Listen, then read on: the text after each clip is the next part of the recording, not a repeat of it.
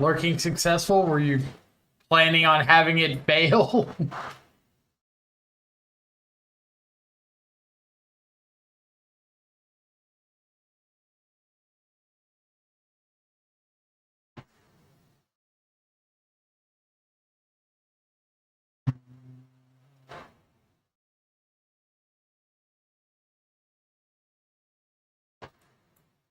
Alright. Swap stuff around. Mark, what's up?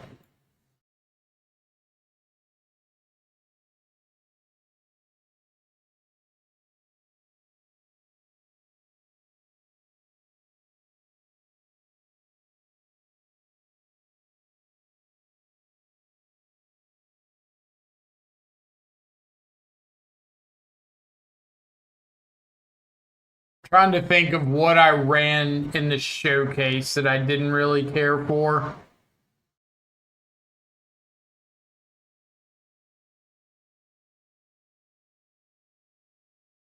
Not a drill. Death Shadow got 19th in China. Everybody doubts the Shadows, I'm telling you.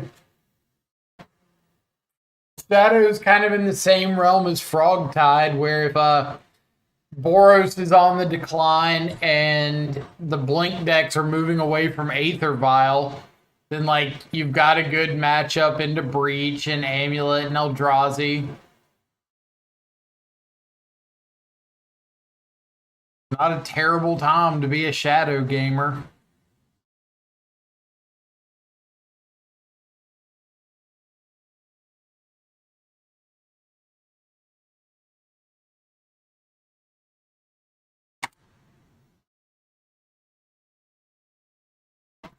Time to jam some Shadow. Not until after Charlotte, unfortunately.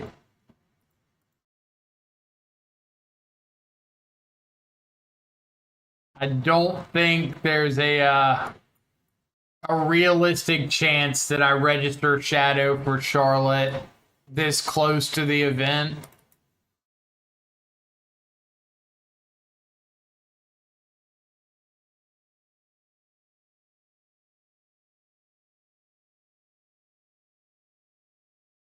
He says optimistically.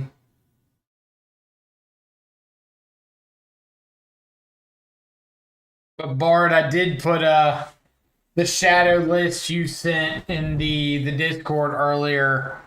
Put it together in paper so I could goldfish with it just to think.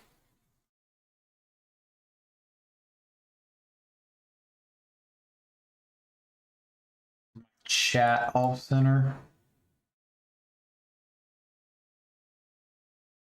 Move this over here.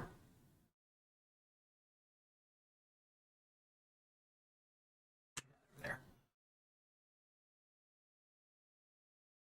I don't know why my chat is cutting off. Like not my chat on screen. I guess that'll work.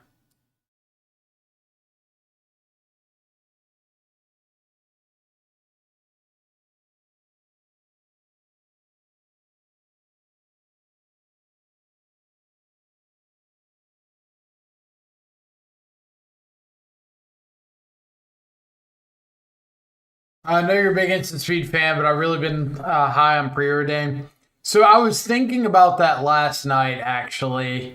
If it's worth registering Preordain for an open deck list event, since you know what you're looking for pretty aggressively. It's a lot freer to turn one Preordain when you know, like, hey, I'm looking for this piece of interaction in this matchup or this answer instead of a blind Preordain, like in an open challenge meta or whatever. So that could very well be a consideration.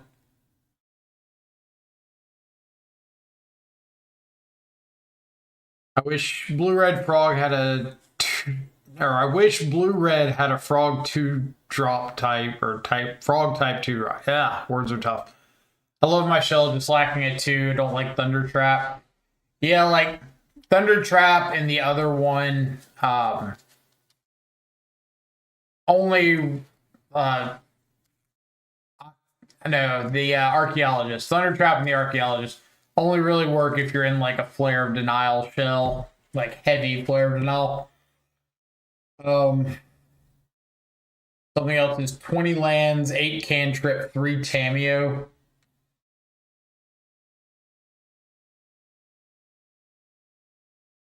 Could be a possibility. I'm not opposed to trying out like a Tameo heavy build first today.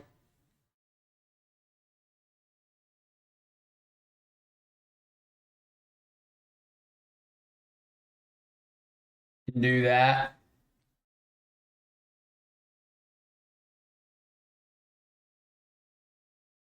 Tameo's been good for a while, just nobody ever believes in the card for whatever reason. Like, Tameo's so bad. I don't like Tameo. Like, no, Tameo's solid. Don't hate on tomato.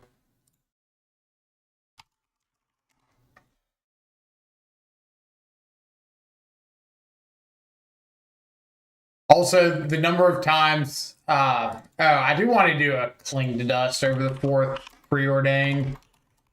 The number of times that people flip Tameo and just like give up on everything about her downtick to just like aggressively go for upticks, I think is kind of crazy. I see a lot of times where people could win a game if they would just rebuy the counter spell, but they're like, no, I gotta go for ultimate and tick up aggressively. I think I'll keep the subtlety and drop a bowman.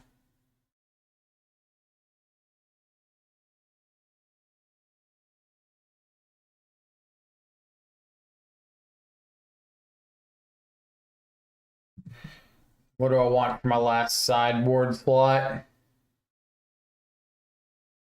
I was thinking about the fourth spell snare for breach.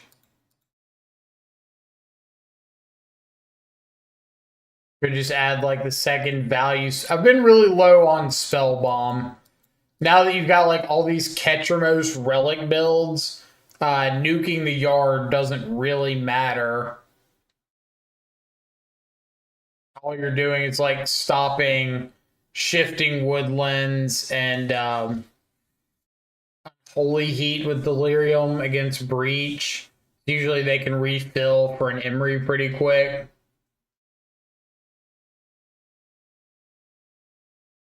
I thought about a third harbinger.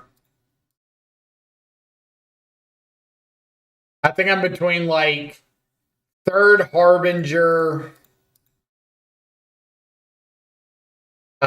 fourth spell snare,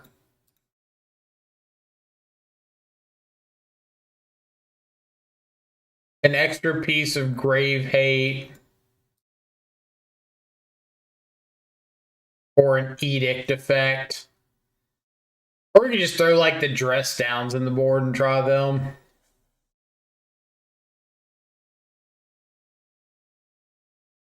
Grave hate is okay. I don't know if I would say grave hate is great, but it's okay value. Wouldn't play Cling because of Relic. I think I like Cling still. I think it's got enough utility against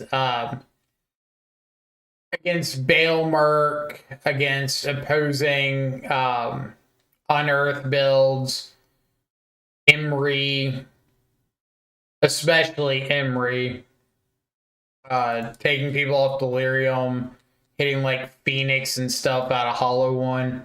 I think I want to try with the Cling.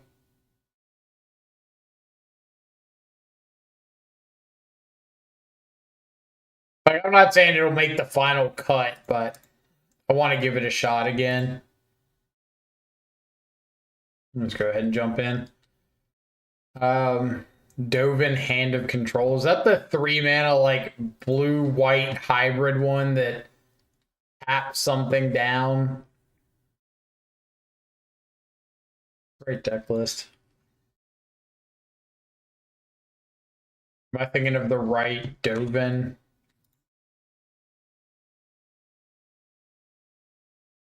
War of the Spark Dovin or something?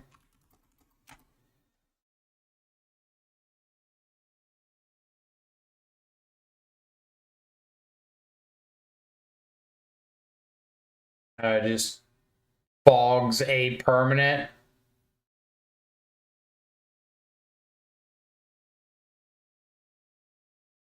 Taxes their artifacts, instants, and sorceries for 1, and fogs a permanent.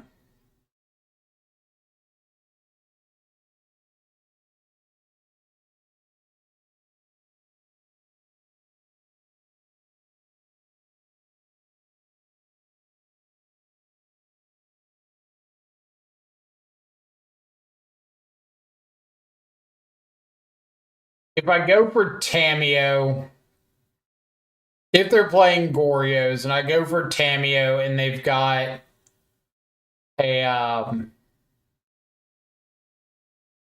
Emperor of Bones, pretty awkward.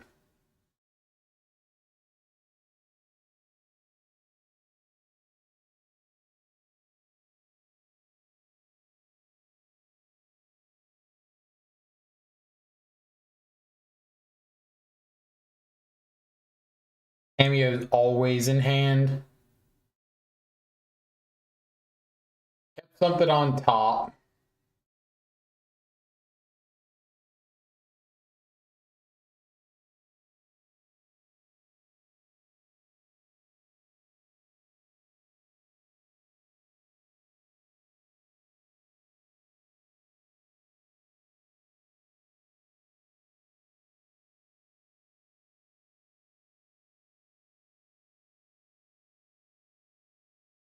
I need lands.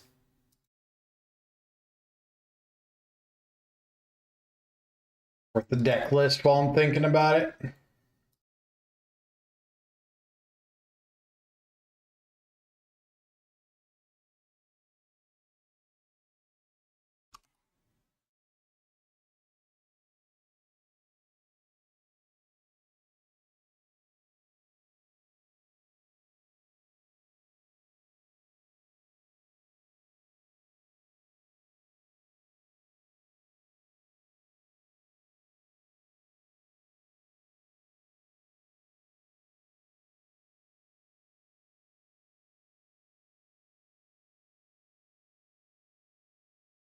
I'll let them have the Tainted Indulgence. I'd rather fight over like a frog.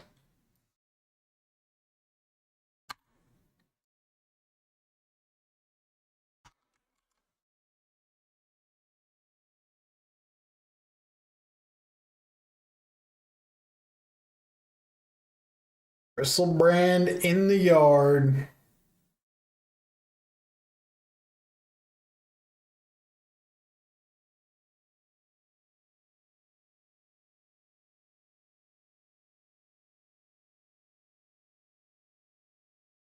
Well,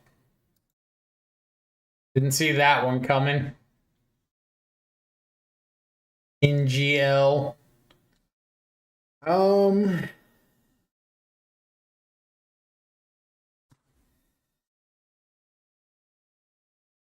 Frog pass.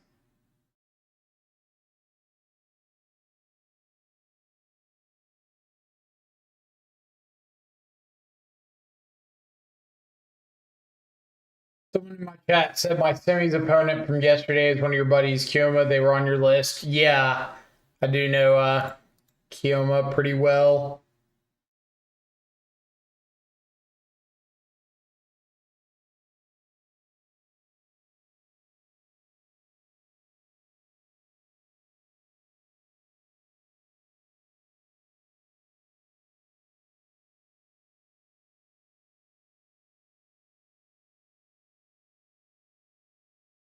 Sorry, tomato.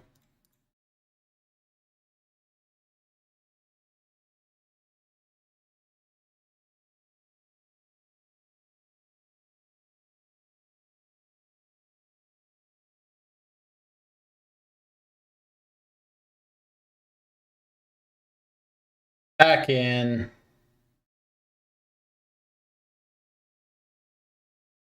We're going for some extra damage. Withdraw. Play out Murktide.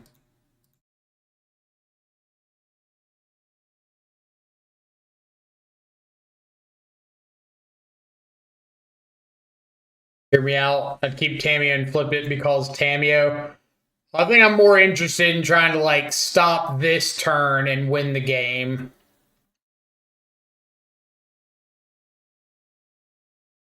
Said optimistically. Did they whiff? They did.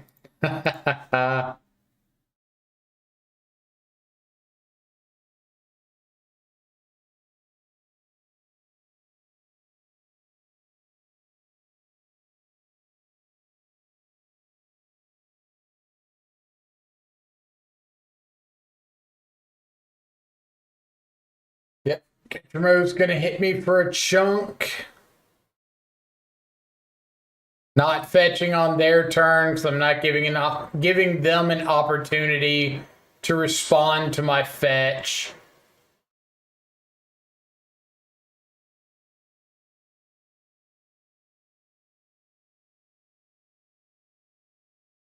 Now,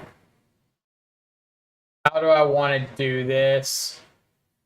I can discard preordain, exile 3, attack for 10 in the air.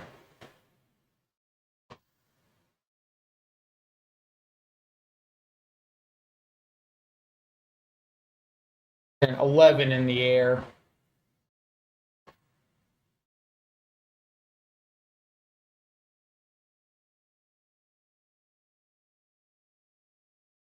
If I exile on their upkeep, I've got a trigger here, a Bowmaster trigger.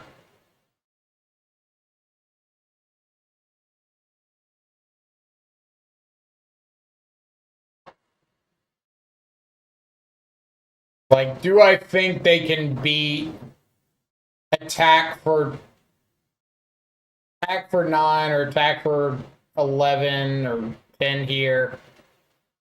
Bowmaster on their upkeep with counterspell. 5. I can just go for lethal right now. I think I'm gonna preordain and see what I hit.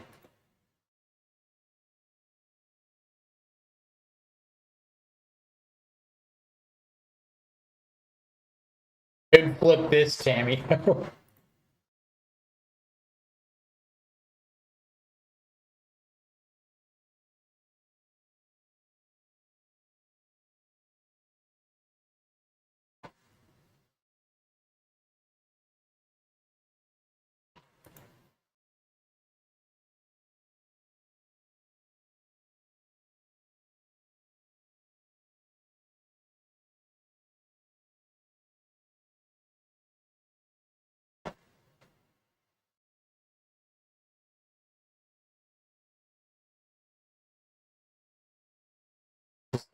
12, 13, 14, 15.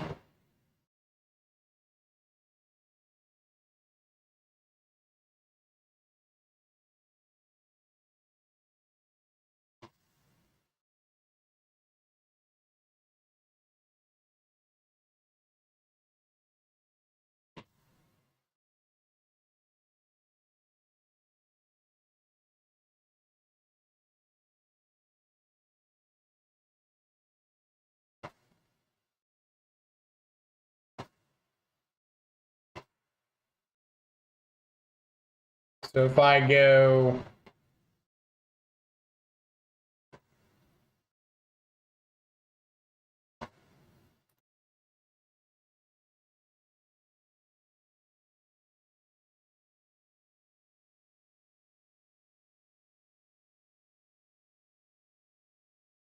if I just let them exile something, yeah, respond.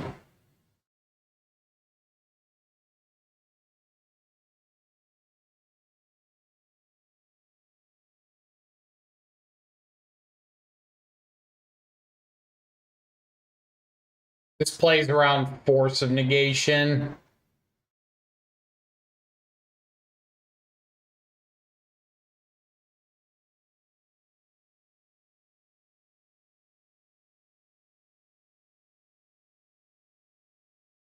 Because now, if they go to combat and exile something, Ketramos triggers, Bowmaster triggers.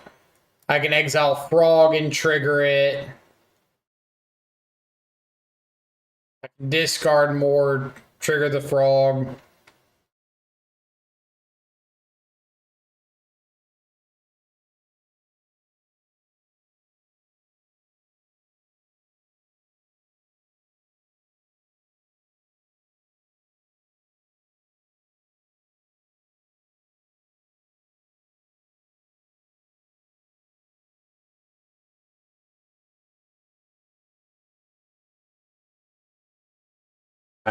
I was in the middle of updating the Mox field. Get that real quick.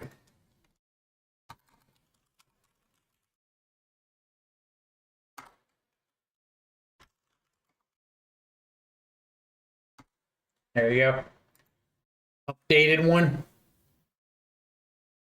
Might be the same link.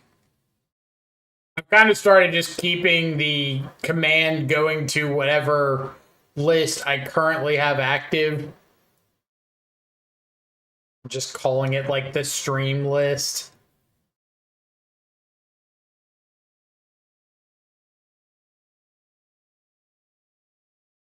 Cameo overperforming. Well, this is game 1 of match 1, so it's okay. I think I ditched it to a force this game, but I mean, historically, Tameo's been fine for me.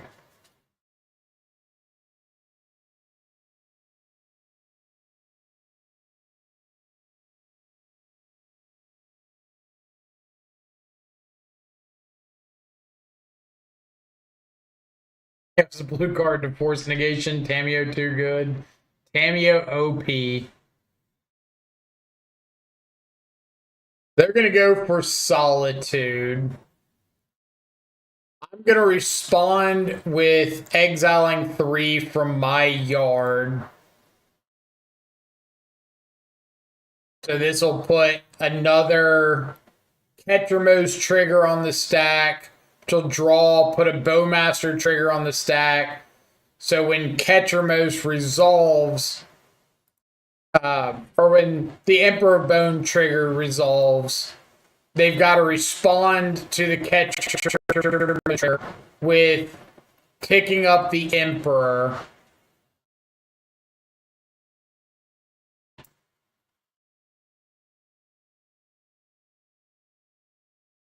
At which point I can respond with discarding 2 to the Frog and put another Ketramos trigger on the stack.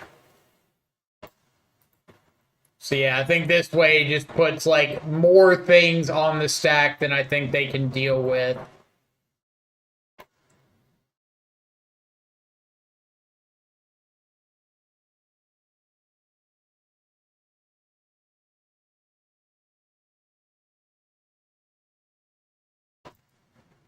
All right.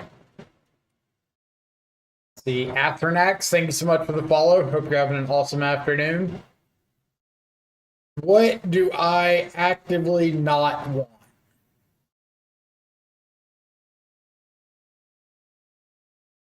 Push is okay. I don't know if they're running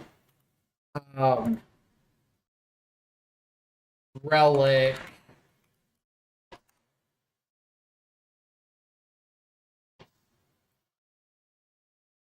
I wouldn't think so, but I've been wrong before, so I don't want to assume.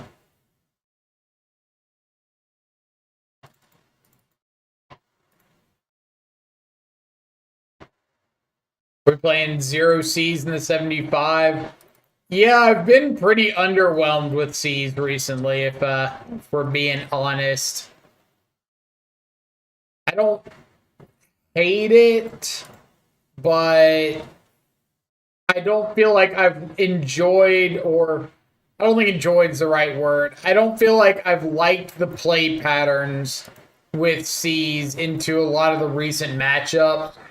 Like Seas into Breach, especially if you're on the draw, means you're not interacting with a turn one Emery. And then turn two, you're wanting to play out like a frog or something, which means you're not seizing. And then turn three onwards, you're trying not to die to combo. And if they just top deck a breach, they're playing it, and seize doesn't help there. Mostly ramp is going to be hard.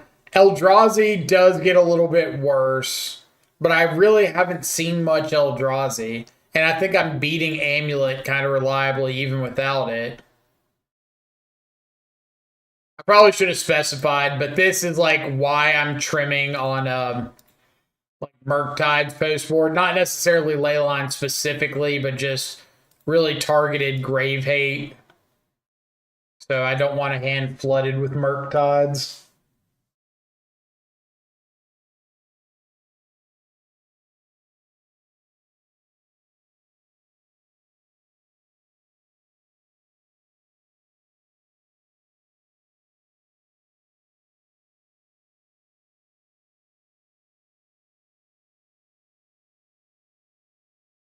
Kick Frog.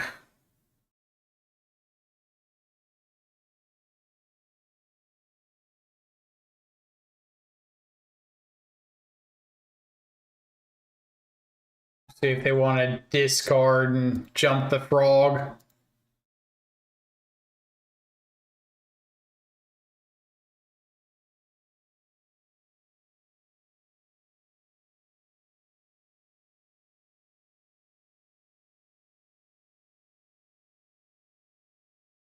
In a perfect world, we would preordain and hit the land here. Unfortunately, I don't know if I'm a good enough mage to do that. So I think I'm just going to pass, go for the fatal push on their upkeep, and plan from there.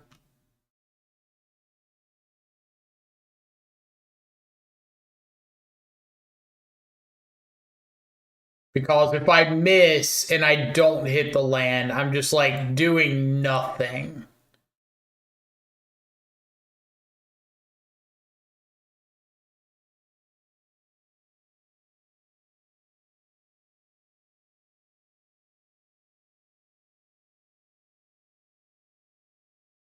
Nice.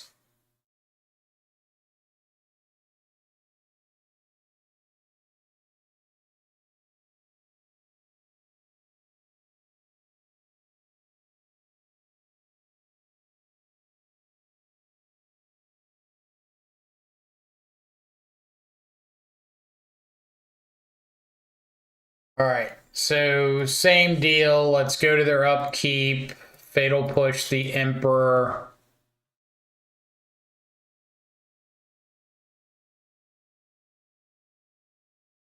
If they've got third threat, I've got a spell snare. That's kind of rude.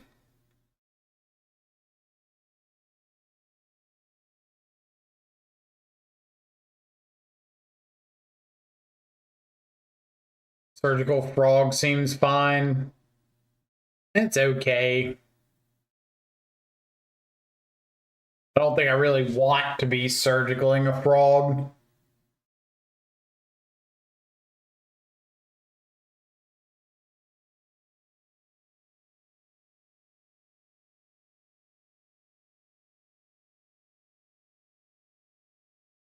Okay.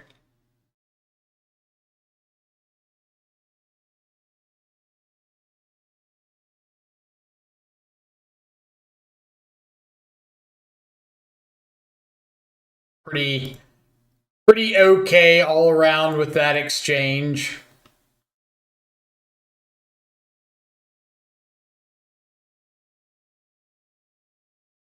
Maybe I want to surgical something now just to make sure.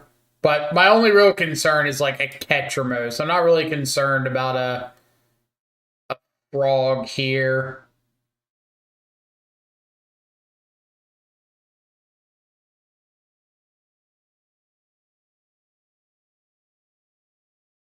Have at it.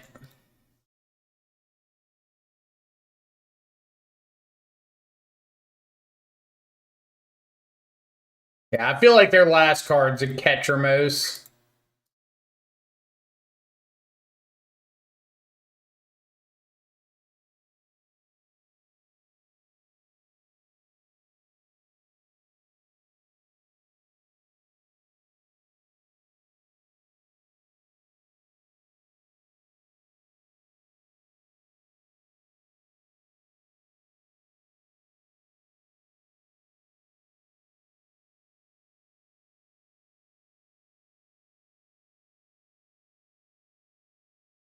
Really need a dispute here.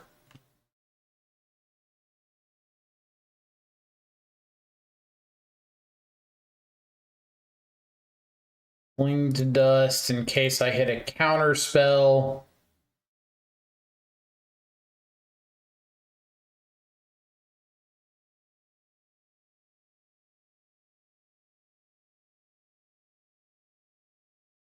Mystical's our only answer to Ketra. But I don't like. I've got to resolve Bowmaster.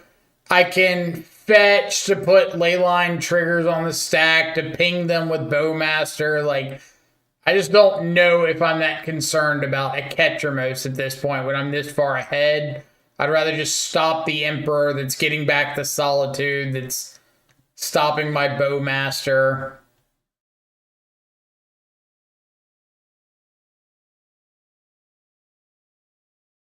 Like, I had a lot of looks at an answer for the Emperor. I could find a snare, a counterspell, a push, a dismember.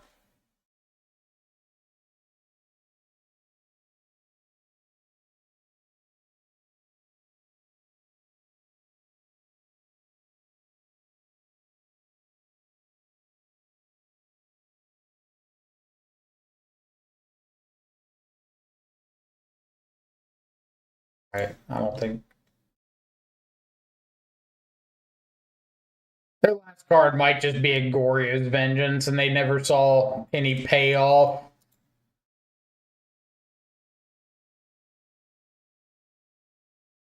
I wouldn't be surprised of.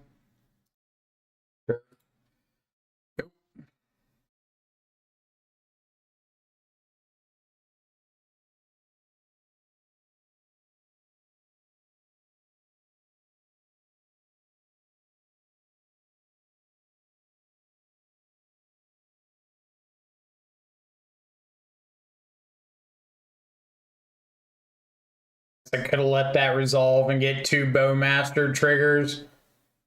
1, 2. Yeah, I should have let it resolve. I didn't count.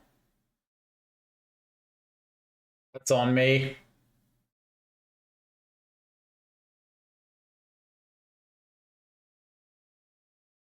That's on me. I was thinking it was for sure draw 2, and it wasn't. It was draw 2, discard 1.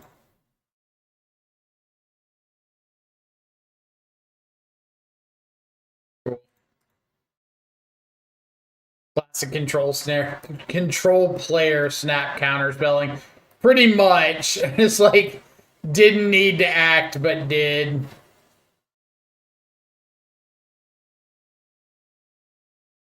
%100 on me. If I lose this game, you can point to that spot and be like, ah, you idiot.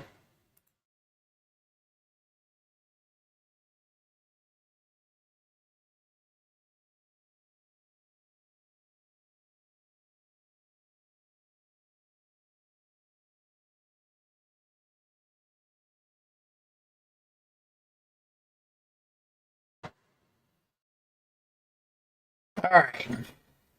On to game 2, or match 2.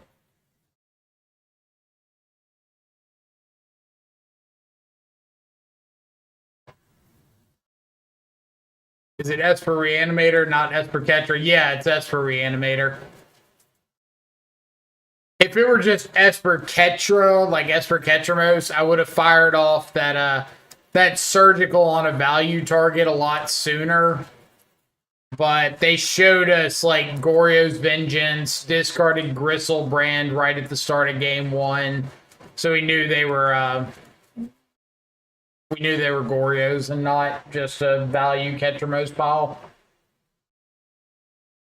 Saving that surgical is kind of like my get out of jail free card from some end of turn indulgence, untap Gorios or something.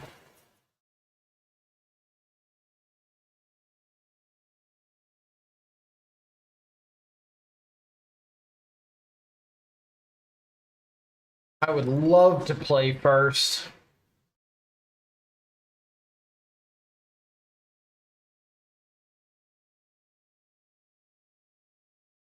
Answer some creatures. We can draw some cards.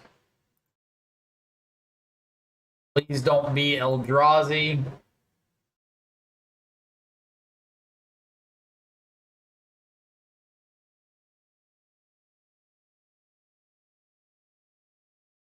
Gonna do some work, reporting back on Tamiya's after the league. Aye, Chief. All right, black, white, blank. So now our primary goal is to find a second untapped land so we can counterspell a Baelmerk.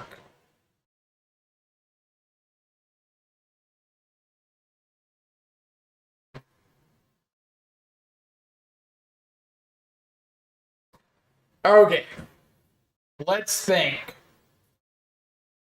The chances my opponent has an answer to the frog, pretty high.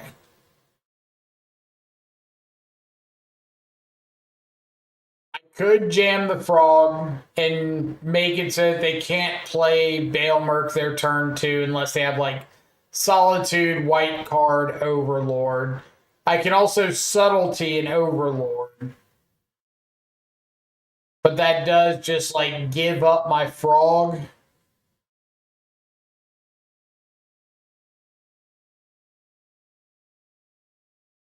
If I jam frog, the biggest punisher is Solitude my frog plus Baelmerk.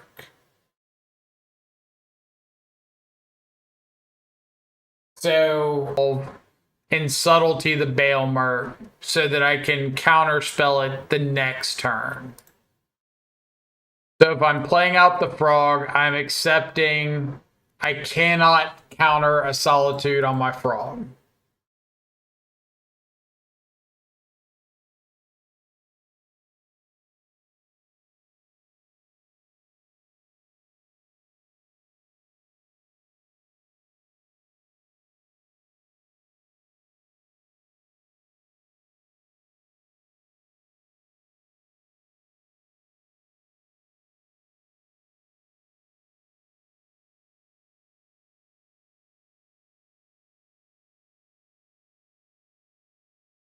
Okay.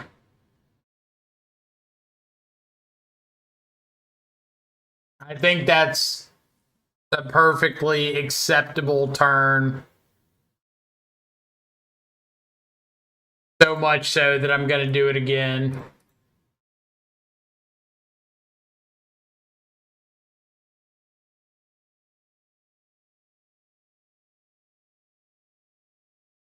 Just like the upside of having a frog survive is too high to not go for the frog here.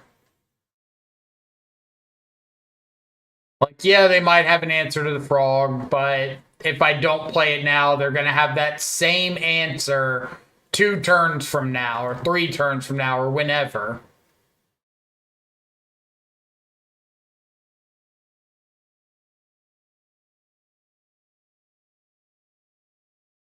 We're going to Subtlety the Ketramos because I don't want them to have Ketramos and Solitude. Which I know I could go for attempting to Subtlety the Solitude, but if they have a second Solitude, yeah. It Traxa, it's just back-to-back Gorios.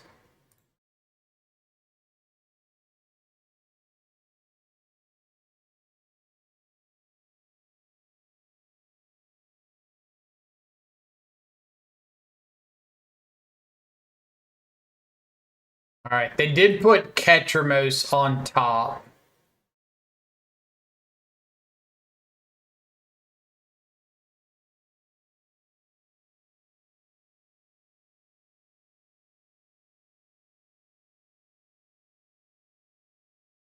I think if they go for the Ketramos again,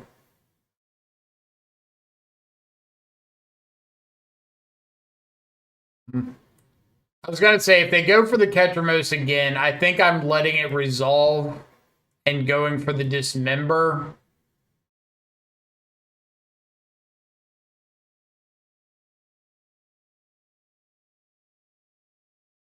But then they have the fourth land.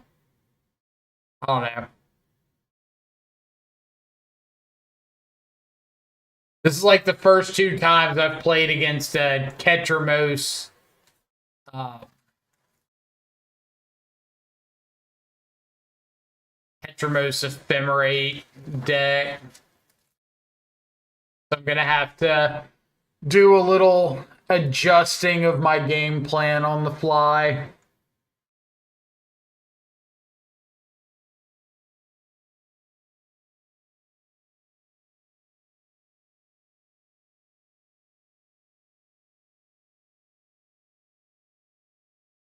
Ketramos Gorya's Vengeance. Played against Ketramos Ephemerate, but Ketramos Gorya's Vengeance.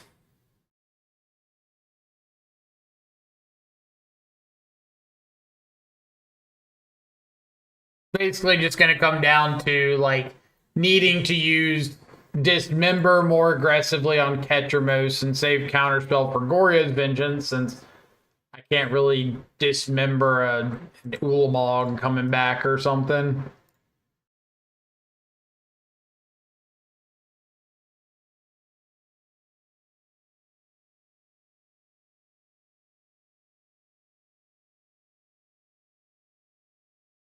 Yeah, their deck's solid.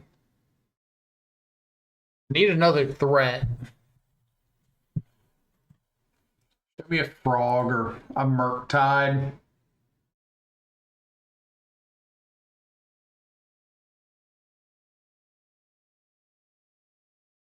When you don't have that consistent pressure, this is like the spots it gets really awkward, because now I'm assuming they have a hard cast Solitude.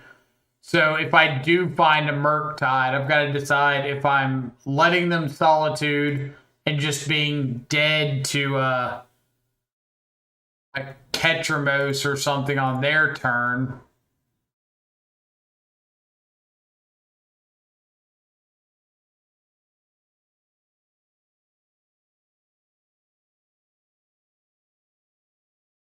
I also think this is like one of, if not the best matchup for Bowmasters. And we saw it twice in a row after cutting Bowmasters, or cutting a Bowmaster, which is really funny.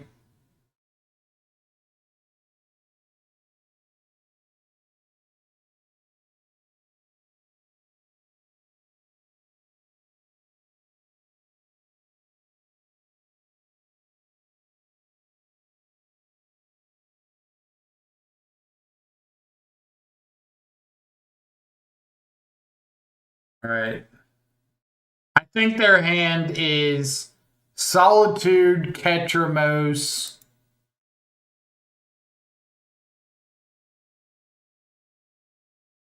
I'm going to assume like a Goryo's.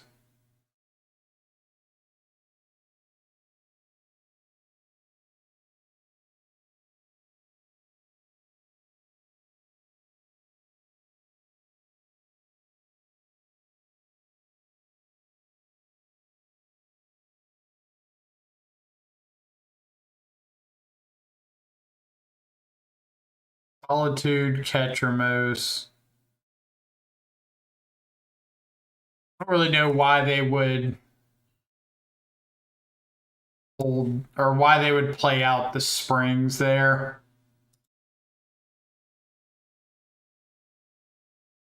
Where's the notification? Pedro, I'm live. There you go.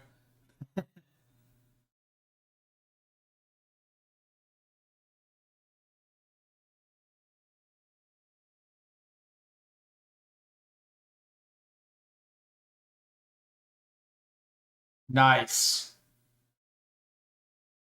Have I seen Bench's video? His Rogue Shadow video? Not yet.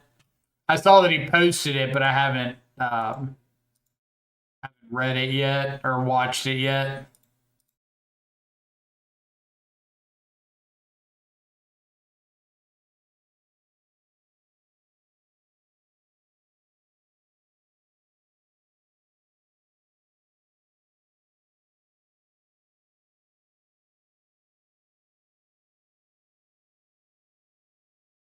See if this makes him want to fire off some spells.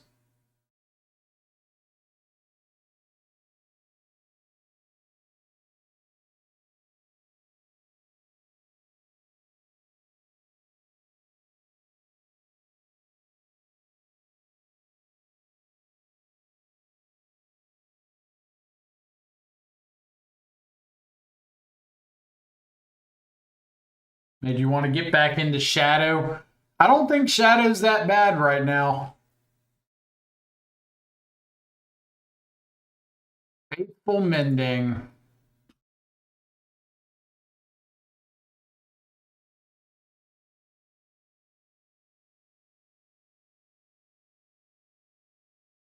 Discard an Atraxa and a Prismatic Ending.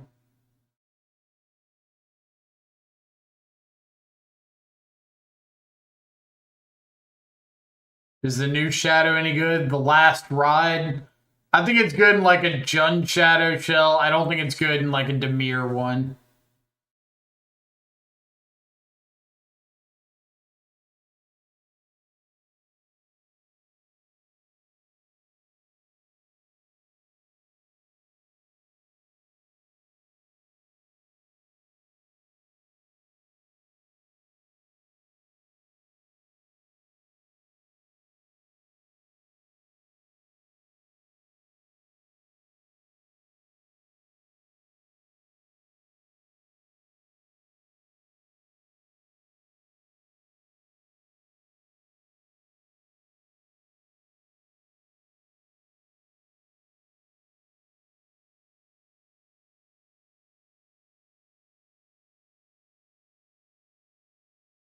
They're going to be real upset by my hand.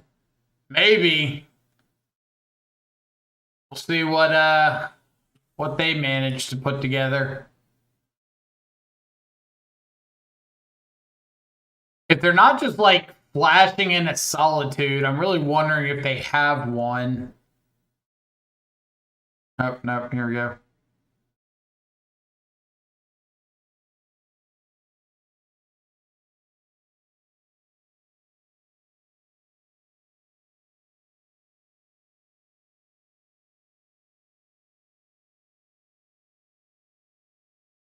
I just want to let this go. Nah. Enough permission in hand.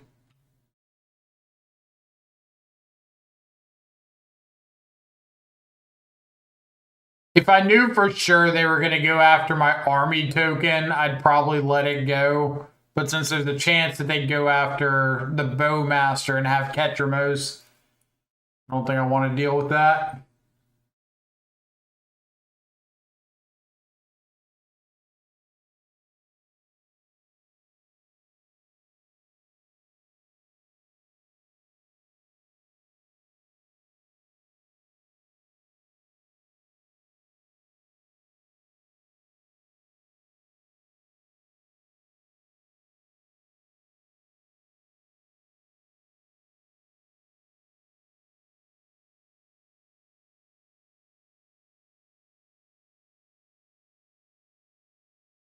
Double rivets.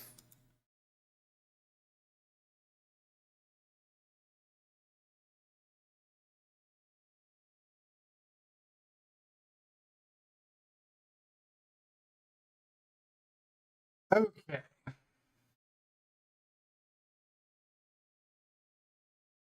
Start with push a frog.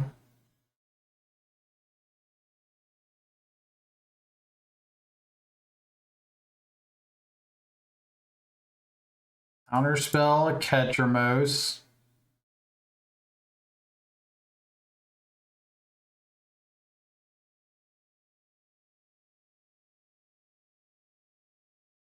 Remember this other frog.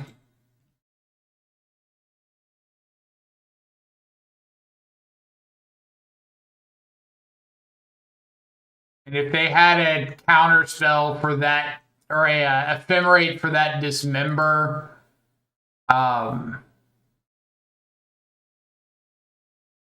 they had ephemerate for that dismember, I'd just force pitch frog.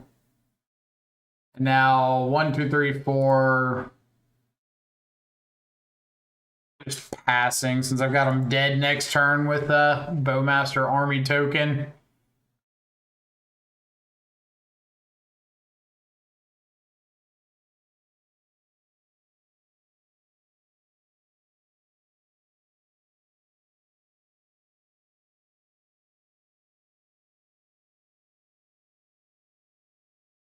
Well,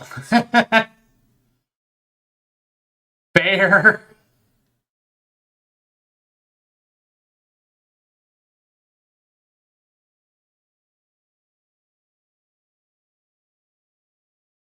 They did just draw all creatures.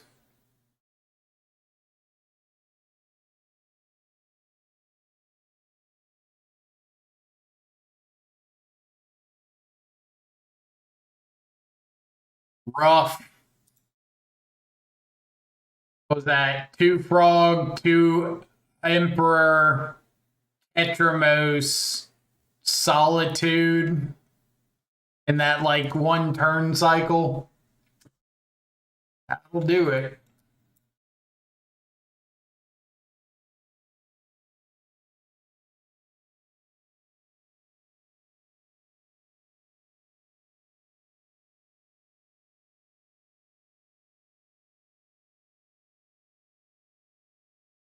They might be on 0 Gorios. There's no way they're on 0 Gorios, right? With Atraxa, Ulamog. Like, even if it's not a lot of Gorios, I can't imagine being on 0 of them.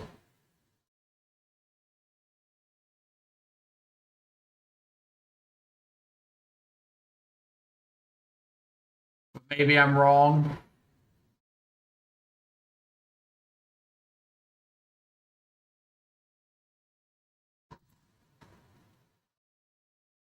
What did I do last time? I didn't bring in Stern Scolding.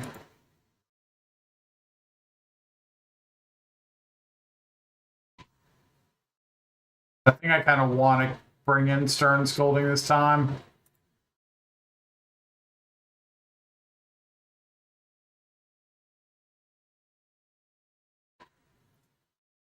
Is it crazy to cut a Fatal Push?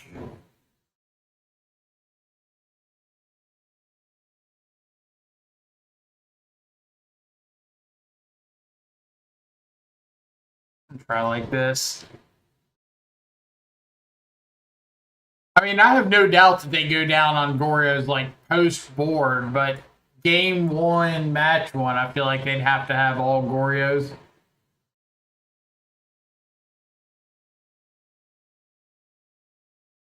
Gorios 100%. That would be my thought. Like, I don't think 4 Emperor Bones is enough to facilitate that game plan.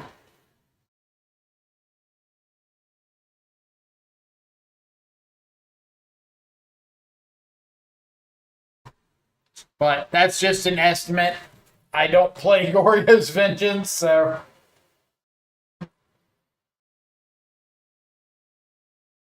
it seemed like a 5 to 10% chance of them winning, drawing 5 creatures in a row. Yeah, I mean, like at that point, they had the mana advantage because they were hitting their land drops and we weren't for a while. And my free spells just didn't matter since Force Negation doesn't line up very well with with creatures.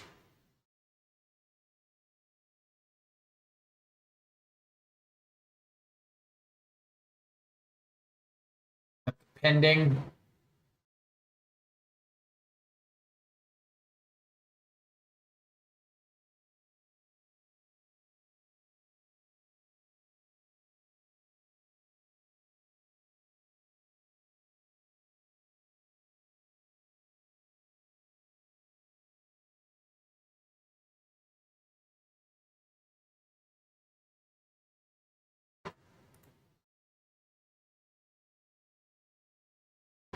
All right. So I got to think about what kind of a 5-card hand they would keep here.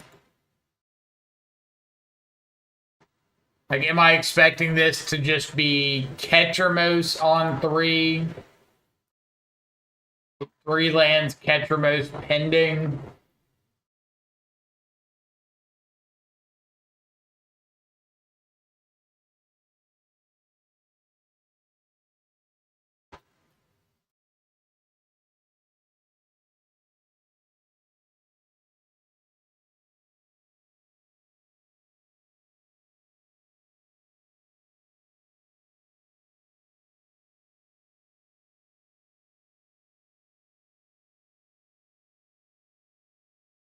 Probably shock super, take a turn off to make sure Frog is safe. Well, I mean, even if I take this turn off, there's no guarantee Frog is safe next turn.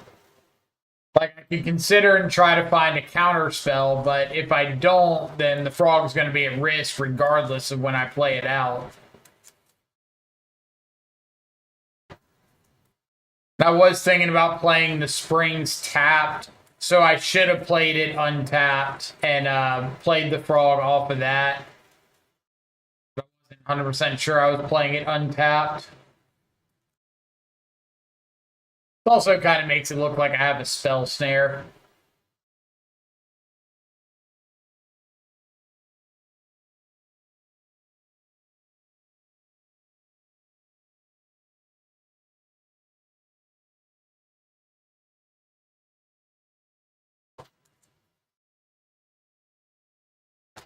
All right, there's an Atraxa, but no third land. You have the Solitude.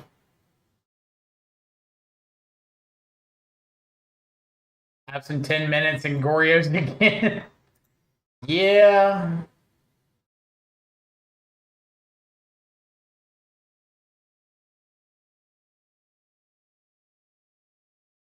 Hmm.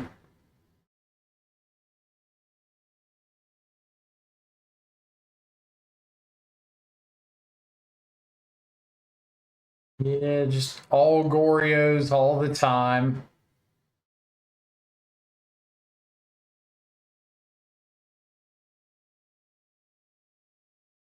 Go.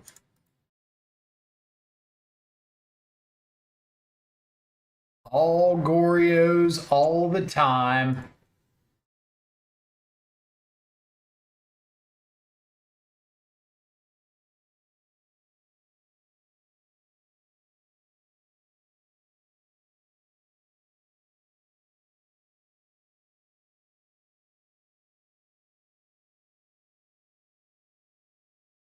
All right.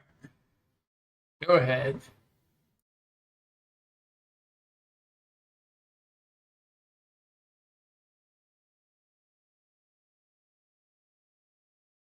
They have end of turn Gorios into untapped Gorios.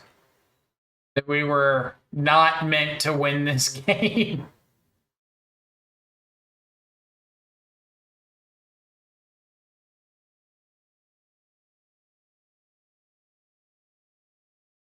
I mean, yep.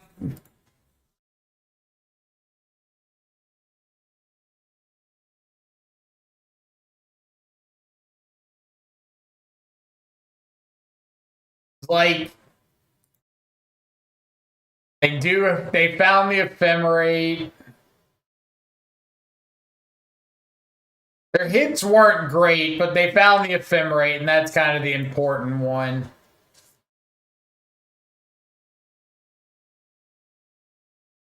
Naturally kept that on top.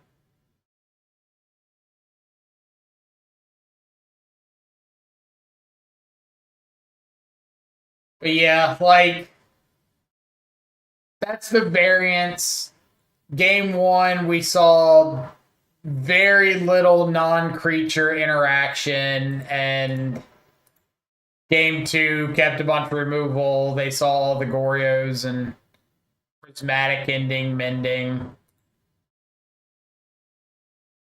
Not much you can do about that one. They should 100% be trimming Goryo's game 2 throw. Well, they might have trimmed 2 and just happened to see 2. I don't think they can afford to trim all of them.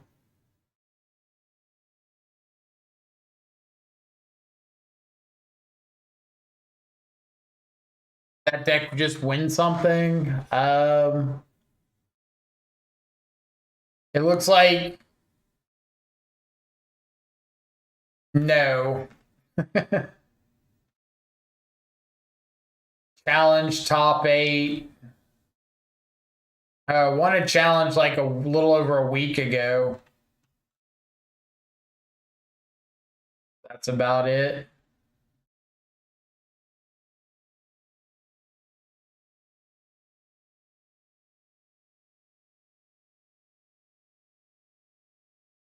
Do I like Torpor Orb and Dimir sideboards? It's okay. It's not bad. I'm not a huge fan of it. As a zoo. Not a huge fan of it, but it's definitely not terrible. If this is zoo and they got a Kavu here, we're in some trouble. Looks like they do. Fatal push off the top. Ooh. Ooh. Still my beating heart.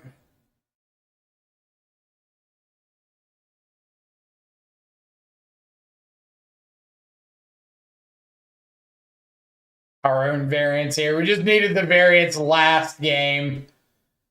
A little bit less exciting here. Still good, just not as good as it could have been.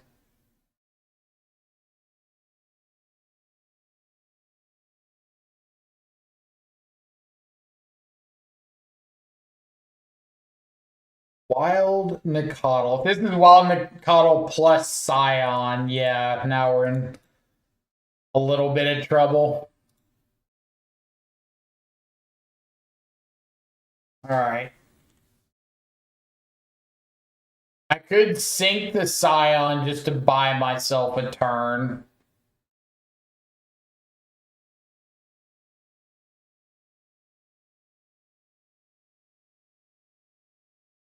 It's got to be Frog Pass.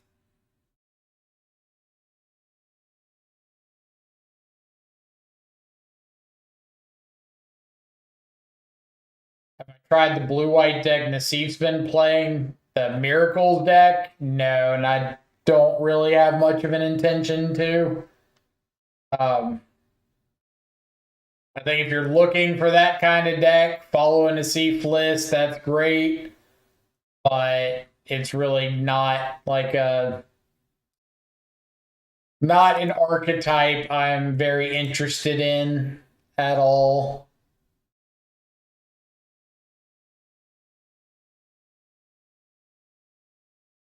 Binding, or we got a Tribal Flames? I have the Binding.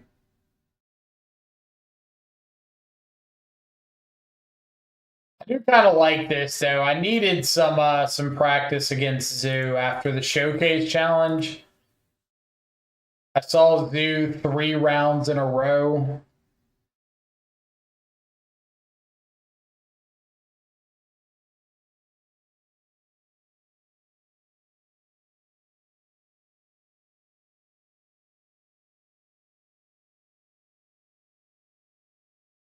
Saw Zoo 3 rounds in a row and ended up losing to it 2 of those 3 rounds.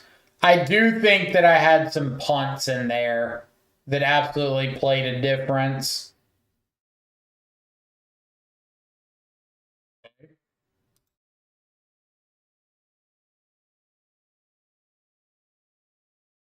Let's go Tameo. No. Tameo on Rag, Frog on Wild Nicottle. Discard Sink. Discard Counterspell.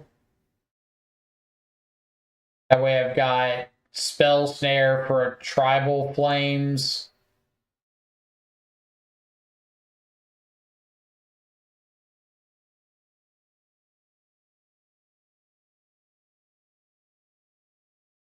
And it also gives me like an easy discard next turn to jump the frog to block the Scion.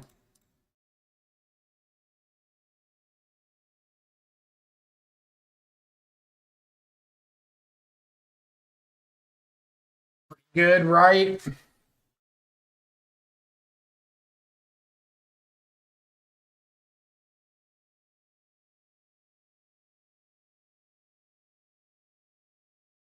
Planning on killing this Scion, so I want the free attack.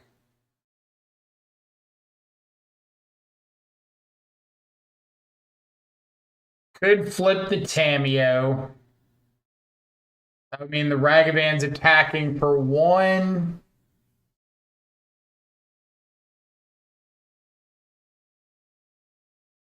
Probably not worth it. I think it's just kill the Scion, pass.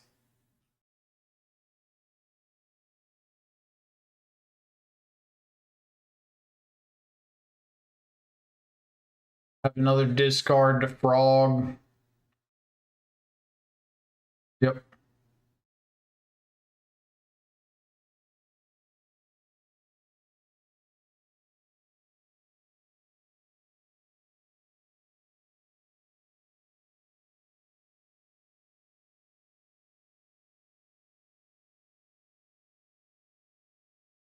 Let them block if they want to.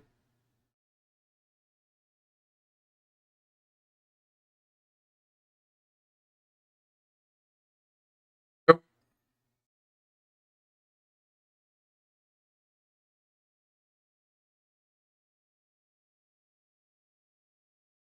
Cool. Cool beans. Okay, so my sideboarding plan against Zoo has been. I don't know if I want to bring in I want to bring in Spellbomb for Flage, but I didn't see Flage or the Thrall, the Doorkeeper Thrall. I kind of assume they're all on Flage in some number. So I don't really mind bringing in like the first Spellbomb and hoping that's pretty good.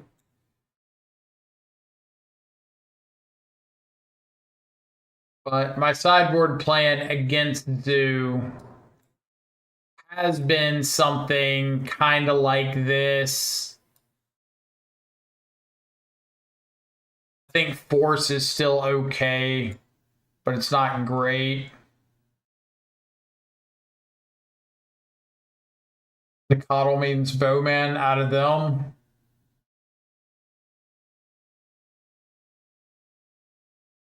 Like, if I know they're on Bowman, then my Bowman looks better.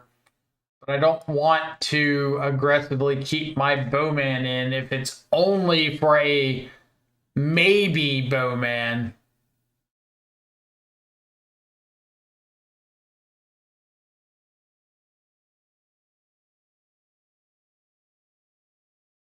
I think I'm just going to do like this.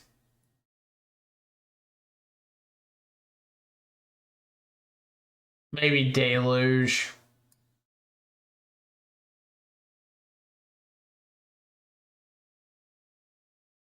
I usually don't mind bringing in Deluge as just like an out to a resolved Scion with a ley line.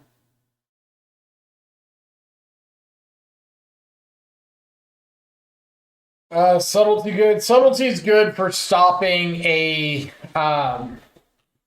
Scion on the draw. So you can like subtlety the Scion that they play on 2, untap, play your second land, have counterspell up. Force is for tribal flames on their turn. It's for leyline binding on their turn. Rest in peace.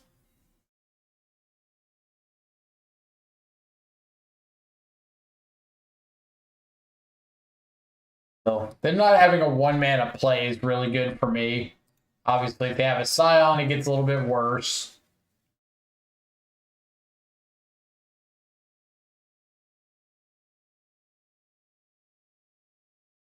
That's not Scion mana.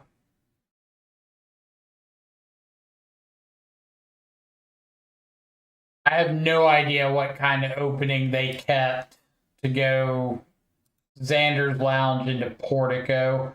And they'd have to have the Temple Garden in hand, right? I think that's what this means, is they have Temple Garden in hand. And they were planning on trying to fetch for it and just didn't think.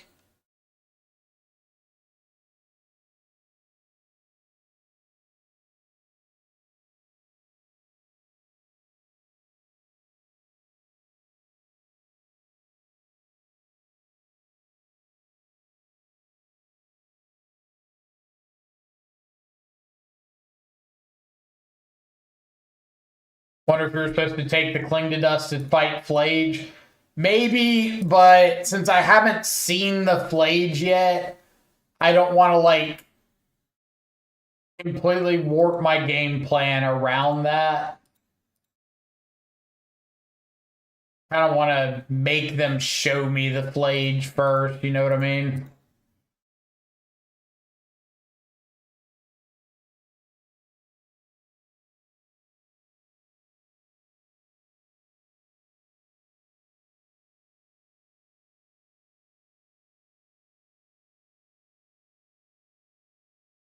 But like if they had a bad hand, why not just go with like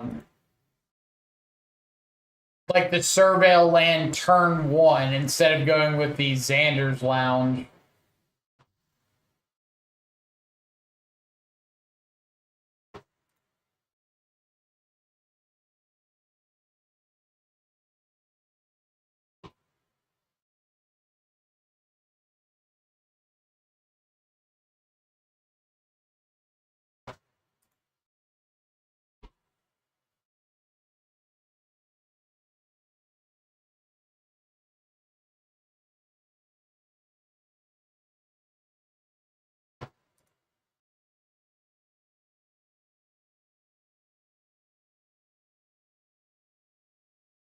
They might have a stub.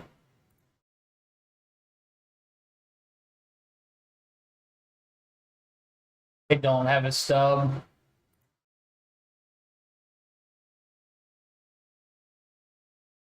To be fair, I think their plan was to protect Kavu for counterspell.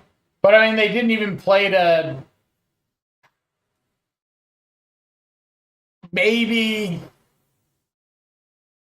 I guess I can kind of see that.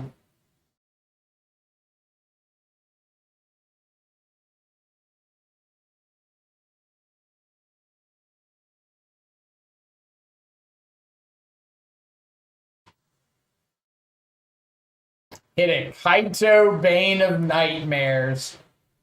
Dang. I'd have played that right here.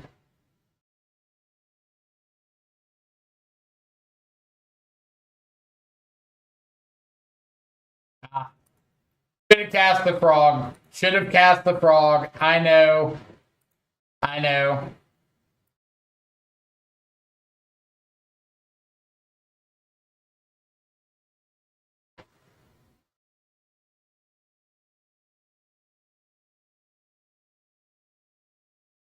Literally said it as I was clicking to enter combat.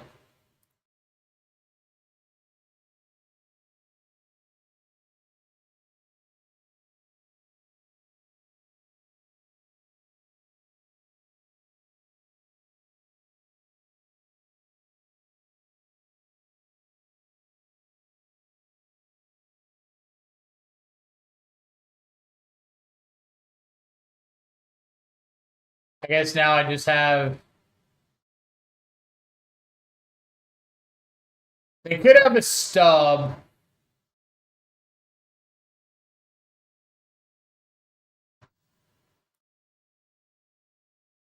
Mm.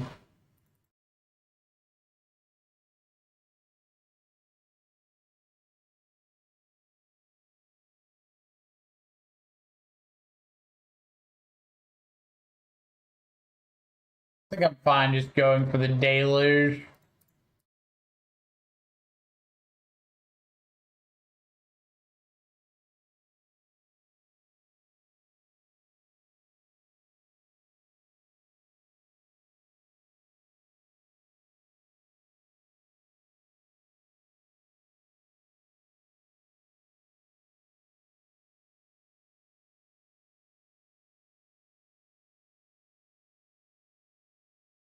If I go to 5, I'm weak to double tribal. Well, if I go to 5 and deluge, I just kill them here. So like double tribal doesn't matter.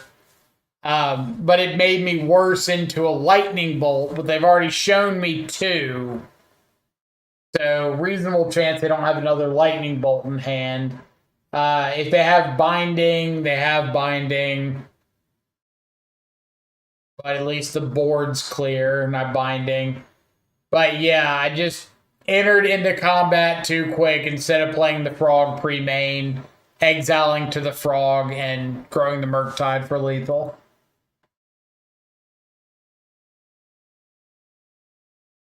But I really don't think I want to make them chump there because again, like lightning bolt on the dragon means they've got a Ragavan on the way back.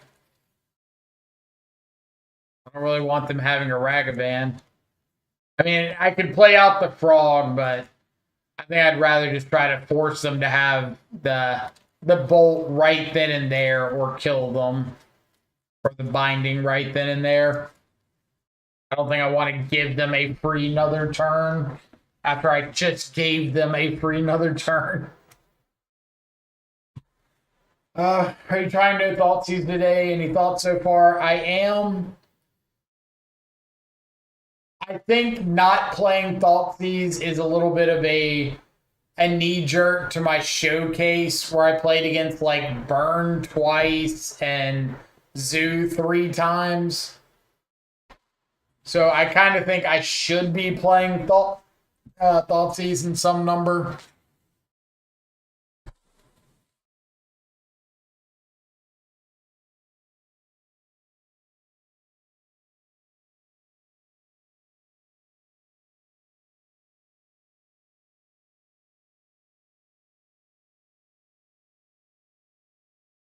Thanks for streaming. Love your content and explanations for everything. Well, I try to give explanations for everything. Like I 100% admit there are plenty of times where my explanations are wrong, and that's fine, but I'll at least try.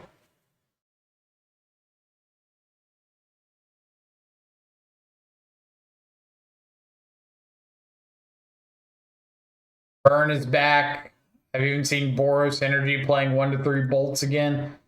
Yeah, I've run into Burn a lot the last couple weeks. I don't know what the reasoning is there, but very popular.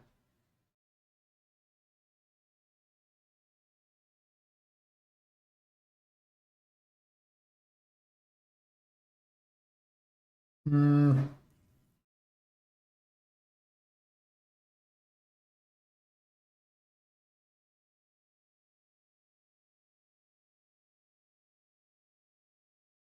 Could play out Tamio here.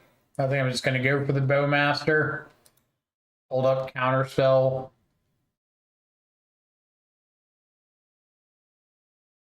This deck is really weird about your even and odd mana turns, like wanting to have Counterspell up or double Counterspell when you have even mana, and then wanting to like play a 1-drop cantrip and hold up Counterspell when you have odd mana.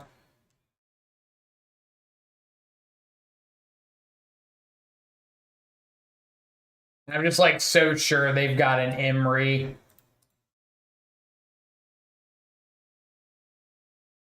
Kind of everything they've played, either Emery or what's it called? Rumble.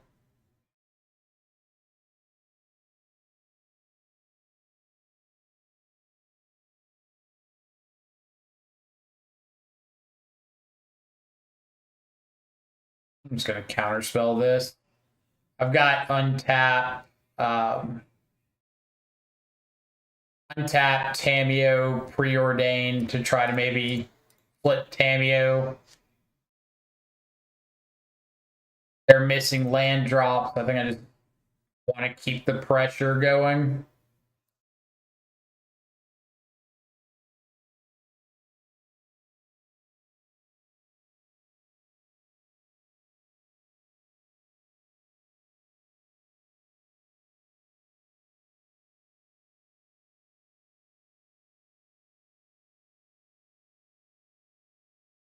Flip Tameo, play Frog.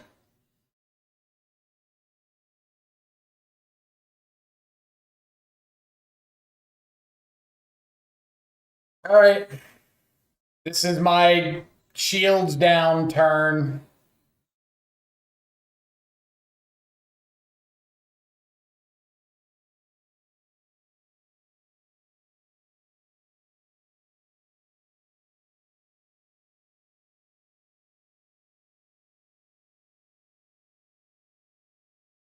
It would need a very, very specific set of cards in hand to kill me from here. Like Opal, Emery, Amber, Breach, Land, second Opal or something. Okay.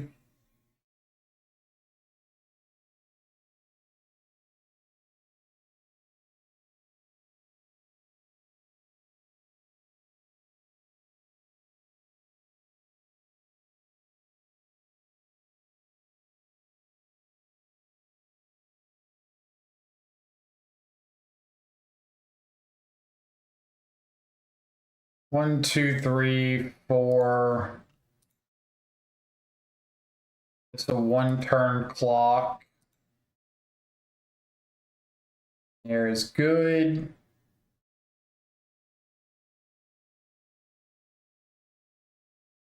Go ahead and flip Tameo, so we've got that going for next turn at the very least.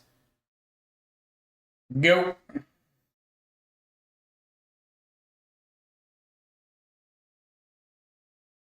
Yep.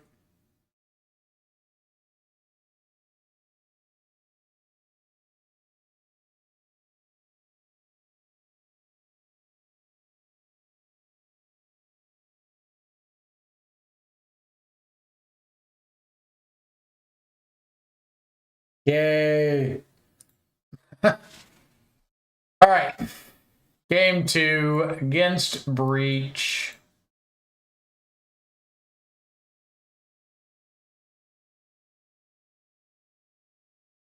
Something in that kind of ballpark. I do think Grave Hate is really, really, really overrated against Breach. It's really easy for them to combo through like a single spell bomb effect. The all-encompassing Grave Hate, like Leyline and Rest in Peace, and that stuff's a lot better. But just like the single-use Grave Hate is pretty mid.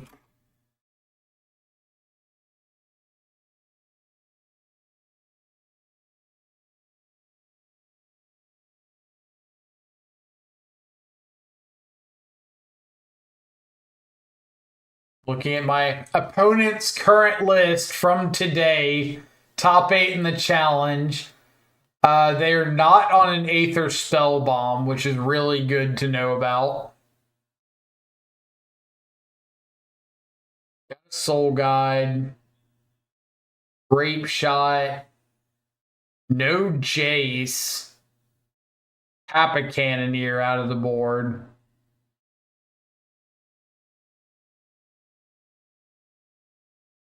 Interesting list.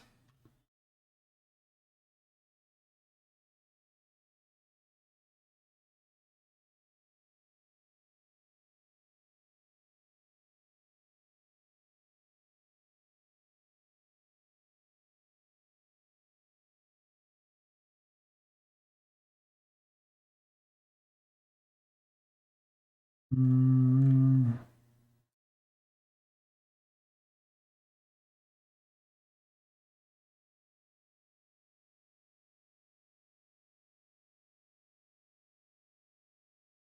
I'm on the draw, right? Even Rip and even Rip and Leyline of the Void is overrated.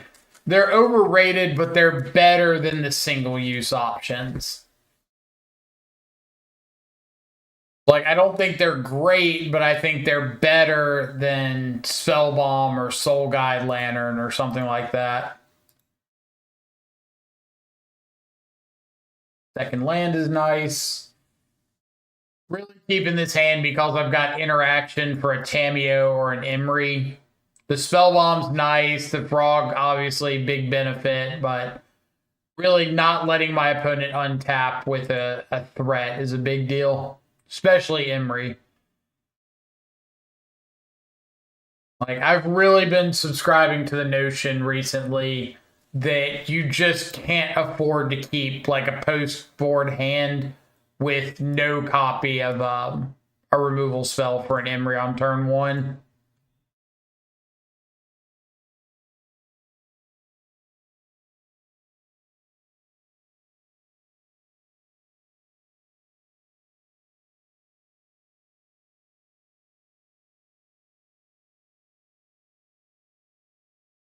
They do have a copy of Into the Flood Maw in their deck. No Unholy Heats.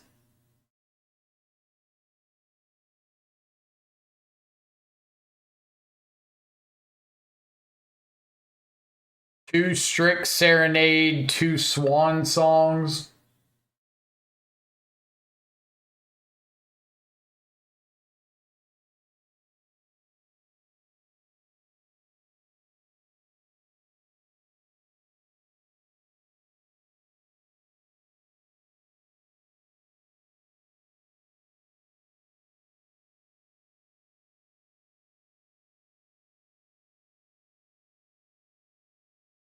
I'll be aiming to keep my Frog around. I know they get to flip this Tameo. At least I get to kill it on the backswing.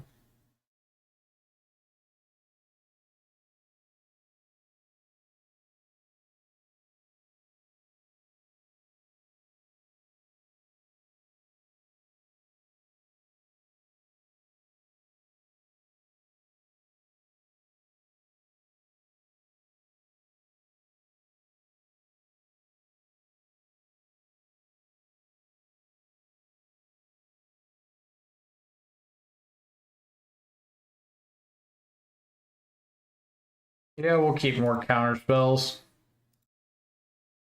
Go. But it's got a lot of cards in hand. We've got a decent bit of interaction. They're one of Into the Flood Malls in the graveyard now. And like I said, they don't have any copies of Aether Spellbomb.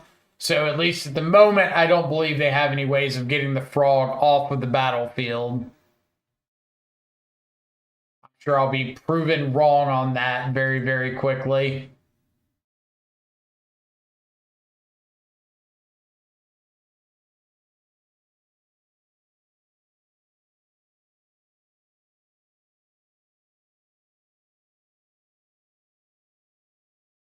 Oh, Odawara. Yeah. Thought about Odawara. Um,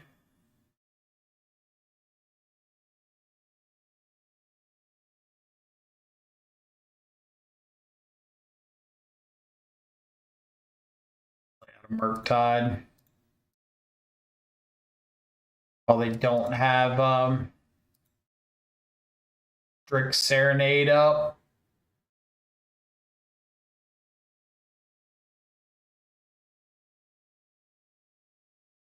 Mox Amber or Bobble or Land.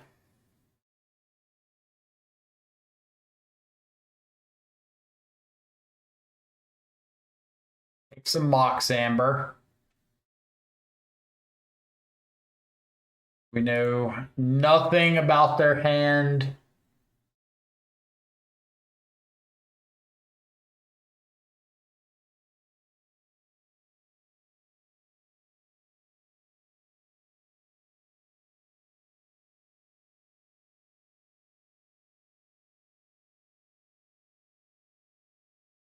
Seems like a very aggressive fetch and shock.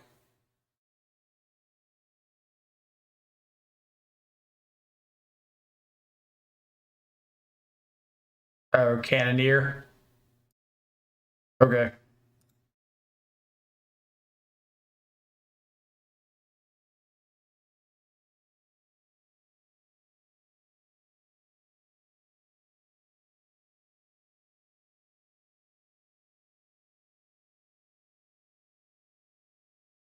I think I'm supposed to just jam the frog here.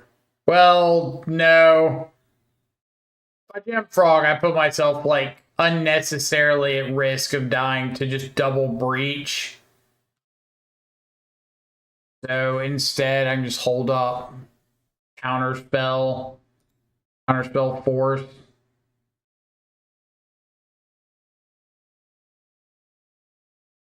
All I need is like a frog to resolve on my turn in its game.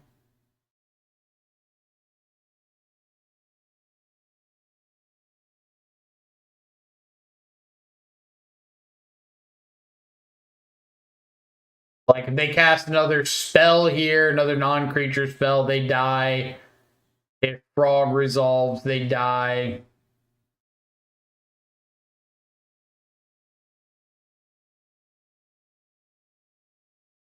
If I find a land,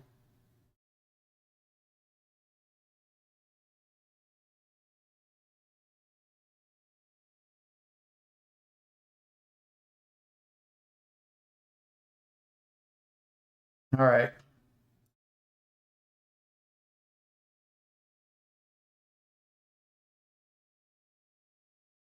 I guess technically their one blind draw could be Strict Serenade. It was not, so we exiled the frog, grow the Murktide to lethal, and hiya.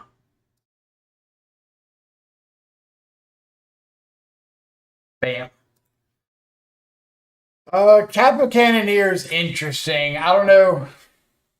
Is there like a specific matchup that you'd rather have Kappa Cannoneer than the 4-mana Jace?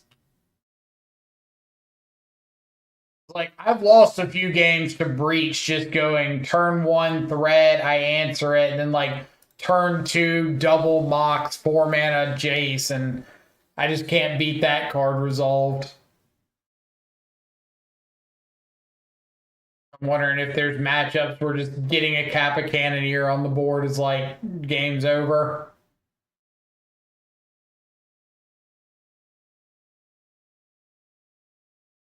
Have to defer to all of the Breach experts out there.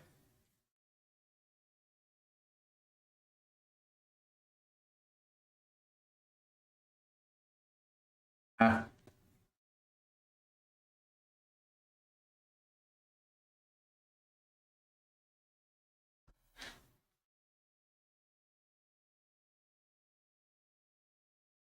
on the draw, we've got some cantrips, got some interaction.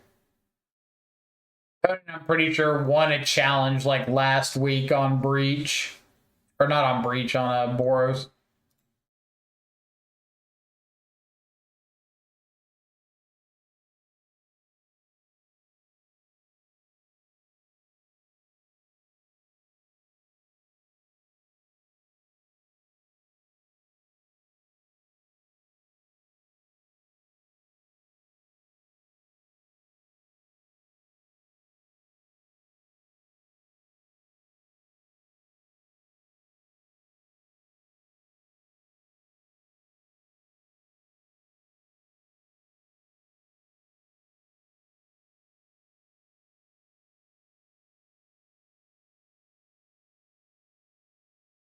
No.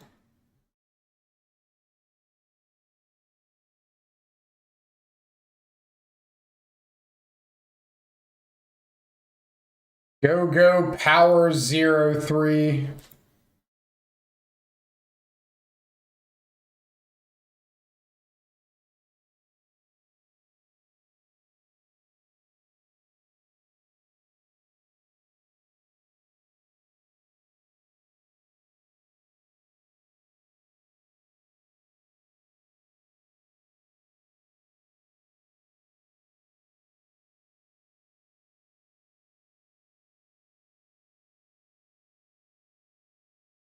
And was looking so good if we hit that second land.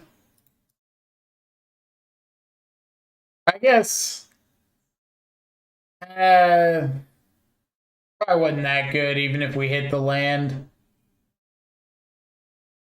I'm kind of wishful thinking. Yeah. These are the rollouts you lose to against Boros, where it's just like one drop into 1/1 into 1+2. And then if their last card's like a Flage or a Spyro, just kind of SOL.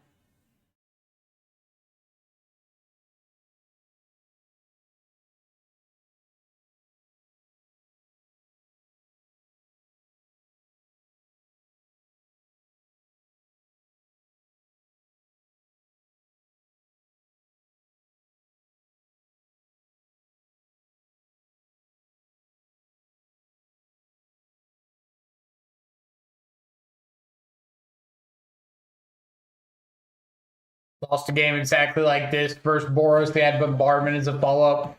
Yeah, like when your opponent has those games where they just have like the mono creature rollout. Mistaken, thank you so much for the raid. Hope you had an awesome stream. Hope everybody's having a good day coming over from Mistakens.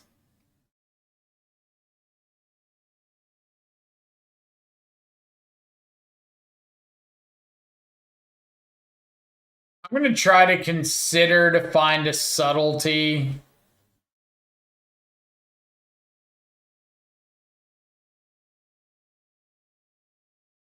Oh, all right. We'll scoop it up to flip to Johnny plus ping.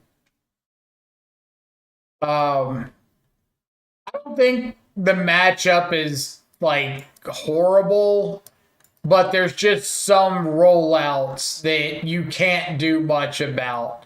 And you just kind of have to accept that. Like on the draw, having to cantrip for a second land against 1-drop into double 1-drop, removal spell 2-drop. Nothing you're doing against that. But like if we had the second land and we could play Frog on 2, things might be a little bit different. Or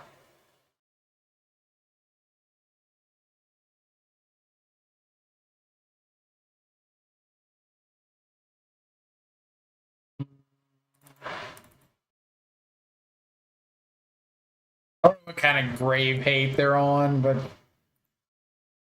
not going for both Harbingers. No, like Boros plays around Harbinger too well. It's just kind of a trap to get too aggressive on Harbingers. Stands pretty bad. Better.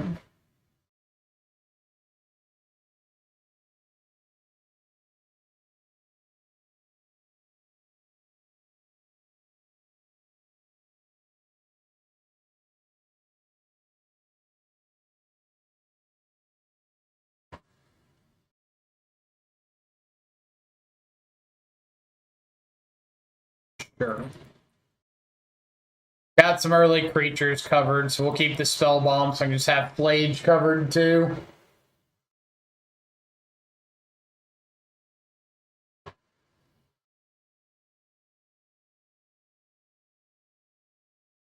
Ravioli. Ravioli with cheese.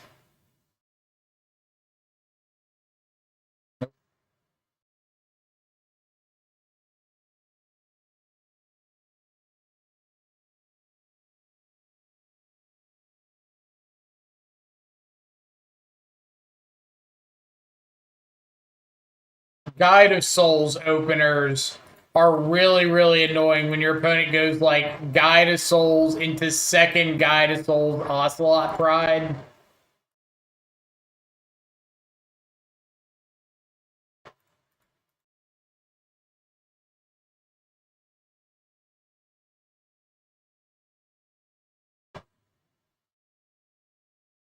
Then obviously Bombardment here, pretty solid into my Toxic Deluge.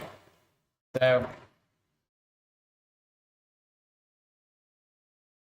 we shall see.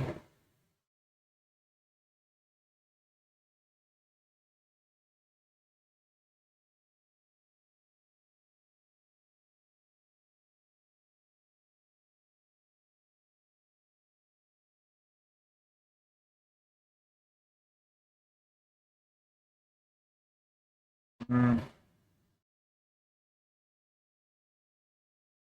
Tony kind of had the rollout on us, right?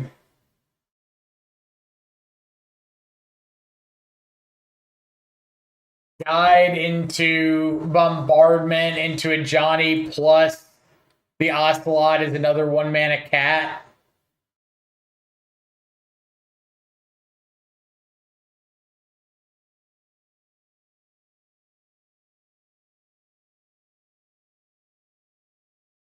So I need to hit what? Need to hit you sooner. Kaito doesn't do anything.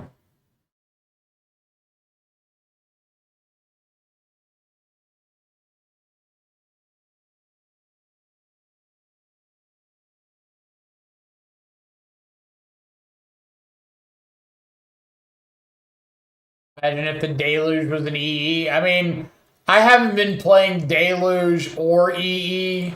I don't feel like either of them are particularly great, but definitely at the moment, EE looking better than the Deluge. No argument there.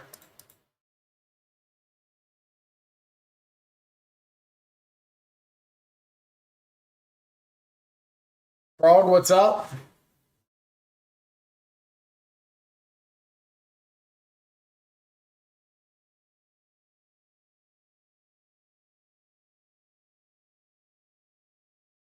So if I play Kaito and tick up,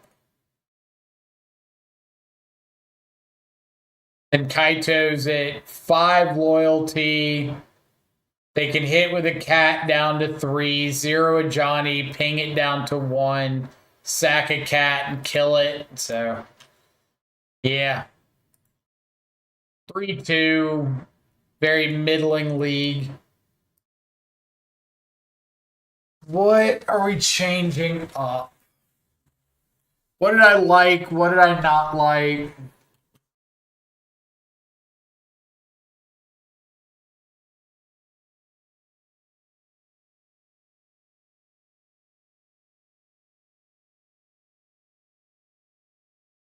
I missed the 4th Bowmaster.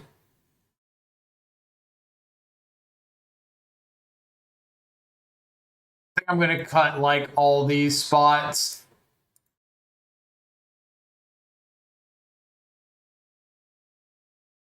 Felt like variance. Well, a bit. But like that's also the only way to win a big event, right? Is to mitigate variance. And I don't know if this current iteration, if this iteration felt like it was mitigating variance very well.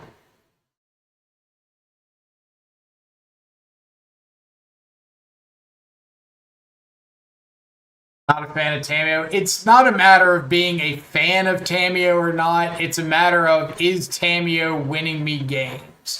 And I don't think Tamio is winning a bunch of games at the moment. I think the card is very good, but I don't think I agree that it's like getting across the finish line. So I think if it's not, I would rather just play like Thoughtseize in that spot. Thoughtseize would have looked really, really good this league.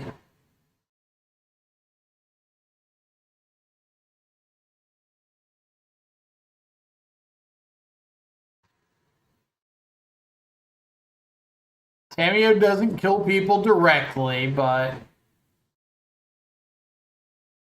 I want to get rid of this deluge. Who talked me into putting that in the deck?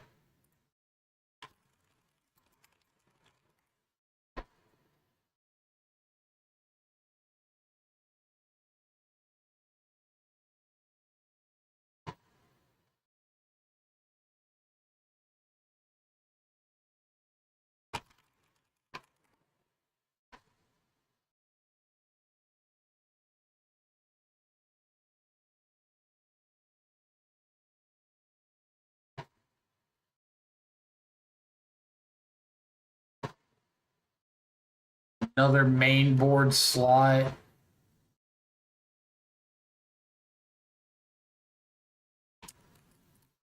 I don't want another Dark Slick. Even that league, there were a couple times that Dark Slick was coming in tapped late that I didn't like.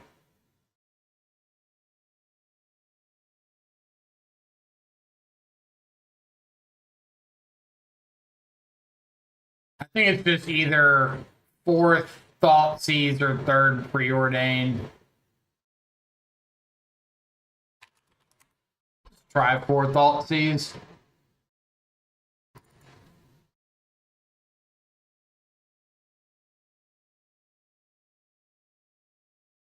Another black fetch could be fine. Maybe that is better. Especially with 3 Harbingers.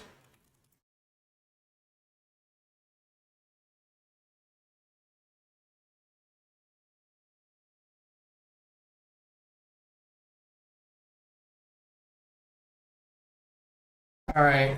What have I missed in chat? Thoughtseize is pretty good in the meta right now. It is good. I was kind of complaining earlier about not really liking the play patterns of Thoughtseize at the moment.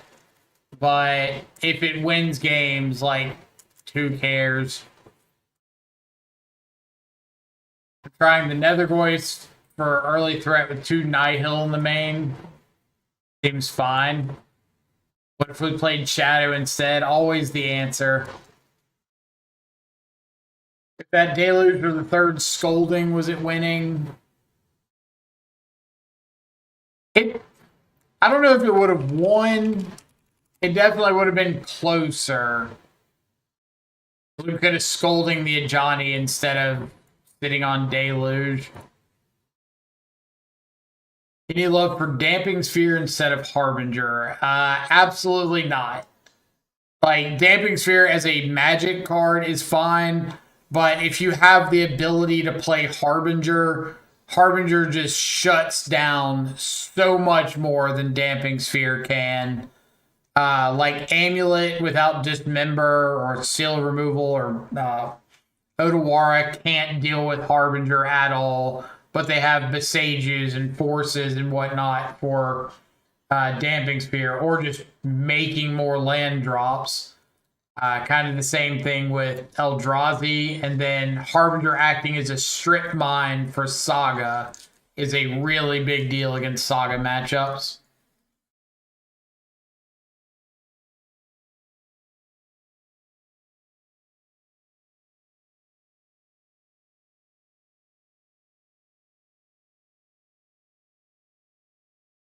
We'll just keep jamming.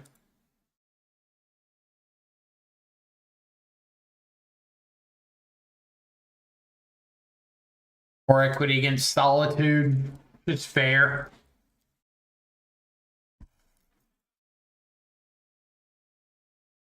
Is Drown as a hybrid counterspell Fatal Push a consideration? I love Drown in the Loch as a card so much. But right now we're going through like an epidemic of people just running main deck relics all over the place. And Drown into a bunch of main deck relics just looks awful. Like unplayable awful.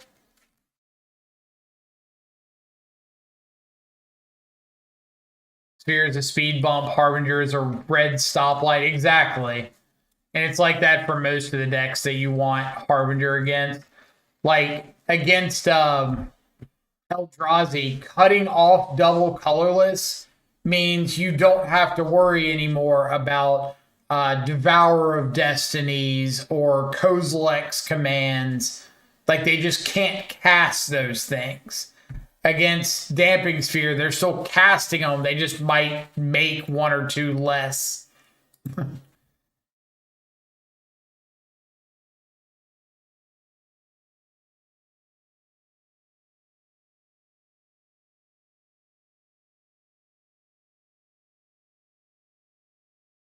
Scalding Tarn, go.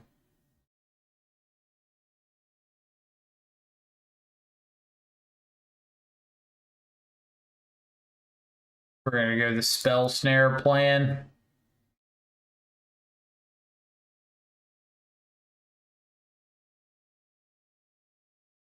Stubborn Denial is non-creature force spike early and turned on late. Feels almost good enough as an option. I do love me some Stubborn Denial. Not going to take a whole lot of convincing for me to register that one. I'm going to Fatal Push before this Emery trigger resolves. Just so they don't really, if they have a way to protect it, they don't know if they need to protect it or not. And if they have like an opal to follow up, they don't get to decide later.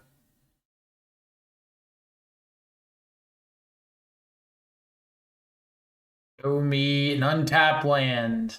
Not an untapped land.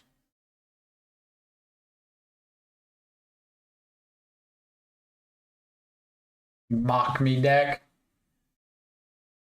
Voodoo, what's up? For Catcher Shadow, we played it.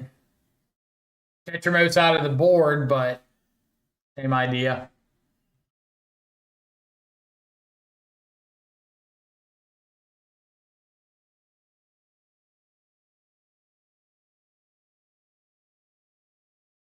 Wait, really? Yeah. It was a Dimir Shadow base with Ketramos and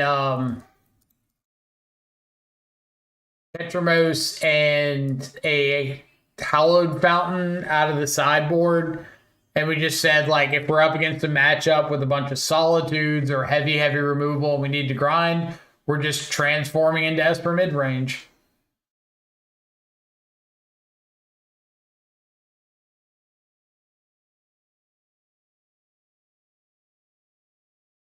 Let's see if we can luck into a subtlety. Do not.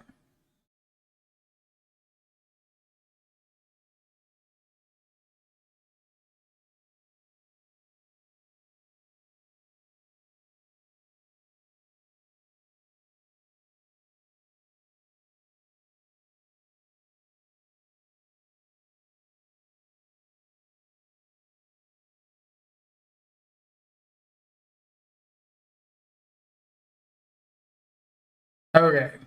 In a perfect world, I would discard one card. They would let combat go through, and then I would be able to Bowmaster down the Tameo.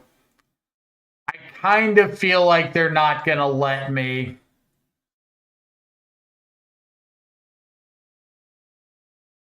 But I'm going to give it a shot nonetheless. Discard this extra frog.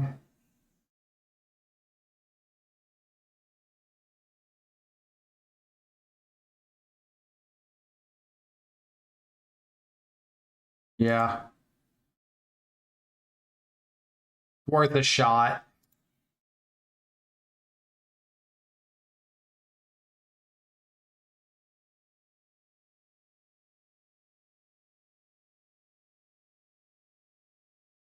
Oculus is not good anymore. I don't like the conversational idea of like a deck is or is not good. It's just it might be outclassed by other things at the moment. Or the people who are really interested in playing it aren't showing the greatest results at the moment. So it's a little dicey, but I still don't think it's fair to say it's not good. It's just not adapting the right way at the current meta.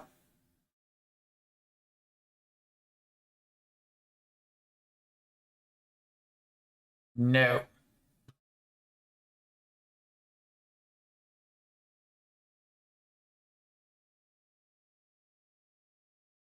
If that makes any sense at all.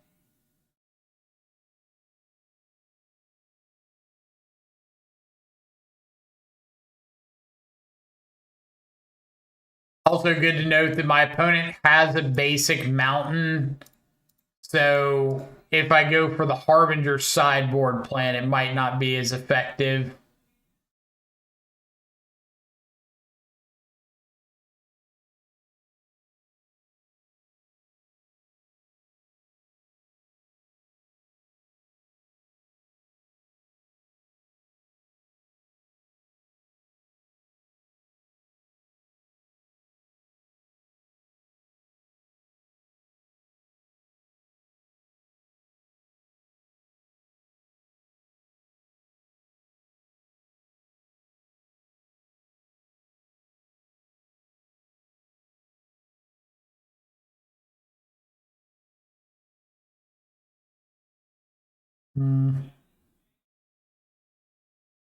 Maybe I was supposed to go after the Tameo with this so they couldn't flip it.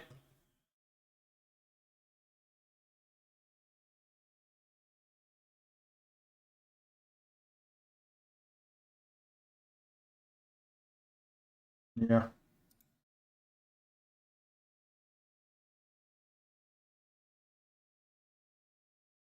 Would second bowman trigger resolve ahead of flip? The third one would.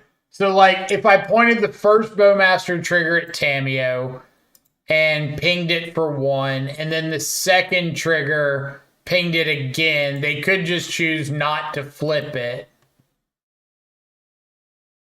There's no guarantee that the Tameo plan's going to work, or going after Tameo is going to work.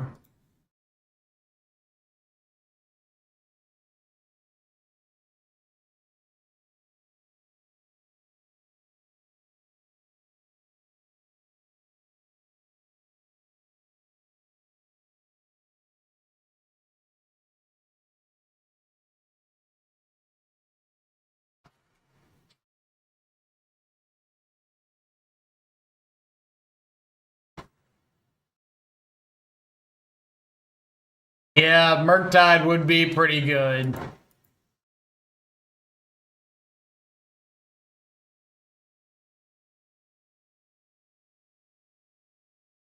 They have an Odawara.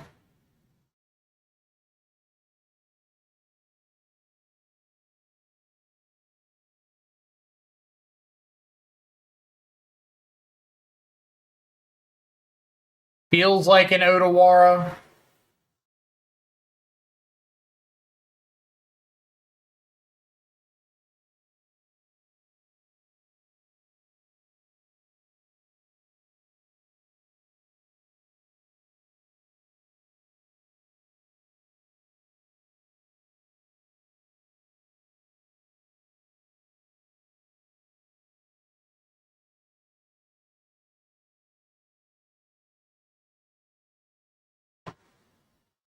Odawara my token.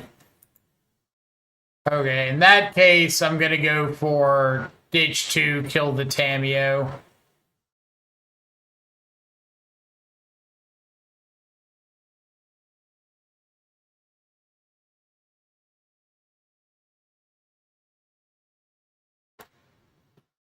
Now we have to dodge a breach off the top.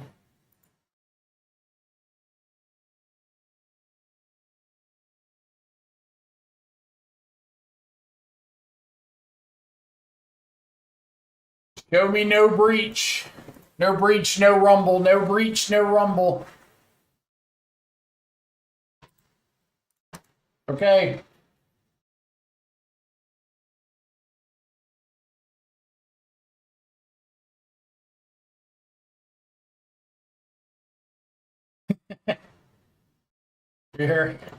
We're sinking to super gamers.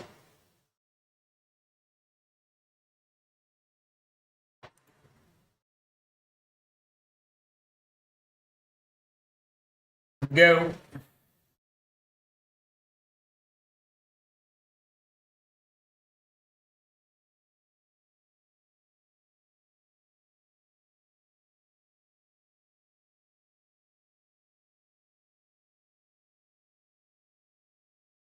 All right.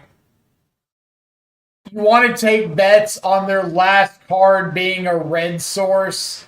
So I'm going to go for a sink into stupor, and they're going to play a land thinking they've got me, fetch up a red source, recast the breach, and we'll counterspell it. Or not. Never mind. Sometimes plans don't quite work out how you want them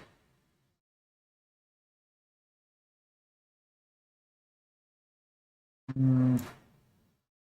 I do have to be a little bit careful. Like I said, they showed basic mountain. Not all the breach lists are running a mountain. Um, Honestly, I'd say like the vast majority are not running a mountain. So Harbinger's a lot better. This opponent was.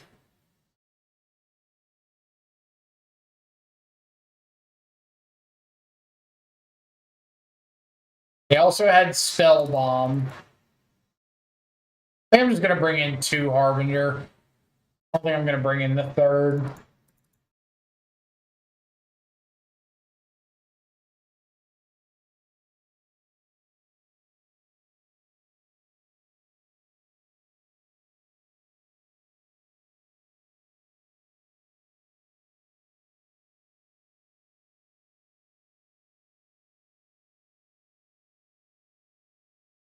I don't know if I'd rather have the Bowmasters or the Subtlety. I kind of think I'd rather have the Subtleties as an answer to Emery.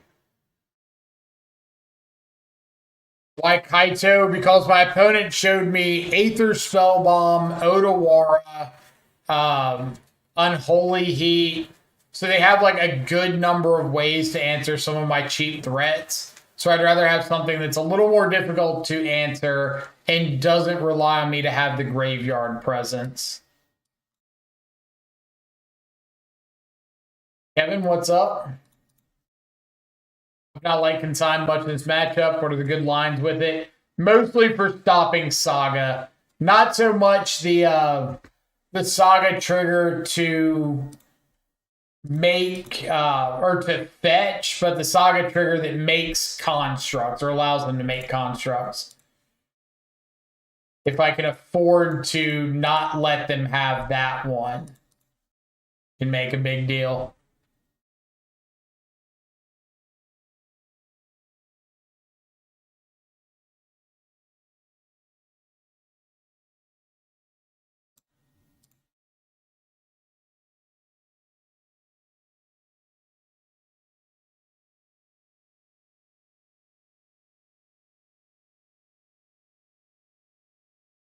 Gotcha. I think I've mostly been pilled to them sideboarding Sagas out. Some do, some don't. There's not really all that much of a rhyme or reason, unfortunately.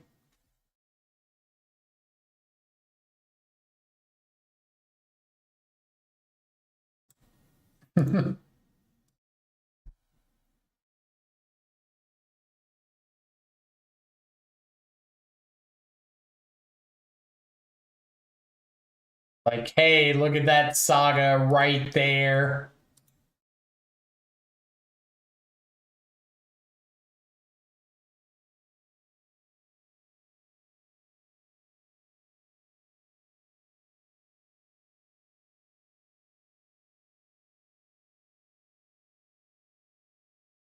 Well, this got a lot worse.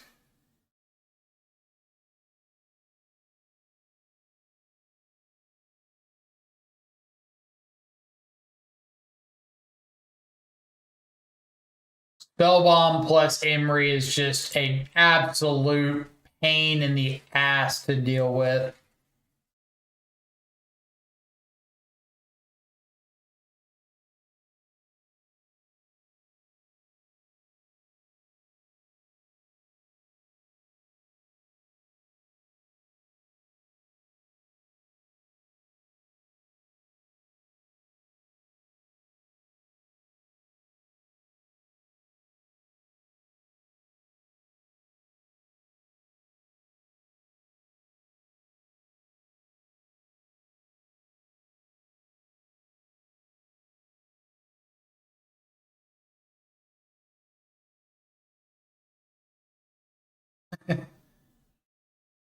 There.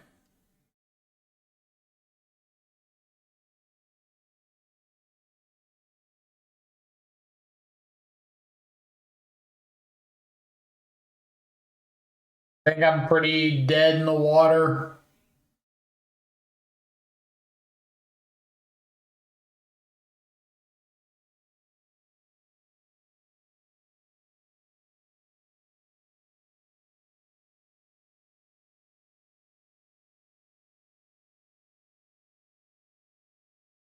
Give it a shot, but with them having spell bomb here to just bounce my frog or whatever every turn, it's kind of a moot point. Like, even if I consign, if they bounce my frog and I consign the spell bomb on the way back off the Emery cast,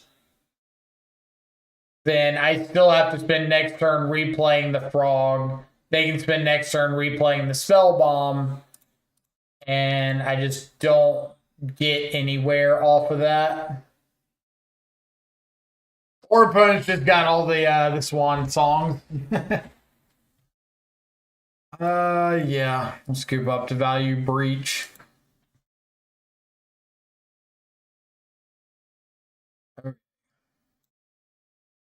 Bunch of Swan songs.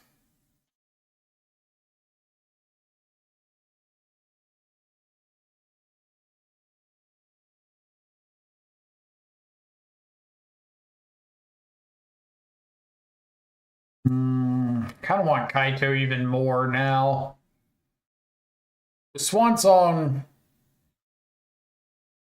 instant, sorcery, enchantment. Not Kaito.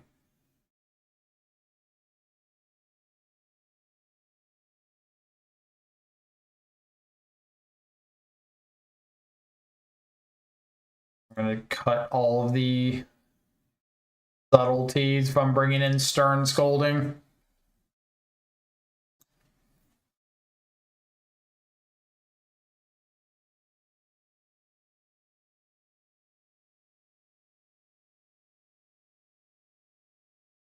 Scolding, not messing around.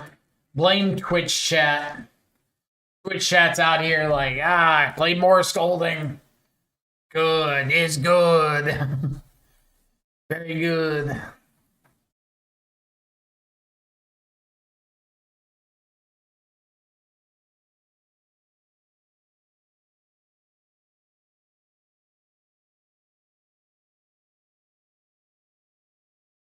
Land.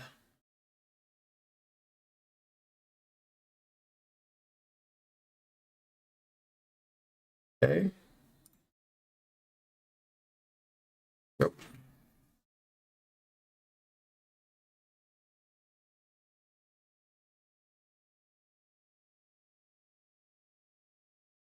Jace in the graveyard. I love to see Jace in the graveyard. That means I'm not getting a value Jace cast against me.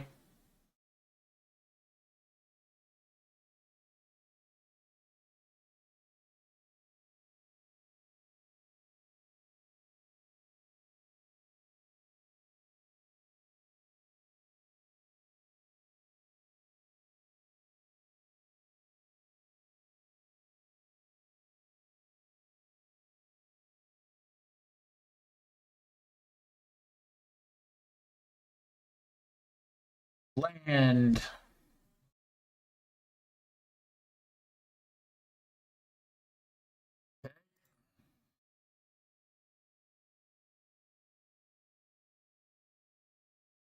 Mishra's Bauble in the yard.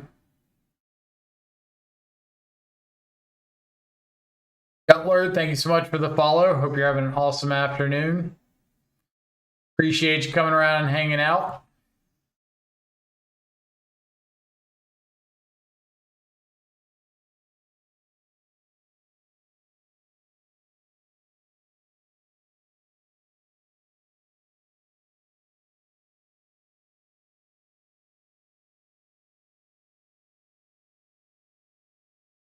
Get to see if they've got an Unholy Heat.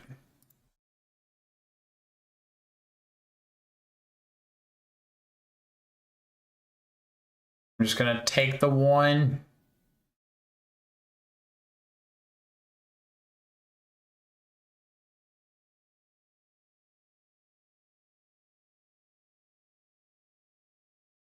What you got? You know what MTGO animations are? I thought it was always like the foil treatment or whatnot. Like, what are some of the new cards? Ketramos.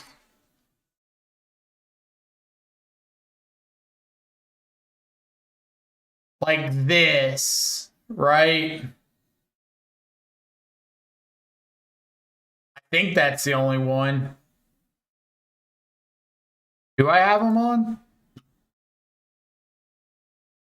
I don't have animate foil treatment on. Is there another one somewhere? I click on the gears in the game. Oh, in the game. Let's see. Gear in game. Enable animations. Sweet. Sweet, sweet, sweet.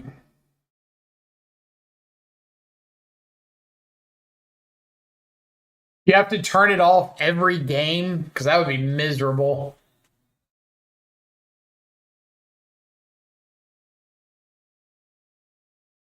Thank God. I would have forgotten like next game if I had to turn that off every single round. No breach for you. Second breach.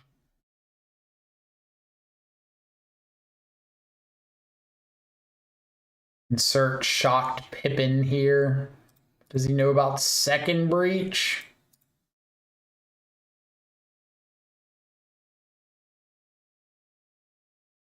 Give me a counter spell.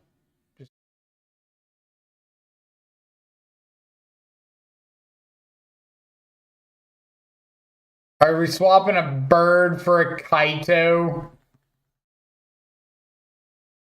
Think so. Sorry, bird. I want to see if I can hit a force.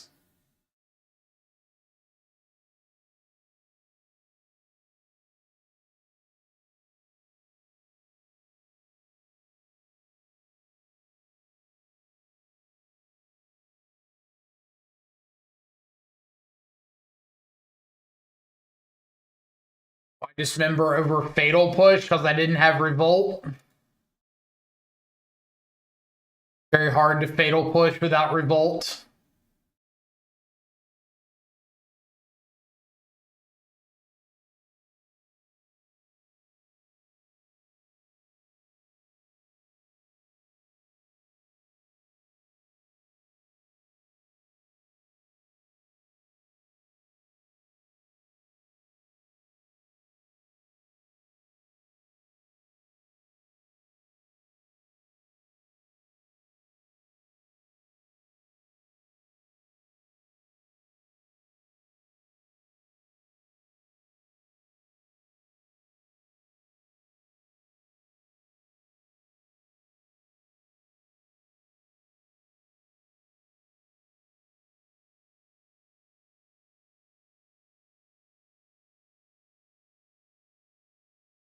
Does it look less laggy? Very well could be.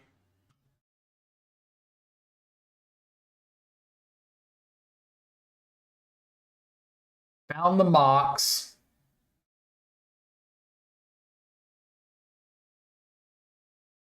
We are like deterministically dead from here, but we'll see.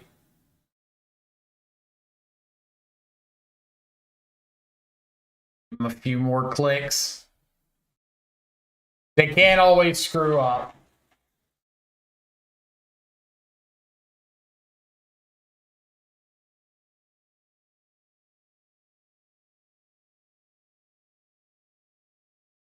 But chat confirms deterministically dead.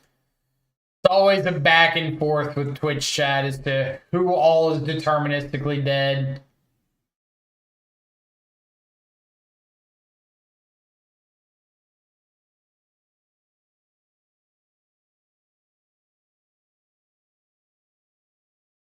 Probably answered a million times. Why stock old blue black instead of Oculus package? Why no white? Not even for light splash for sideboard cards. I don't know if I've answered it a million times, maybe like a billion. Um, but mostly stock blue black gives the best ability to play Harbinger effectively. So that helps your win percentage into Eldrazi, into Amulet, into Breach if they're not running basic Mountain. All the other greedy mana bases. The white has shown through the last few like matchup data reports we've gotten, the white has shown that it significantly increase the win percentages against Boros or Breach. It does a little bit, but not like more than 5-6%. So, but it does drop the win percentages against like Amulet and Eldrazi, against any of the big mana stuff. So you're giving up significant percentage points against like some of the ramp decks to not significantly help against Boros or Breach, which is kind of rough. Some sideboard slots are okay, but again, I don't really want to give up a lot of percentage points against the field to try to key in a tiny little gain against like 2 matchups, if that makes sense. As far as Oculus goes, there's just main deck relics everywhere. Murktide can play a little bit better through a relic than Oculus can.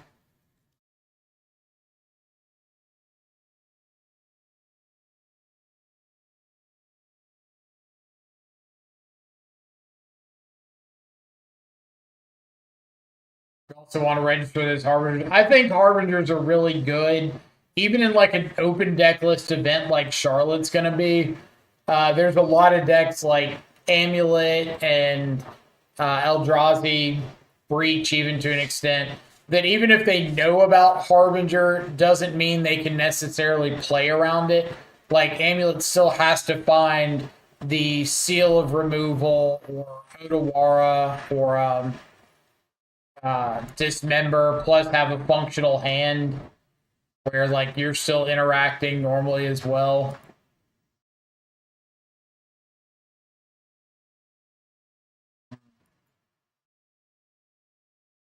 Not a fan of this.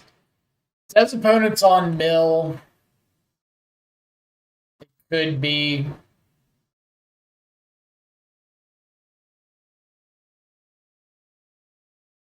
If I get to keep a hand with a removal spell for a crab, I'm like ecstatic. Thoughtseize on 1, check for an archive trap, or like 7 crabs.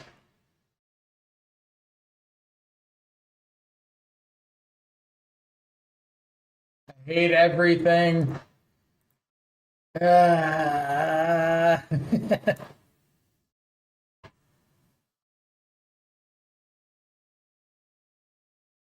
Why? Why, Mill, are you like this?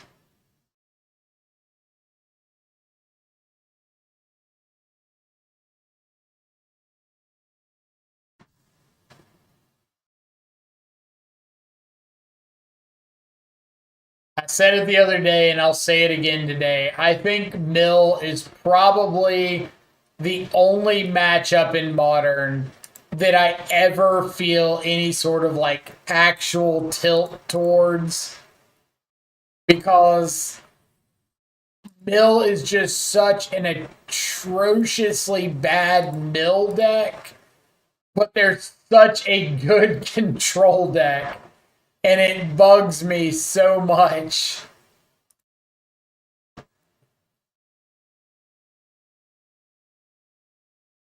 Like, they're not milling me here, but they've just got multiple removal spells on the opener. They've got some card filtering going on.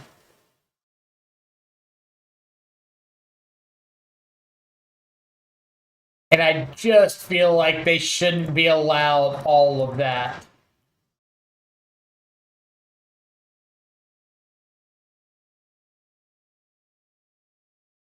All right, give me a fourth land. Fourth untapped land. Fourth untapped land. Thank you. There's a frog. I know their hand is Tasha's, Fatal Push, Watery Grave.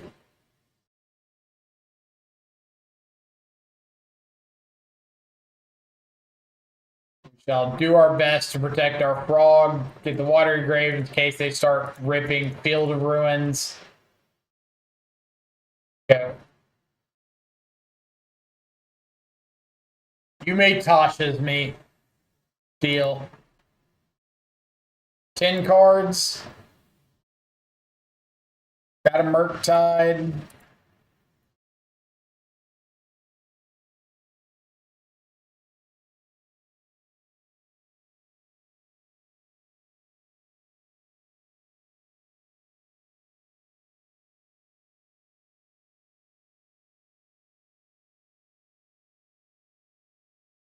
Counterspell, Force, Subtlety,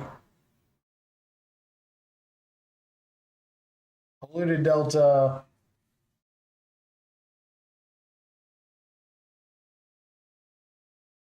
Second Tasha's 14. Okay.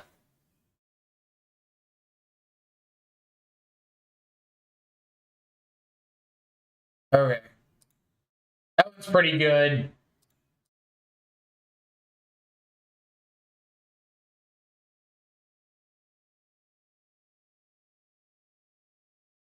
That one's pretty good. That one, I guess, is kind of all right.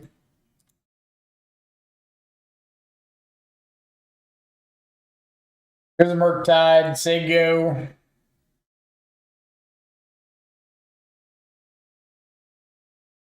Am I bringing Imbrith challengers to sign and hand out? Well, first off, it's Imbrith Paladin. Thank you very much. I don't think I will bring any with me, but if people show up and say, hey, and want me to sign one, I will, and I'll get a good laugh out of it.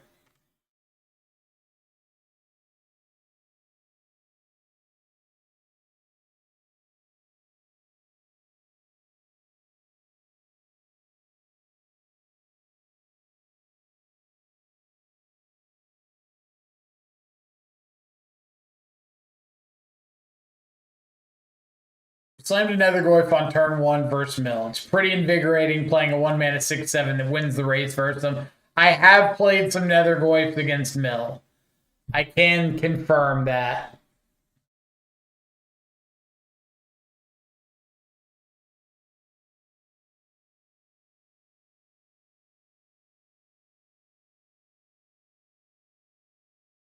Please no frog. Please, or crab. Dang it. Removal spell? Dang it.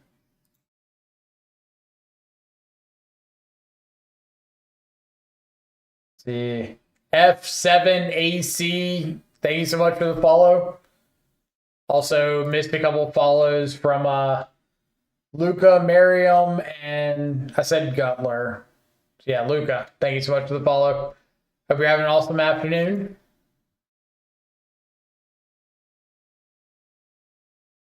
Always remember, Mill isn't real and can't hurt you. I kind of feel like I'm getting hurt a little bit here.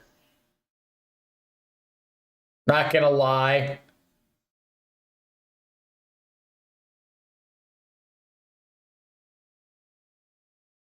Tiny bits of hurt are entering my body.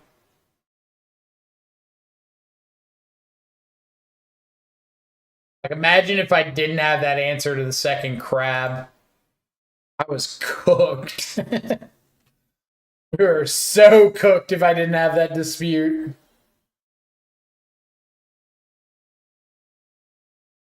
No. Go away. Something 8 crabs in a trench coat would say.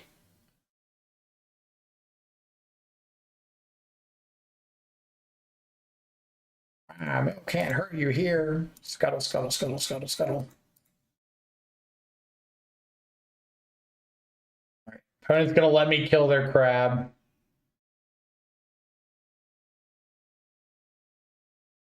Loathe mill. I will never respect with a sideboard plan. I'll never sideboard anything specifically for mill, but more often than not, I will not like go out of my way to side extra cards in against them or something.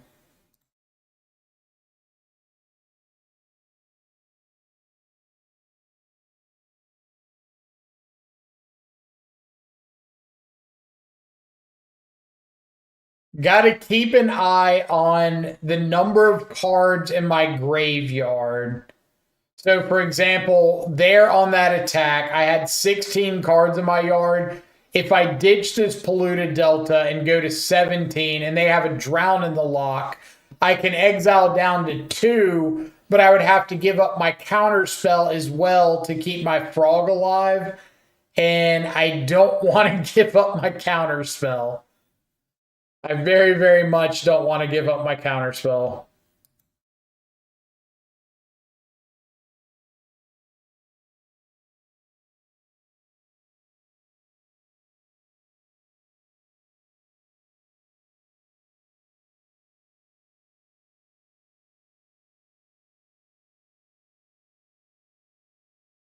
Guild O Ruin.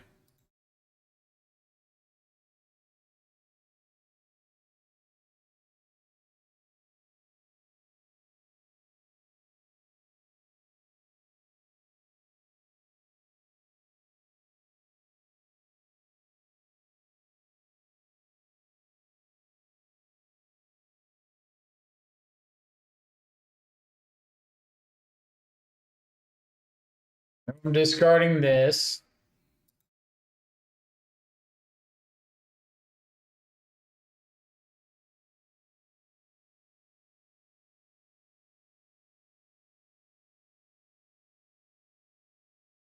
I should just counterspell this, right?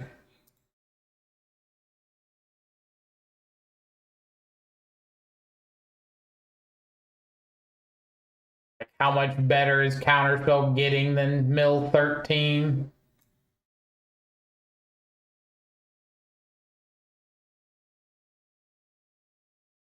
Also, should have just thrown away this polluted delta because as soon as I fetched and saw that watery grave was my only fetchable left, then the delta's not doing anything for me.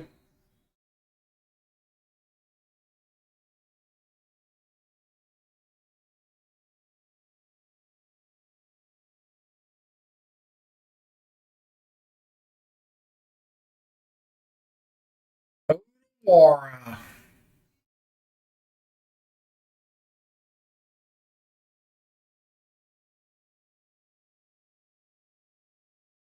Like I said, best control deck in modern. Like third best mill deck.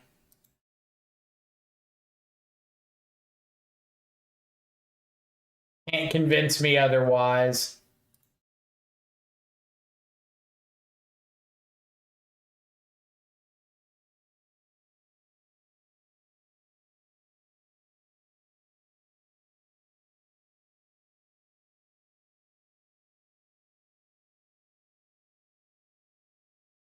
That looks like frog fuel to me. Yesterday, I cracked my scalding tarn on turn 1, got 4 times archive trapped, instantly shut off my computer. Understandable. I probably would have as well.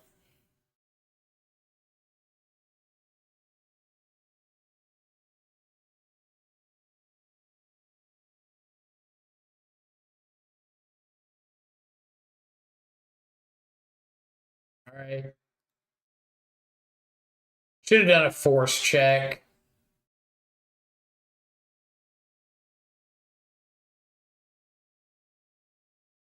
Out of here. Get out of here. F6 on a surgical. Got.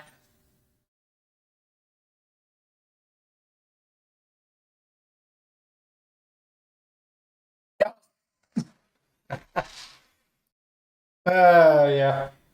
I think mill players just live for the high of quad surgical. Like spend all night dreaming of quad surgical, wake up, read the paper, eating their cereal, like quad surgical. What was round one? Breach.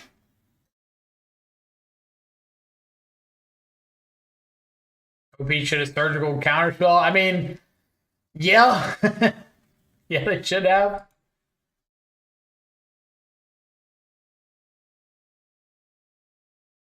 Keep it on the play.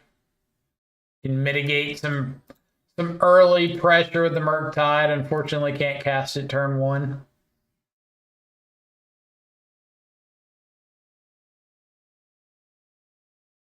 Completely in the blind. Throw this away. I've got subtlety.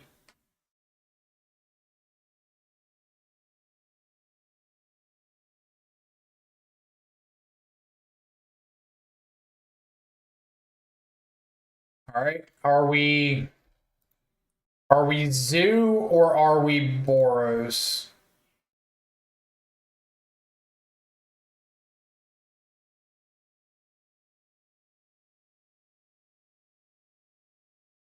Zoo or Boros?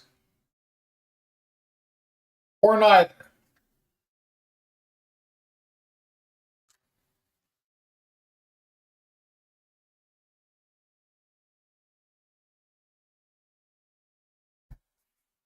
We are Blink.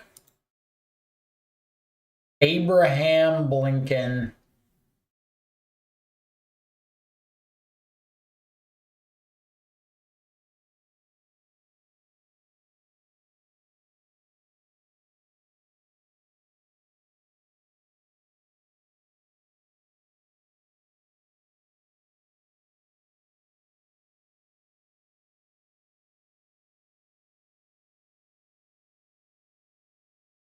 I don't have Tameo's. Kaito's still worth it in the 75.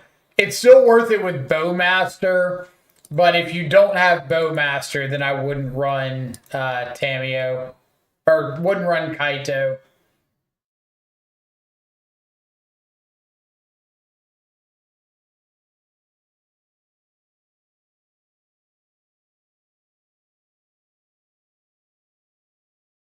Hell yeah.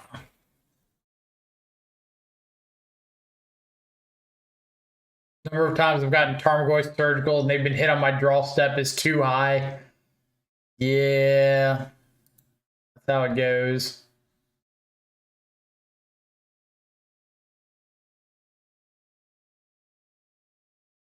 Keep the land on top. Hit my fourth land for subtlety if need be.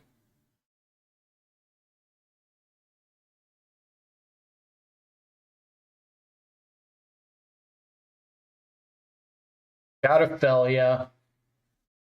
You also have the Overlord.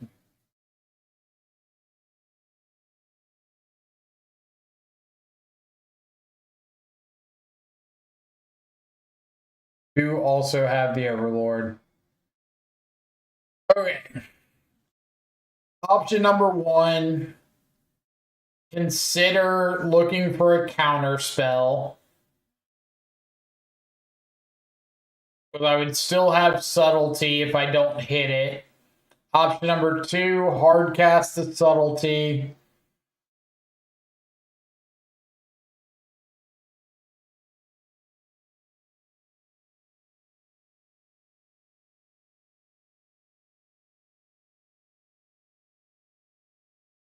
I'm assuming they've got an ephemerate.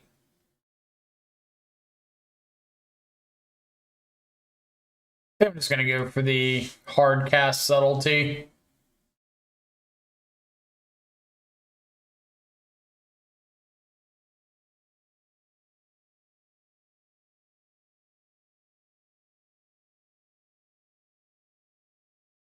Gets punished really hard if they have fourth land, second Overlord. But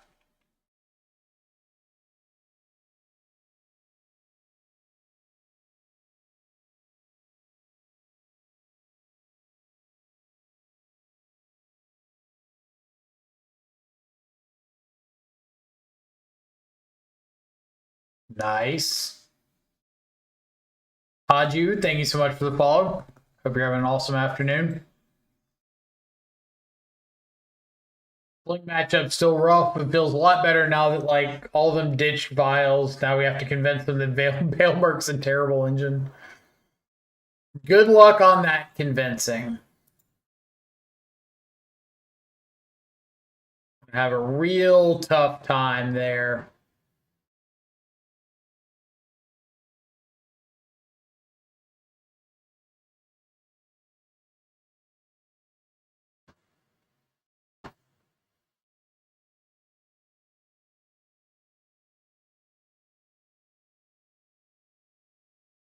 Okay.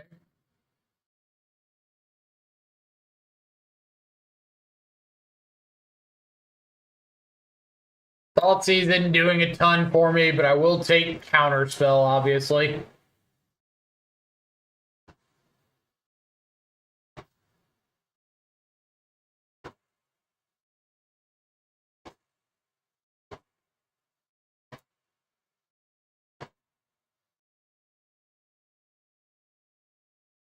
Still pretty positive they've got an Ephemerate.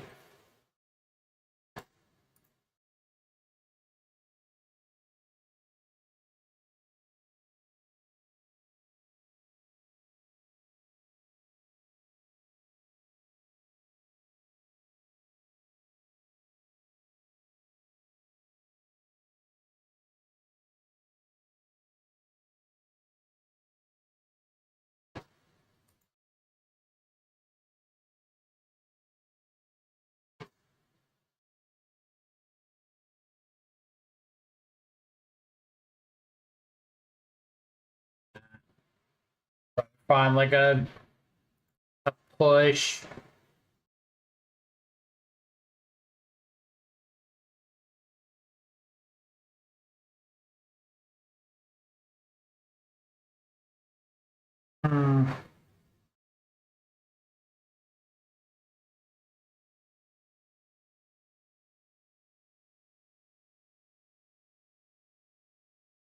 See what they do about a frog.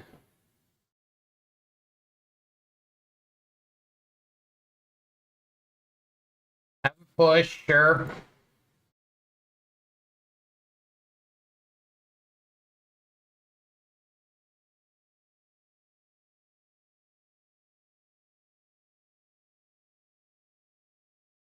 Okay. We'll take this.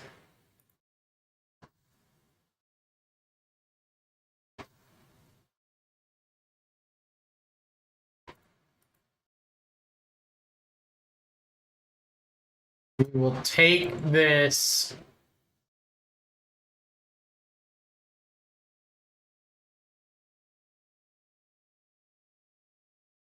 Petramos gets exiled.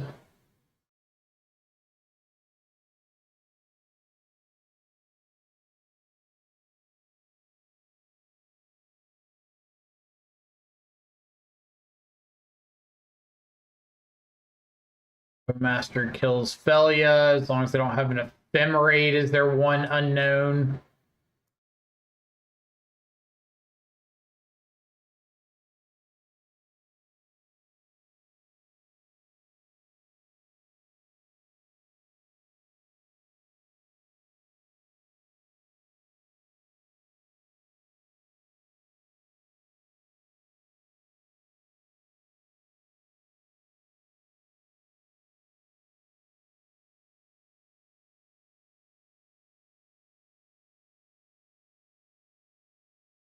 Two cards in exile right now.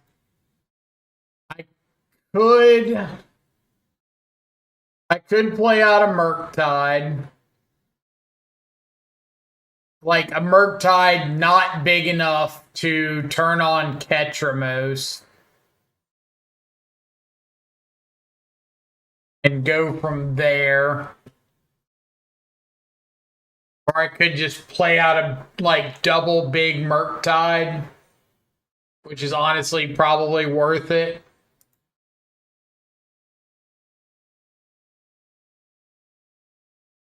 Two, three, four, five, six, seven, eight, nine.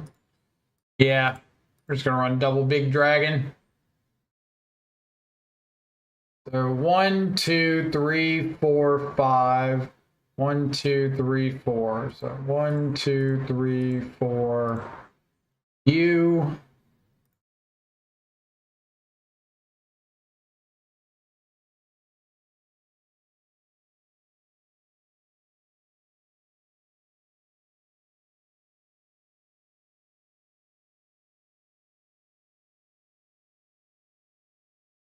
The god is in fact online.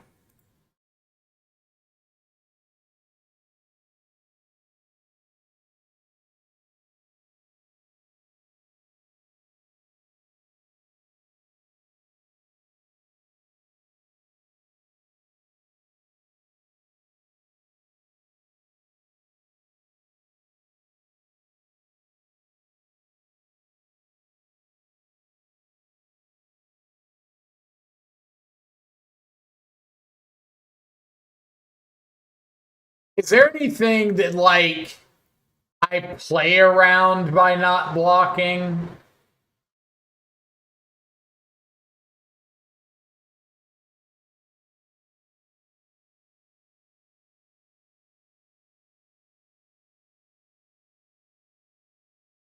I feel like I don't get punished by anything.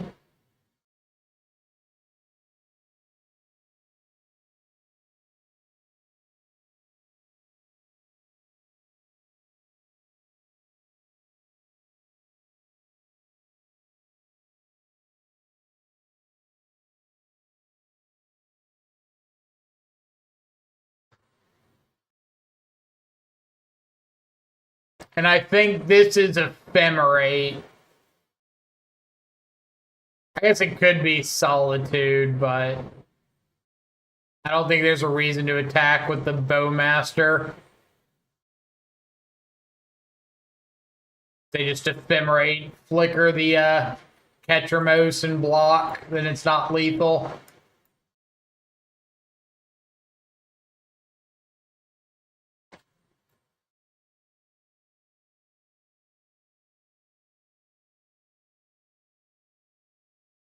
A little bit lower on consign against these non-vile versions.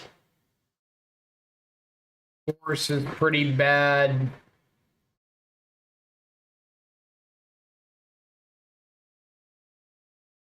Trim a Merc.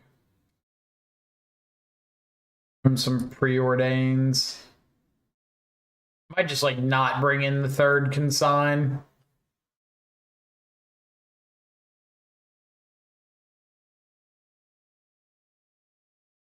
Counter spells a little mid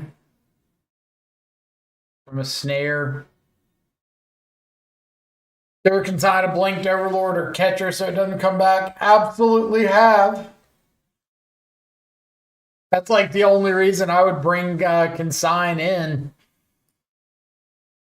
Just for the blink chance.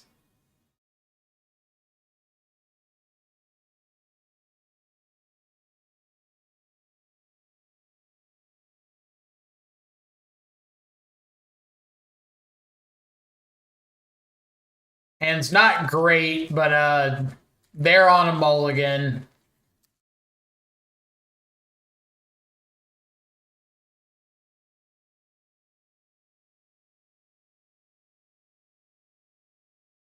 That helps.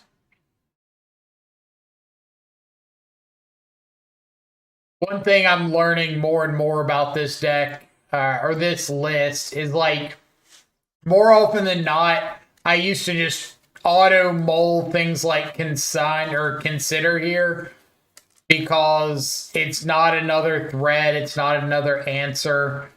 And I've just been trying to get more in the mindset of just keep it. If it's not a land, keep it on top. all your spells, even if you think they're not the most impactful thing right here, just find them.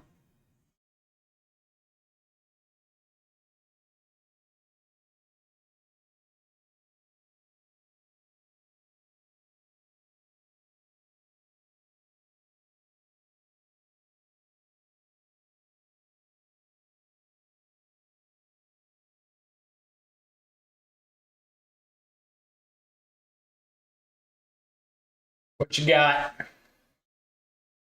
You missed some follows. David Sway and CSV2. Thank y'all so much for the follows.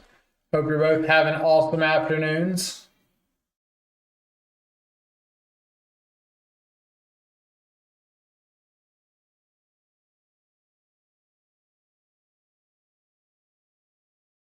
Overlord with. Do love to see that.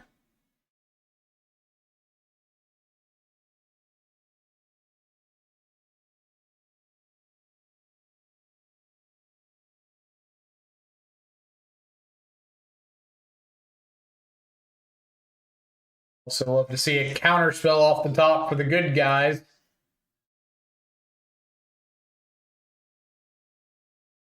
All right. What you got?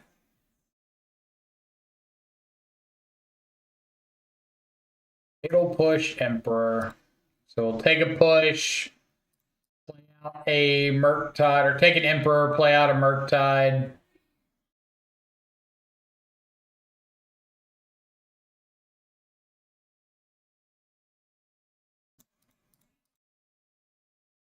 Go. See if we can outrace this Overlord.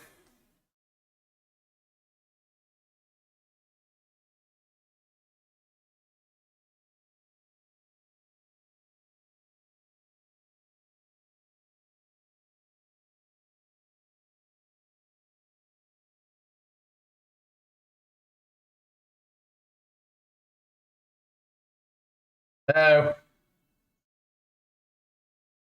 found a Felia. Ironically, like, probably one of the ones I would prefer them seeing here.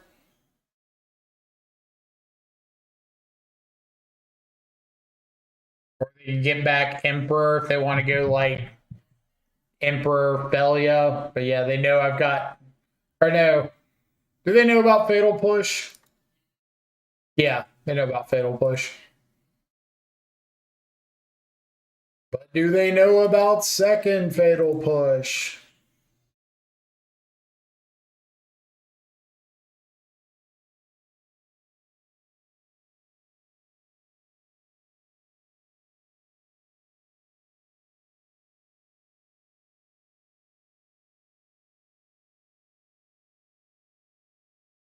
And I am going to Fatal Push this Felia before combat, because I don't want them blinking my Murktide.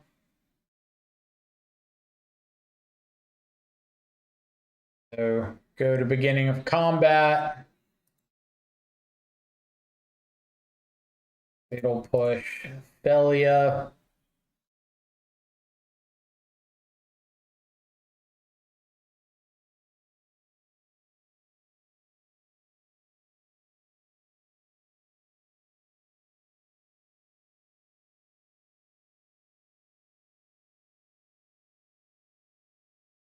All right, let's hit you in the face with the Murktide, and hopefully between Consign and Stern Scolding and Fatal Push, we can do something.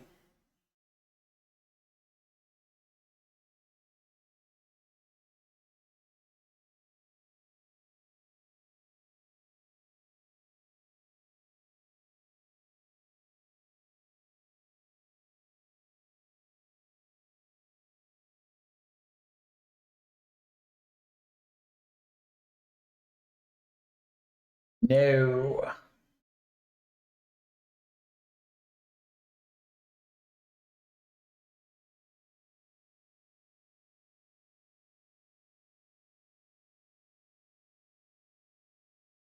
I'm double checking to make sure I don't skip through combat multiple turns in a row.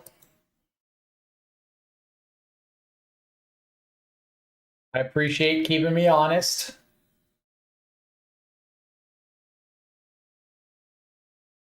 Nice.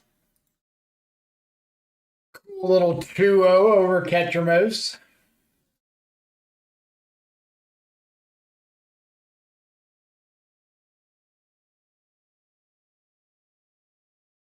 That's okay on the draw. I've been missing Kalidas a lot lately, the 4-drop black creature that first had my heart. Well, now Kaito is the 4-drop black creature that should have your heart. but Kalidas is still pretty baller.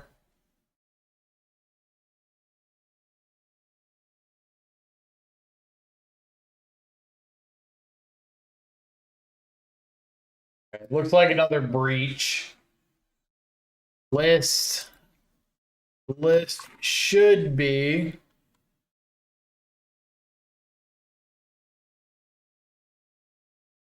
it's always a little bit tougher for YouTube chat. I don't think YouTube has a command for it, but that's the deck list.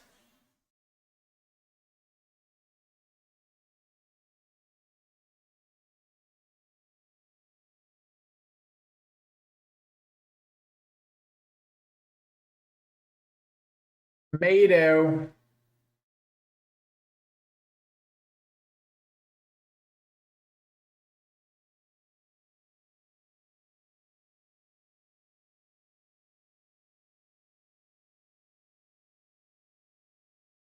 Okay.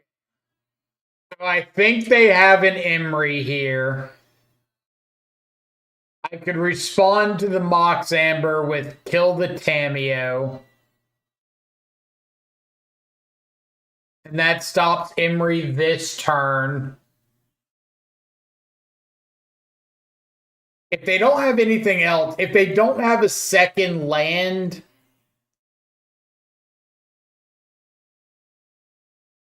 then they can't cast Emery next turn either.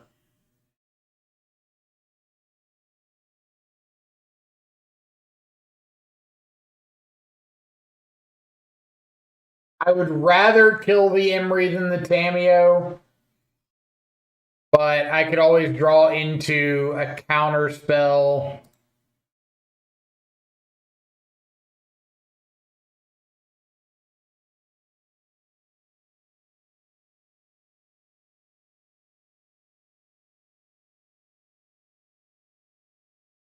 We're just having ourselves a field day, aren't we?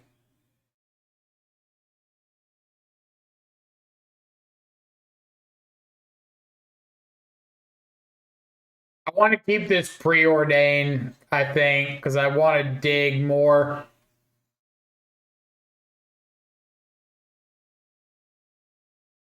Never didn't have it.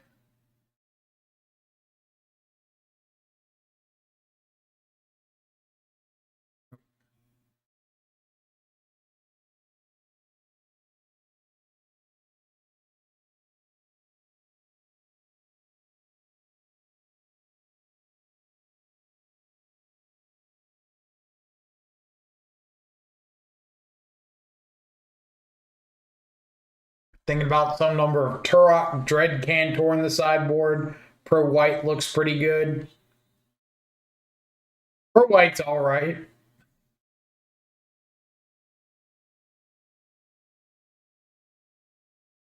I don't know if it's necessarily needed. Like, we kind of ran through that last game pretty easy without having anything pro white, right? But I think if you're just wanting another card for like the black white matchup, then it's fine.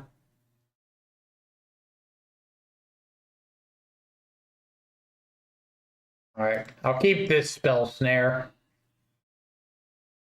I'm not a fool to look 2 gift spell snares in the mouth.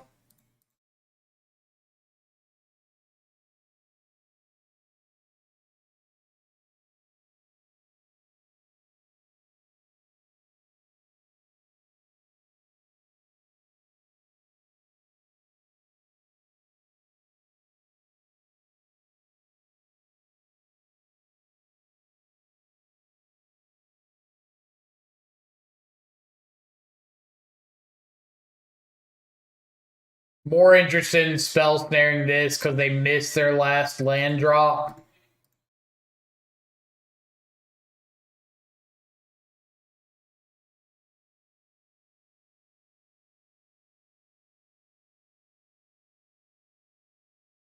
See, Dial, thank you so much for the follow. Hope you're having an awesome afternoon.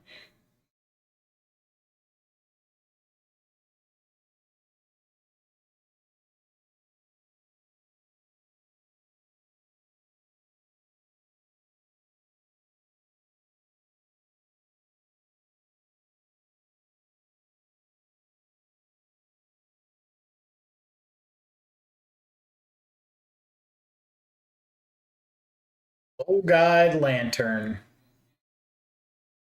Dang. You don't want to target my spell snare? Please? Please?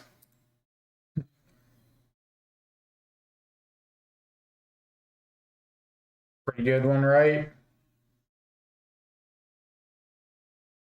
Breach, breach.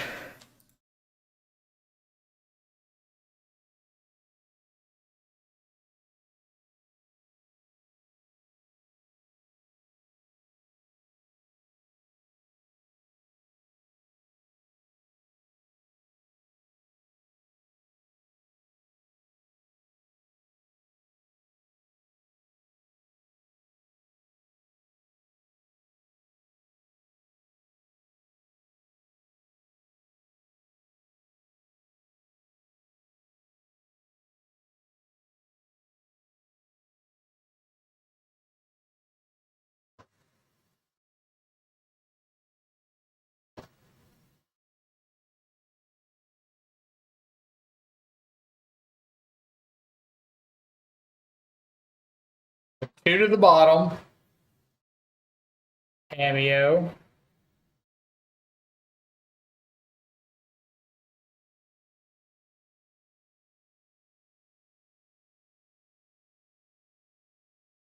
Okay. Show me a frog or another Murktide off the top.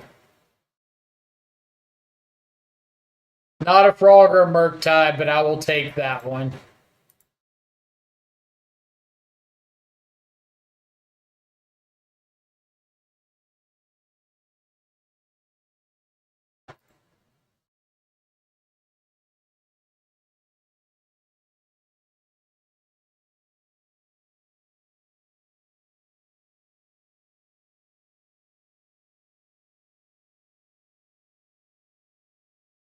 Rumble is fine.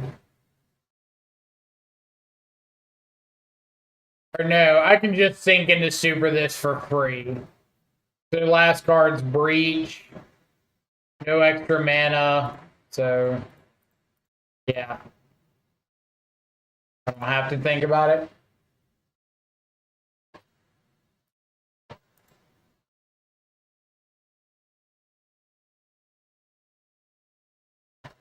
All right. Now, what can I do to change up my sideboard plan against Breach? Because I feel like I've been winning game ones a lot, but games 2 and 3 have been way sketchier. Let's say I don't bring in consigns. I do still want the Harbingers because of Saga.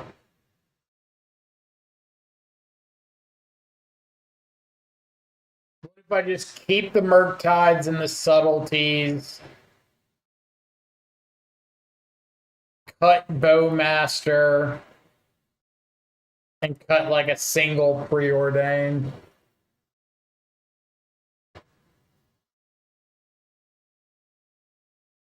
That I still don't think I like subtlety, but what am I doing without subtlety? Am I keeping like the second preordained and boarding in some stern scoldings? Or am I keeping Bowmasters in?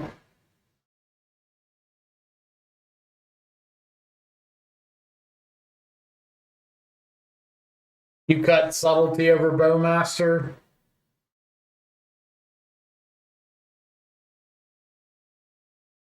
Probably fine. Yeah, dismember, like, Breach and Black White are the two matchups you want Dismember the most because it kills Emery and Tamio on turn one specifically, which is really, really important to stop them from getting an Emery going on turn two.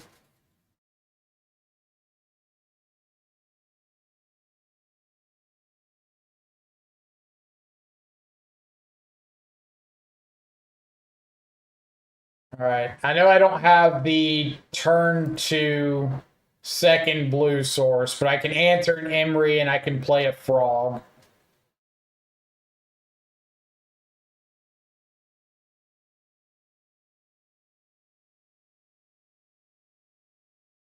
That's all I really want out of a hand against Breach. Answer an Emery, play a frog.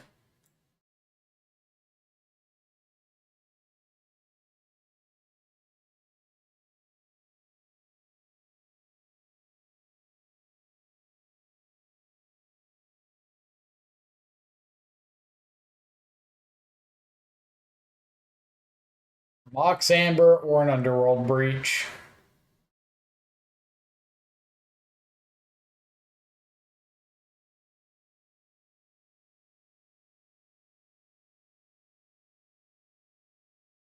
We also have an Oracle in the graveyard already.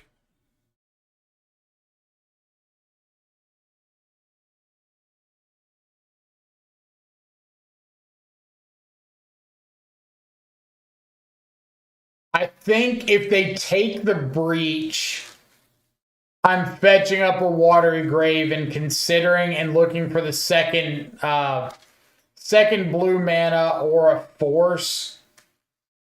If they take Mox Amber, I'm probably going for an Undercity Sewers. There's a chance I might want to get a Watery Grave and Fatal Push the spawn token, kind of regardless, to try to shut off a little bit of mana.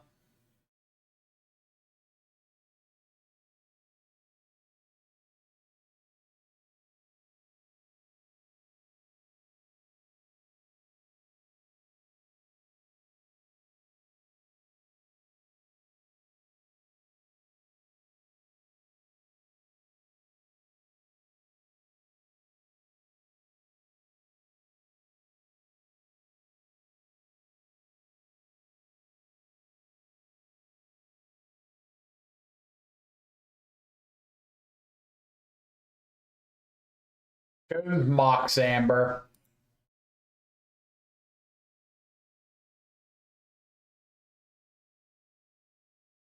So they chose Mox Amber, but they haven't played out a legendary creature yet. When they could have.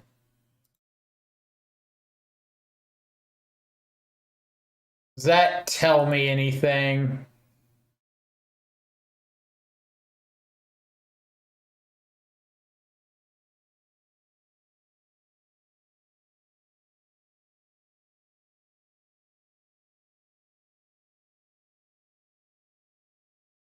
What do they have to kill me? They'd have to have. You know, the Mox Amber, Breach, Grinding Station, Land. Breach, Grinding Station, Land kills me.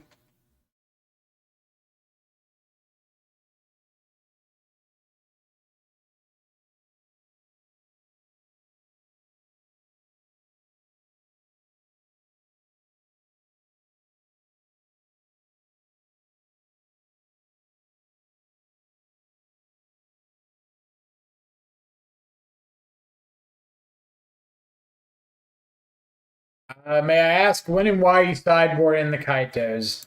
Absolutely not. Privileged information. No, sideboard in Kaitos against like any blue mirror because being able to have an uncounterable counter with like Bowmaster down is a big deal. So any of the blue mirrors, any like solitude heavy style removal decks, I'll usually board them in.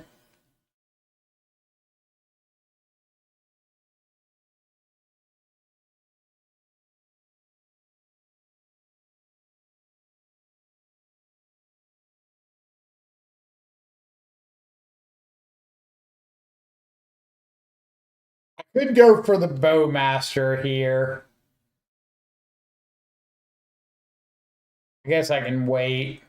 I can always go push cameo, consider something.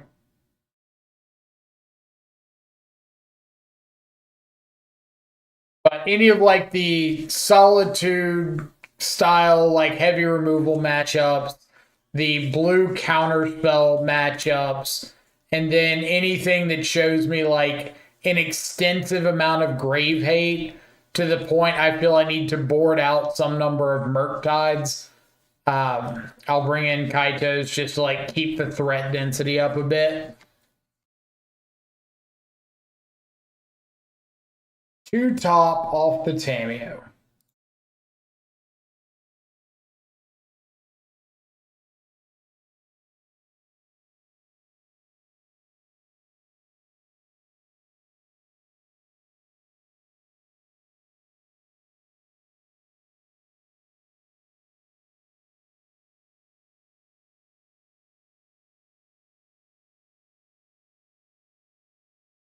Bell Snare gone. Let's go push Tameo.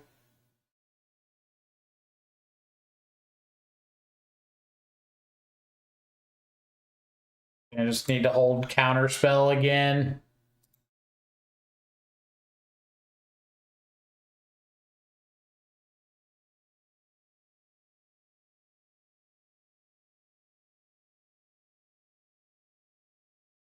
Emery, Lurker of the Lock.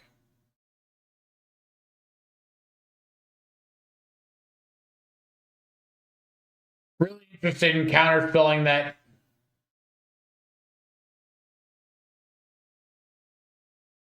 Oh,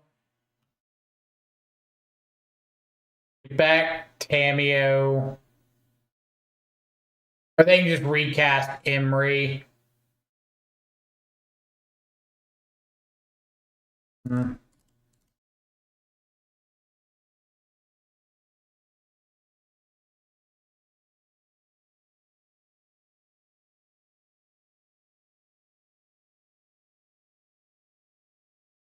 They don't have a grinding station.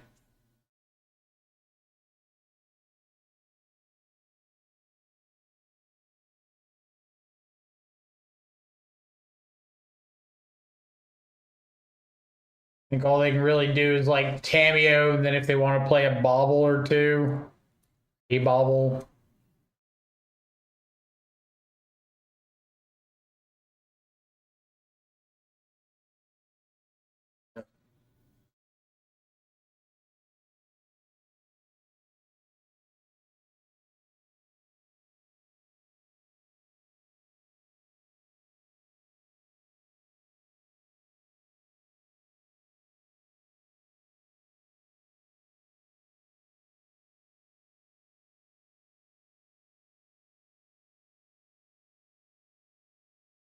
You have to flip Tameo on my upkeep. All right. See if we can find a removal spell for the Tameo.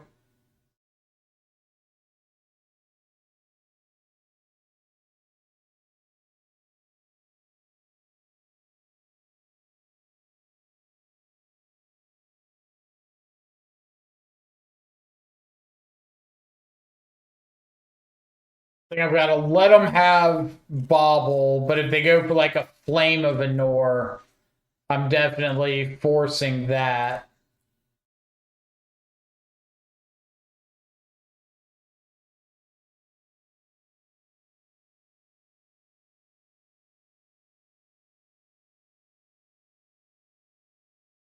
Land or another Emery.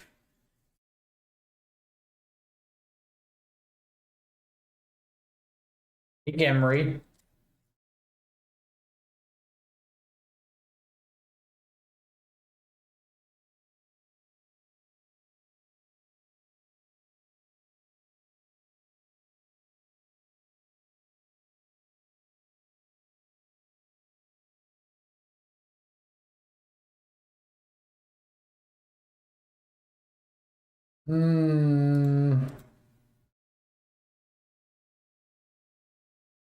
Breach control.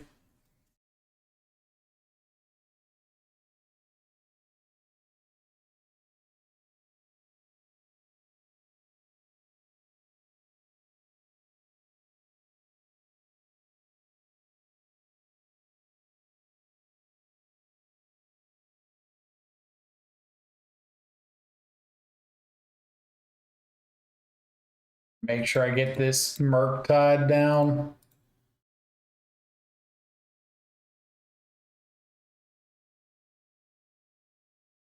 Buyback. Rumble. Flame of Enor. Unholy Heat.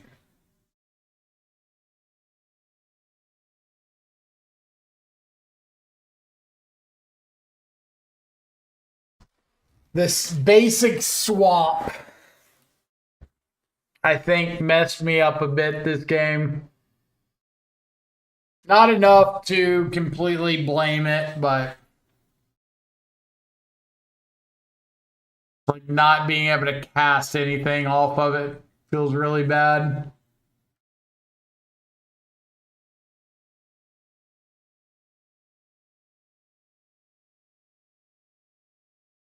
All right, we'll scoop to another breach. Even just a value breach is like overdoing a little bit.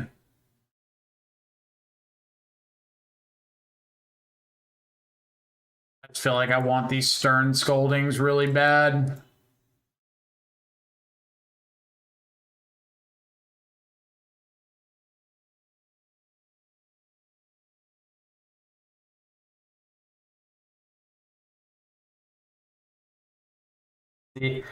Shouldn't have tuned in. Now they're going to either top deck third breach or get it off Rumble. Well, they probably would have done that anyway, so not too upset about it.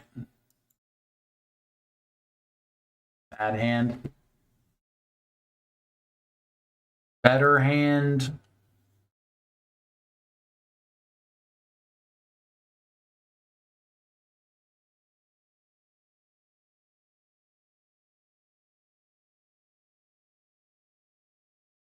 Looking for a frog. Frog or Murktide.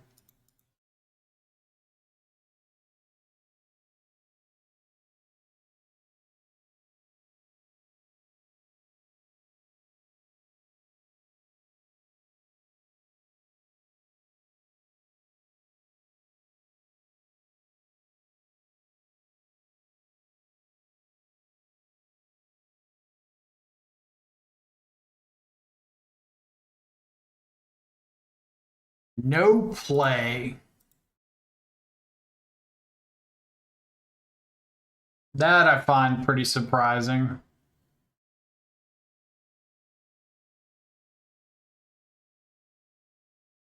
Better hands, better deck control. Are we doing a Papa John's reference?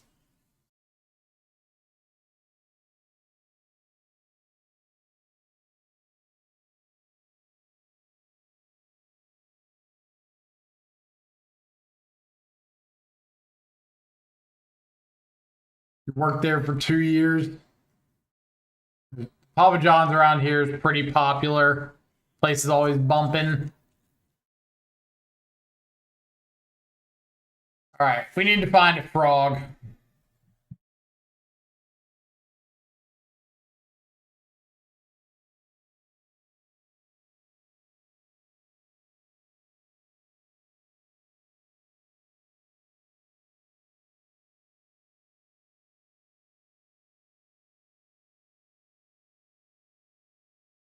Not a frog.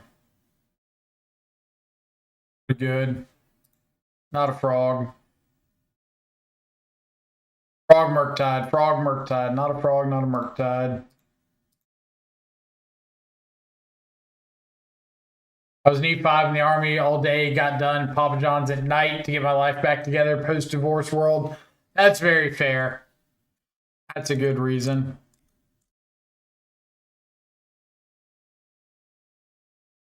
Their hand's not that good. Let's take an Emery.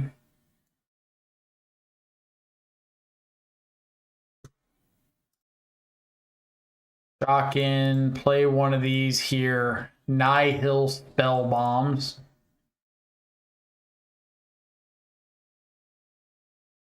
Strangely, I made more as a delivery driver than I did in the Army. I was so close to getting out. I've heard so many people that were delivery drivers at like Papa John's that just refused to come in and take like management positions inside because they were making so much more delivering. And I always thought that was like crazy to think about.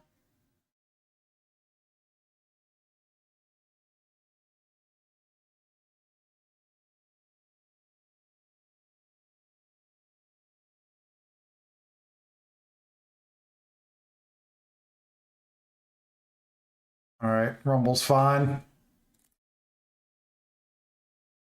You make more inside.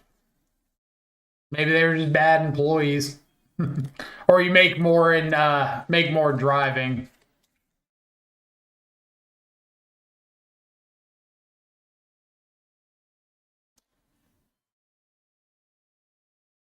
Gets a scalding tarn.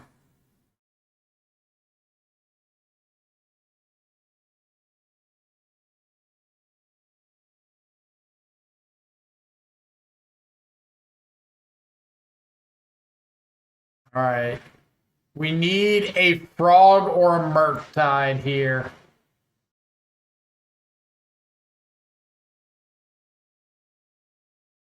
We need a frog or a murktide here.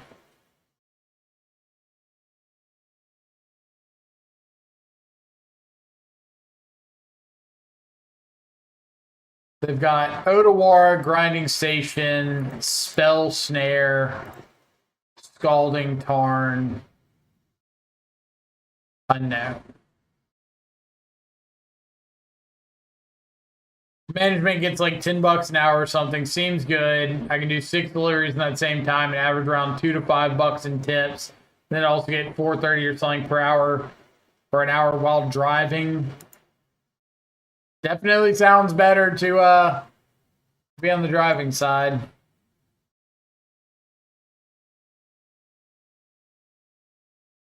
Okay. I could spell snare this grinding station and be able to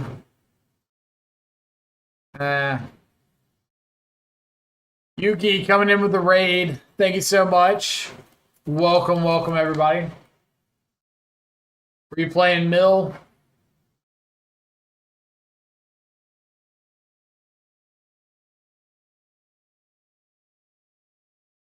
Murktide, not Murktide.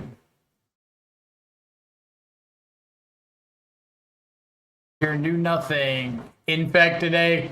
I saw Spike was playing Infect earlier with like a green, white, bright glass Gearhulk milled or mill list. I have no idea how he ended up, but I saw the first league he started was like 0-2 drop and then was going back into another one.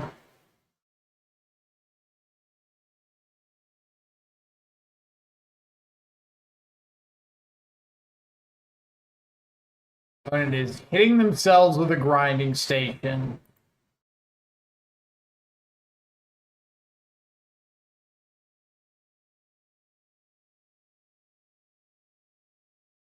Green black infect.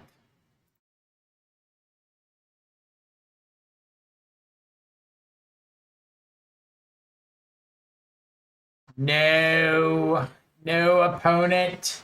You can't have your Emery.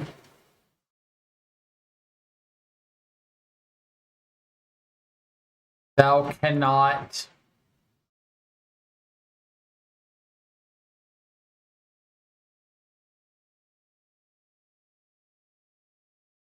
Even now, Murktai would be pretty good. Even though I know about this Odawara in hand. Oh. Only lost to Prime Time and Sam Food combo. Sam Food is not a deck you expect to see that often, but it shows up from time to time.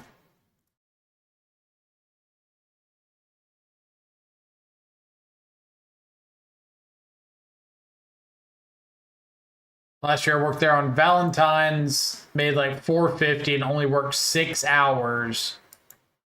But it does take a toll on your car to do it. That I definitely believe.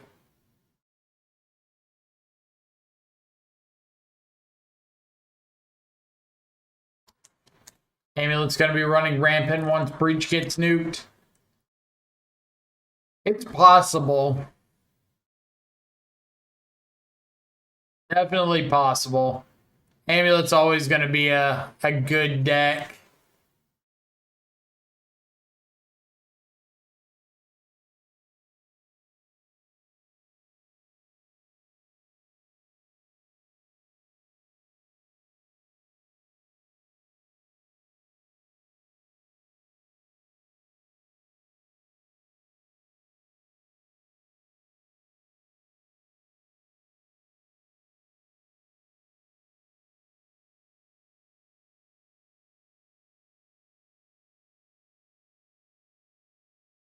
Right?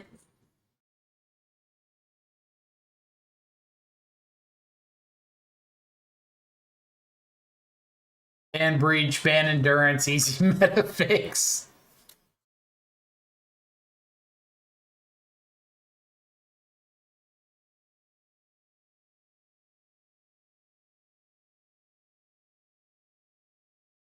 I mean, I agree that I don't think Breach is like the kind of card that's healthy for Modern's long-term existence.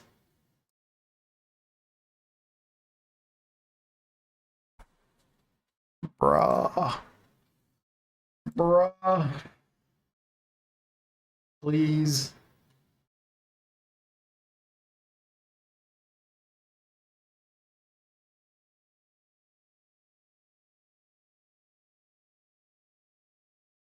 More crabs. Didn't they just give you another crab in like Duskmorn or something?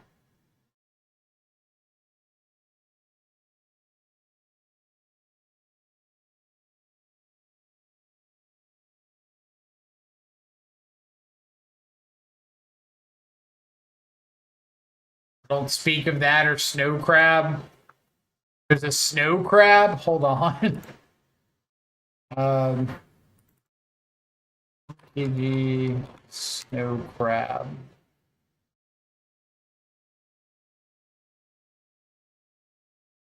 Iceberg Tancrix. Whenever another snow permanent enters the battlefield under your control, you may have target player put the top 2 cards of their library into their graveyard. I love how they made it a maze, so you can be like, it's fine. You can keep your 2 on top.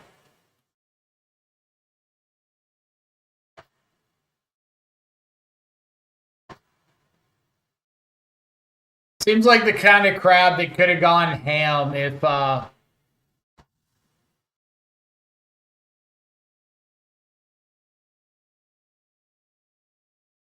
could have gone ham if the Arkham's Astrolabe was still modern legal. And you could like Astrolabe to turn on the snow effect and then play a land and mill more.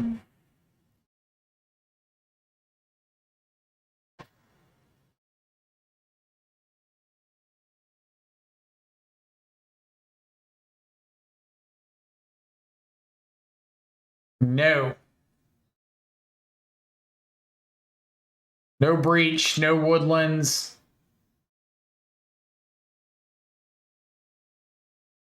How many times must I teach you this lesson, old man?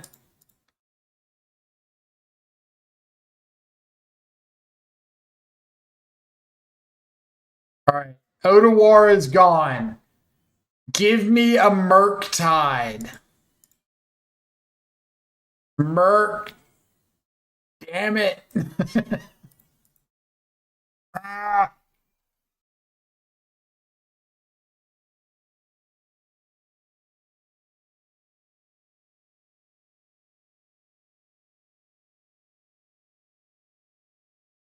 Merc Swamp, more like Merc Cry.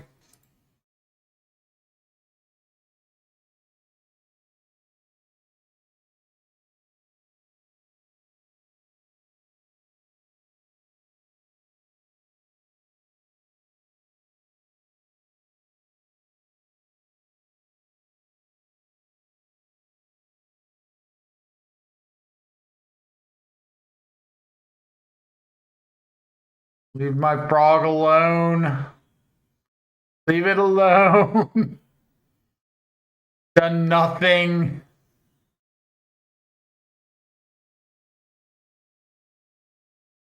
Why not crack fetch? I'm trying to save Revolt in case they top deck an Emery.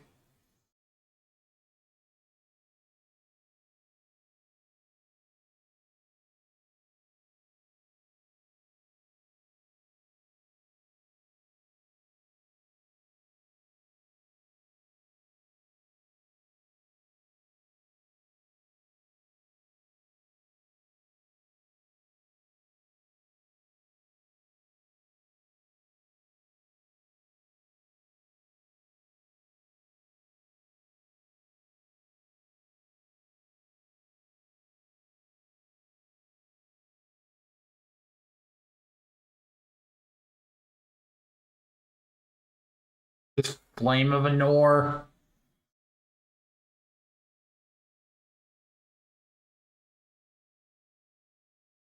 Flame of Anor, shoot my frog. Yep.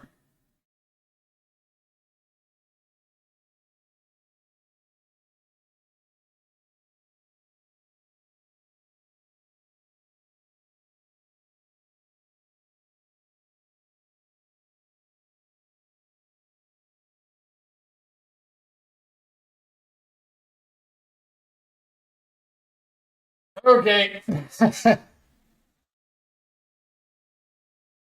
Old triple breach.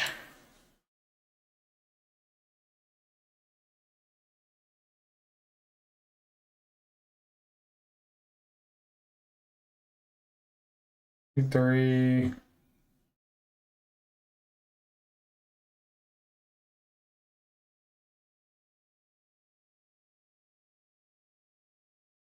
Give them a couple loops to make sure they don't screw up.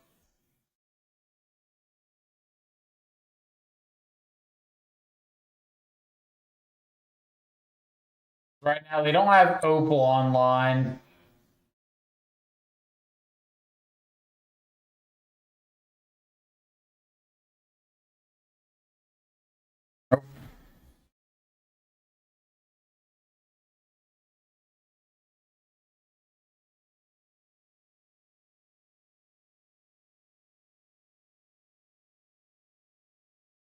Well, Breach is a pretty boring deck when you've seen one threat. So, no argument there.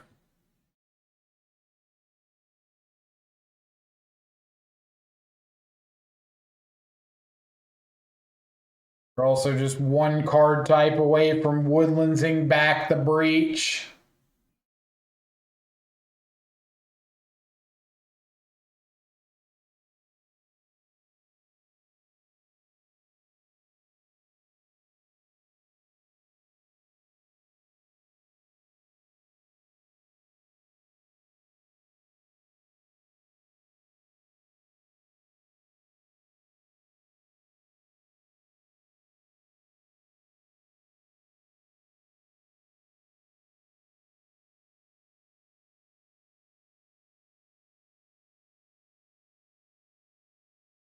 I think my out is top deck a Murktide.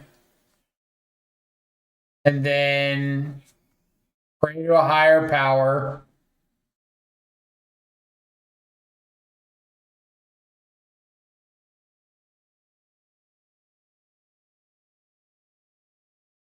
Fourth breach. I see.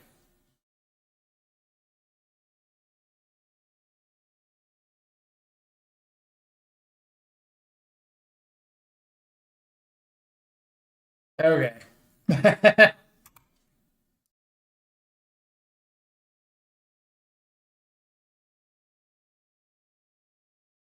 Are you regretting yet not having spreading seas in the board? I always regret not having spreading seas, but not particularly in those exact matches. Yet again, I feel like I'm winning game one, and just game two and three, it's kind of getting derailed. So I think I'm over sideboarding.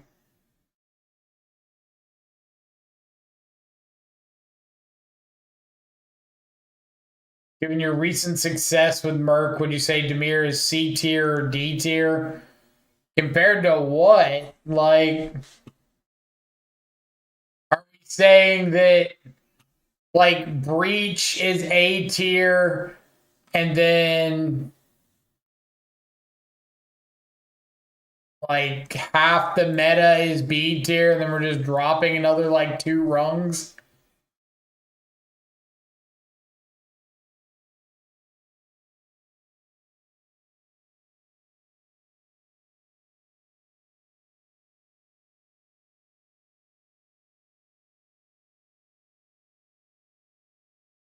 Good draw.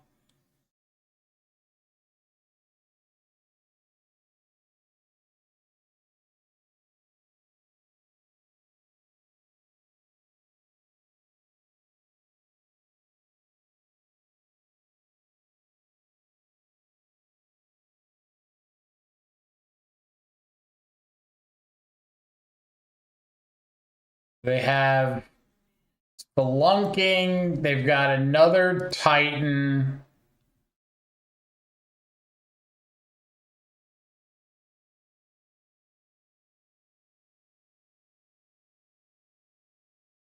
Why not Spelunking? Because I have an answer to Spelunking. I only have one answer to a Titan. So them having a second Titan makes it a little dicier.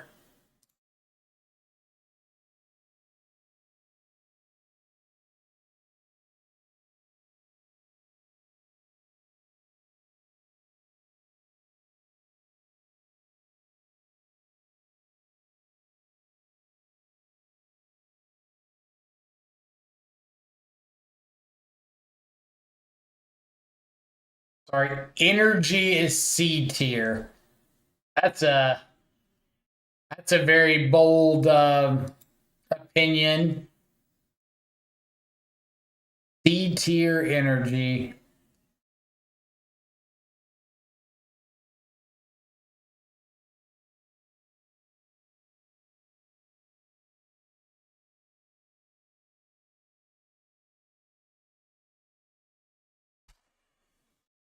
All right, I'm gonna do what? I want to Bowmaster the Dryad Arbor.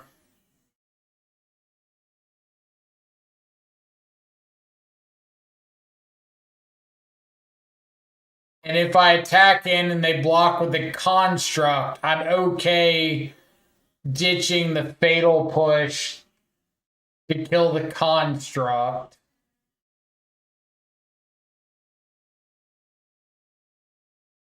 So I think I just have to start with Bowmaster the Dryad. If I don't, there's a chance that they just block with the Dryad Arbor.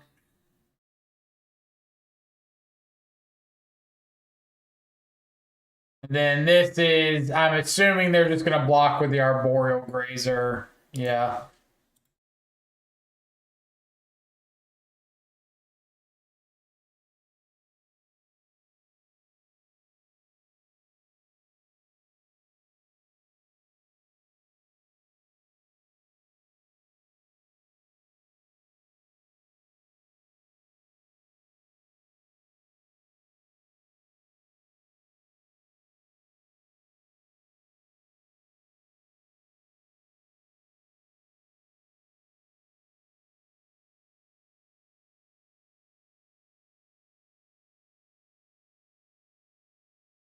That's fine.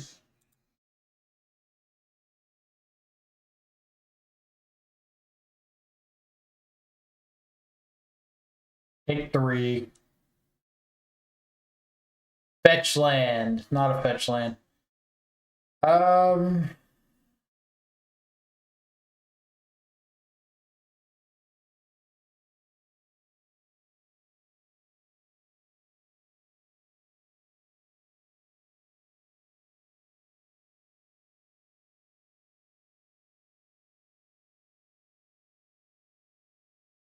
We say okay to the blocks. Fatal push the Dryad. Pass again.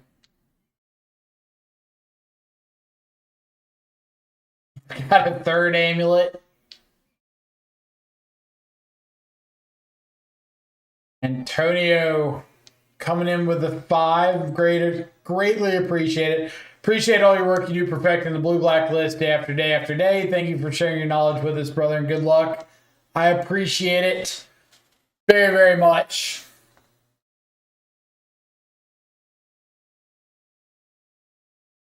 All right, let's attack him with Frog. I'm going to discard a Subtlety.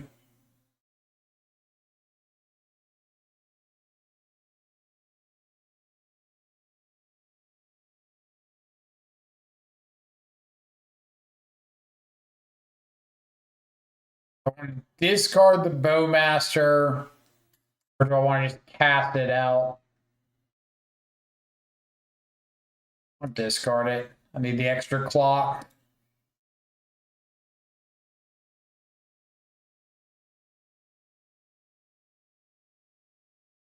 I don't mind the ping with Bowmaster, but I think I'm just like trying to race with this Frog more.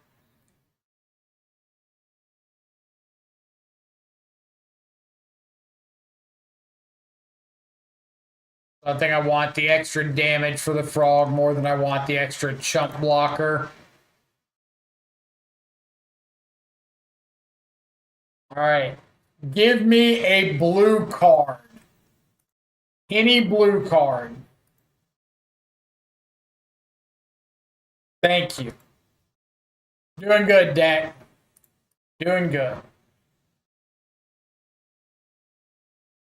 Now let's play out our Murktide. 3, 5, go.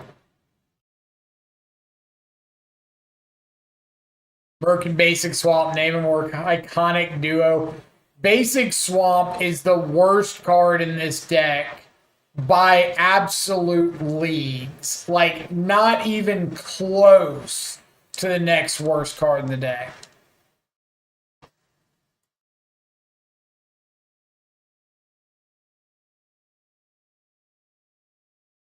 And there like used to be variations where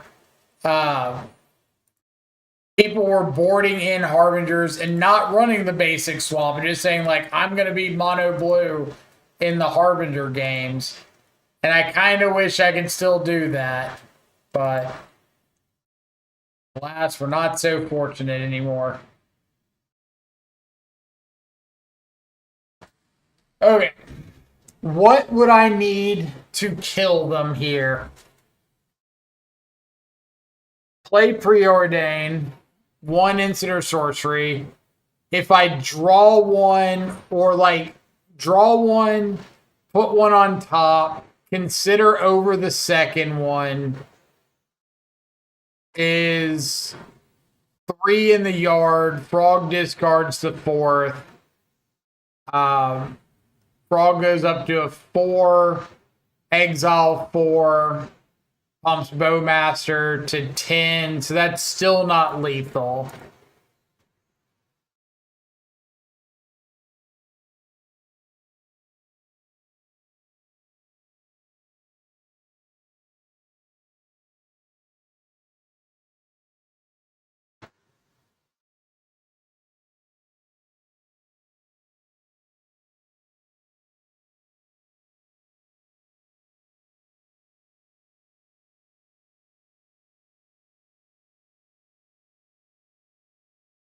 cast a consider, see what happens.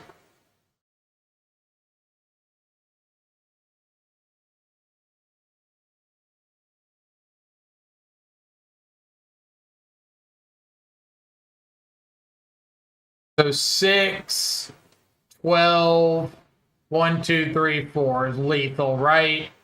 3, discard all 3. 6, grow by 4. So let's start with flying the frog.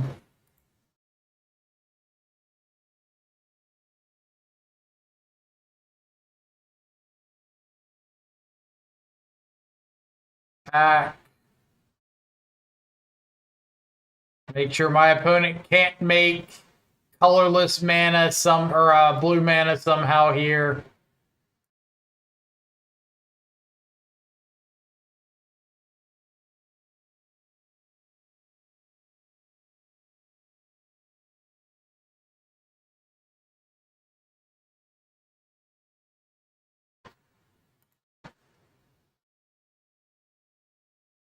But I just wouldn't want to go for it if it wasn't for sure lethal, because I run the risk of something like haste land on the backswing. So make a construct, have a way to get haste land. Like maybe they have explore, red land, haste land. And they get to play red land, untap it with the amulet, make a construct, explore, draw into another land, play it, or draw into haste land, play it. Something that I can just afford to like play around if I don't have lethal.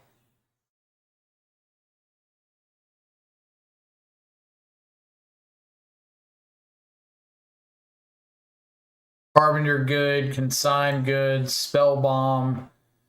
Stern Scolding is okay. Usually like higher on Stern Scolding if they show me Analyst and Dryad and Arboreal Grazer. Midmaster can come out. Don't need as many removal spells.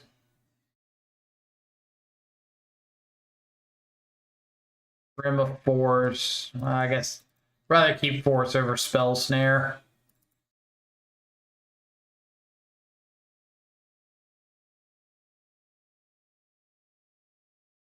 Something like that. I only deal with real lethal, not chat lethal. That's what everybody claims until they run into a not real lethal. There's plenty of times I'm looking at a board state and I'm just like, oh yeah, I kill him here. And I go to attack and start exiling stuff and realize I'm like 4 points off. It's like, oh, I am chat. Chat is I.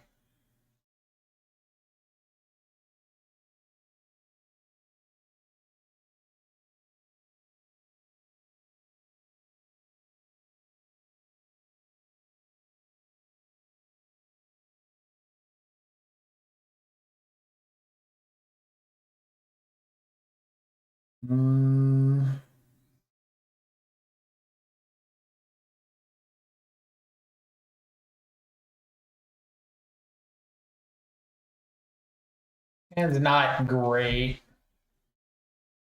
Not bad. Not great.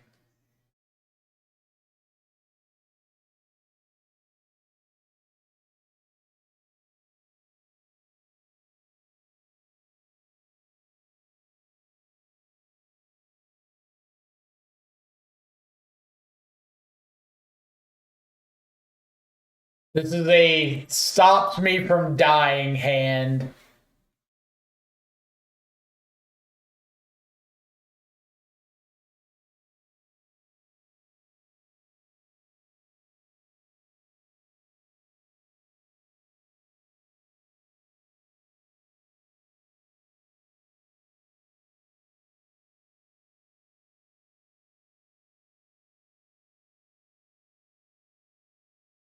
To explore.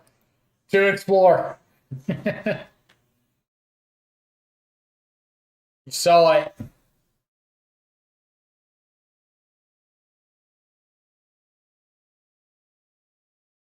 To explore.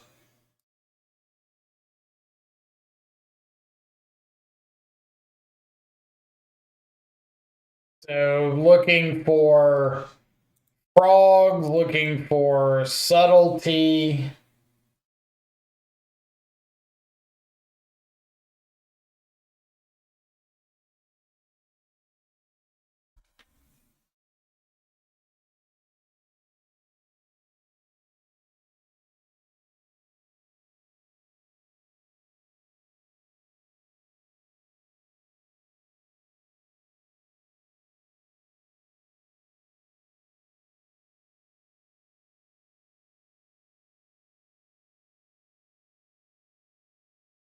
Pretty good for woodlands.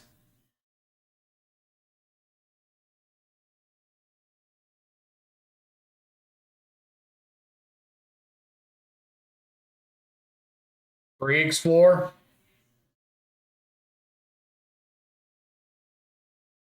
No.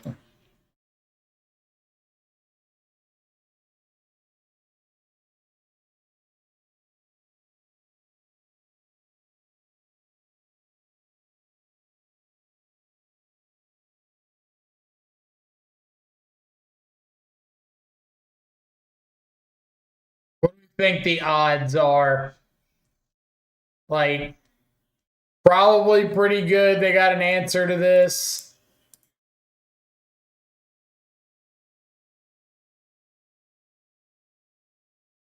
Maybe not. Thoughts on Hummingbard's Blue Black Shadow list Discord? I actually think, as much as I hate to say it, I'm gonna play a Dimir Shadow League after this. I hate to think of what that could mean for my reputation, but I think I'm going to.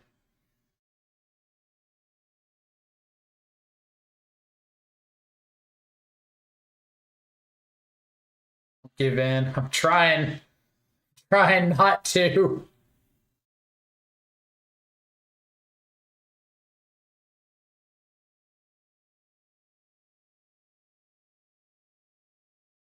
The shadows, they just got a hold on me.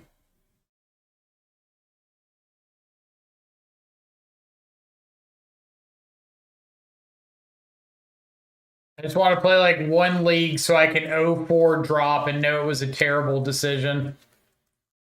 Expedition map. This gets Otawara.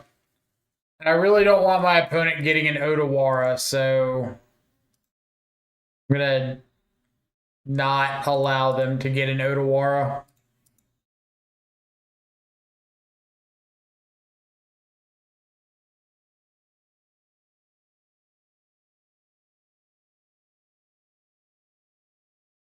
Recon Shadow. What's next? Young Dingo on Energy. Zeriak on Mill. Truly a crazy world we live in.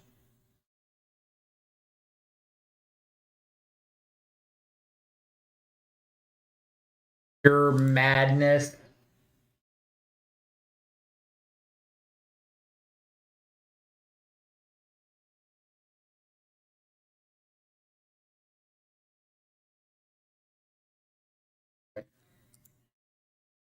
Opponent, I give up on trying to kill your Harbinger. Here's a Murktide.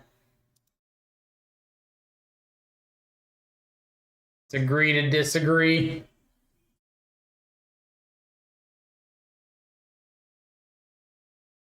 Summoner's Pact.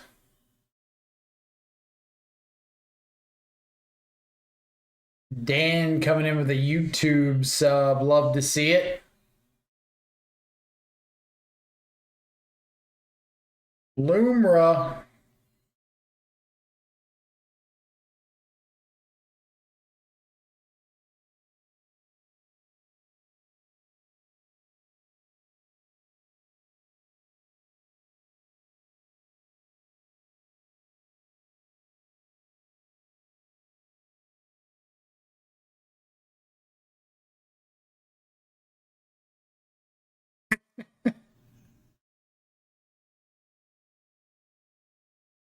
Whoops. Whoops.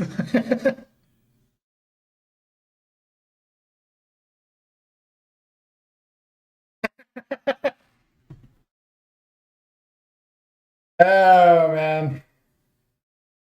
Sometimes Moto blesses. All right. Back to back 3-2s with Dimir. Part of me hates it. Part of me is dead inside and doesn't mind. Um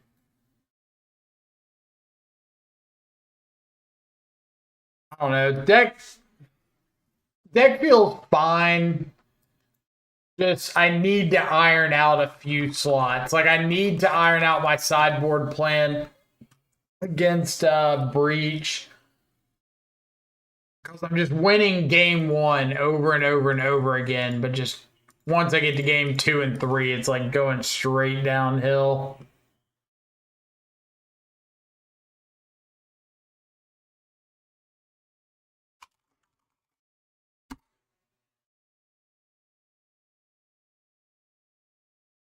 The stream title.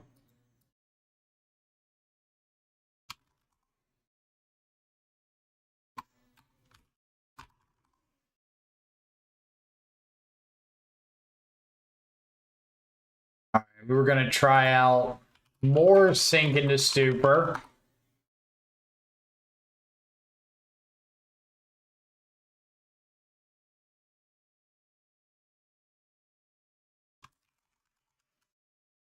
Rid of the Nethergoyfs.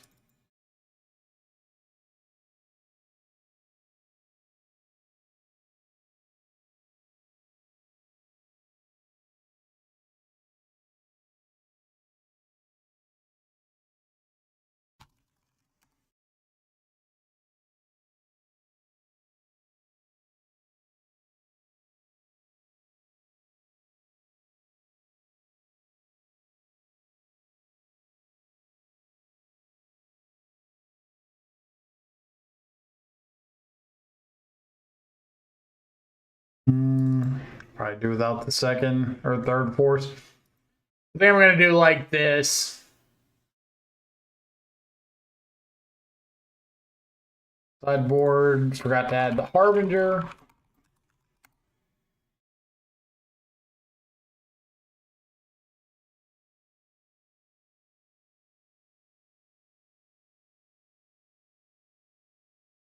I wish I had like a good replacement for Deluge into Energy. I might go like down a Deluge, up a Spell Snare out of the board. Do something like this.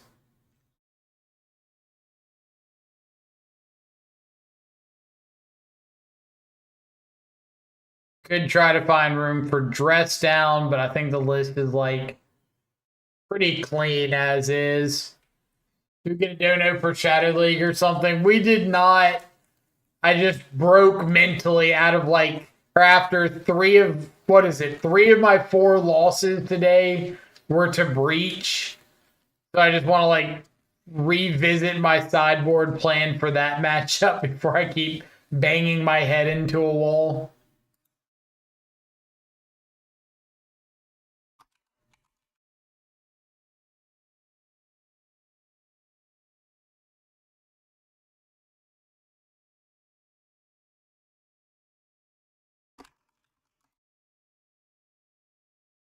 Which I feel is somewhat reasonable of an opinion to take.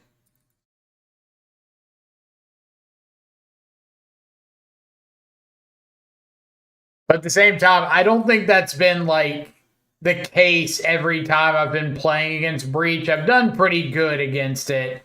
Just today has been like, ah.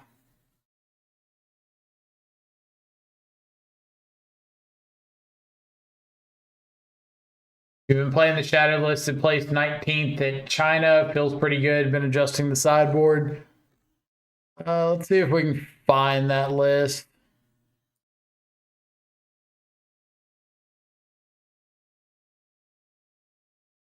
Dimir's Shadow. Oh, never mind. Mockingbird list. I have like zero desire to play a Mockingbird list. I'll just run with this.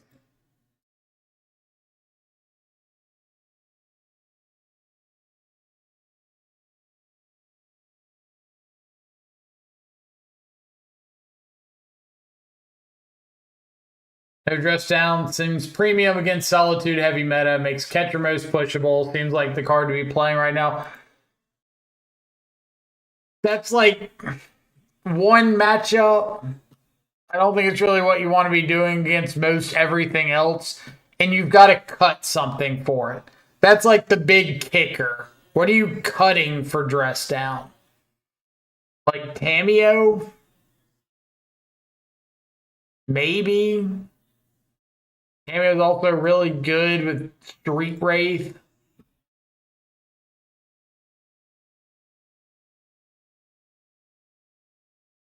All right, we'll do a quick 30-second poll. Let y'all decide.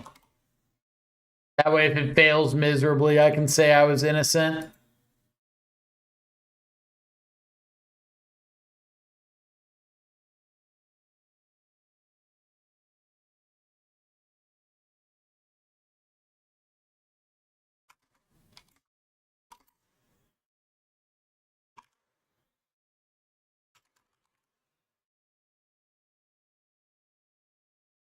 All right.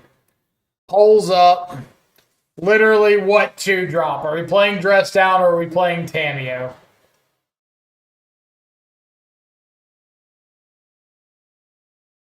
Or when they fast the Dress Down and you just pray that they don't have, like, any of their counter spells in the graveyard?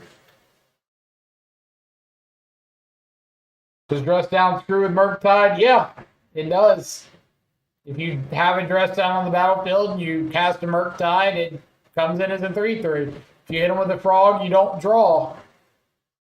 But people are absolutely obsessed with like the Murktide Death Shadow interaction, but don't want to accept that this is not a Death Shadow deck. This is a Murktide deck that happens to be running Death Shadow. So when you run Dress Down, you're like neutering the best card in your deck. But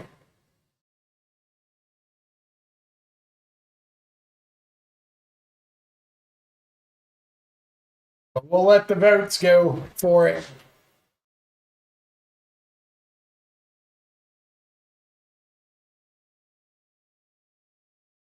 Don't say I didn't do this in a diplomatic way.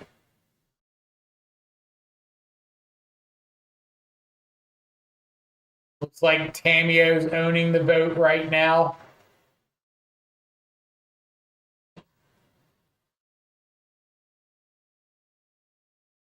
Fat Dress Down Shadow's the babe. Fat Dress Down Shadow is shit. Fat Dress Down Shadow has always been shit, hence why there are no Fat Dress Down Shadows anymore. Fat TBR shit, or Fat TBR Shadow is where it's at and where it will always be at. And you can't change my mind.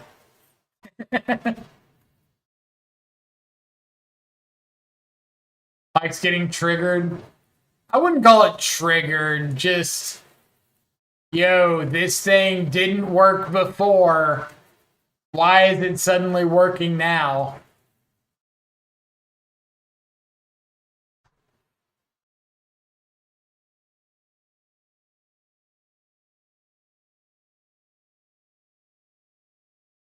All right, Tamio won big time. Great against Titan, but like we just beat Titan. We just destroyed Titan with no dress downs. So like, why do we need to add a subpar card for a matchup that we're already favored into because it's good or because the card is good in that matchup?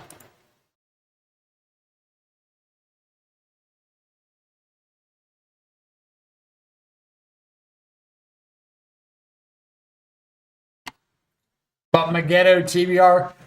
Like, if you want to play Dress Down, I'm all on board with Dress Down. I just don't think Dress Down is like a good card in 2025. But I also didn't think it was a good card when it came out. It was good into hardened scales, and I hated hardened scales. And that was about it. And do y'all remember that meta when hardened scales was like tier 0? Wild times, I tell you.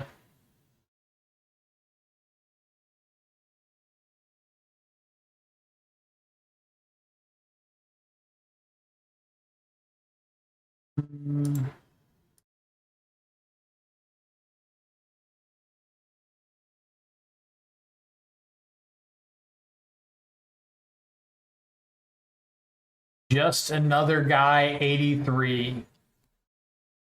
You don't have to drop it. We can keep talking about this. I don't mind.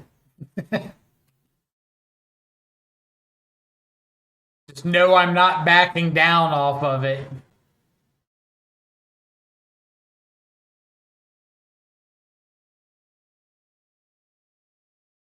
Spell Snare, pretty good draw. So if this is a frog deck, I've got Snare up for frog.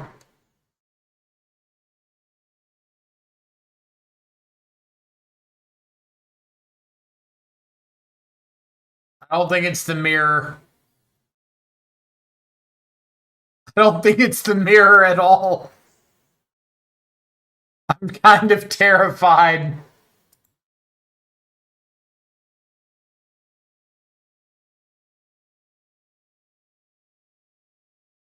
I don't have a clue what this is.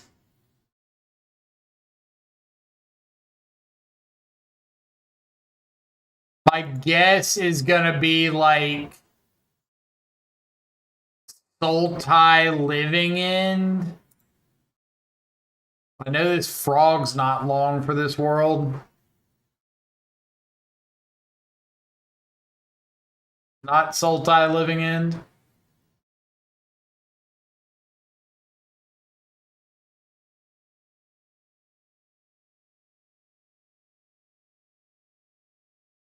Just like Sultai Control. Mika Koro.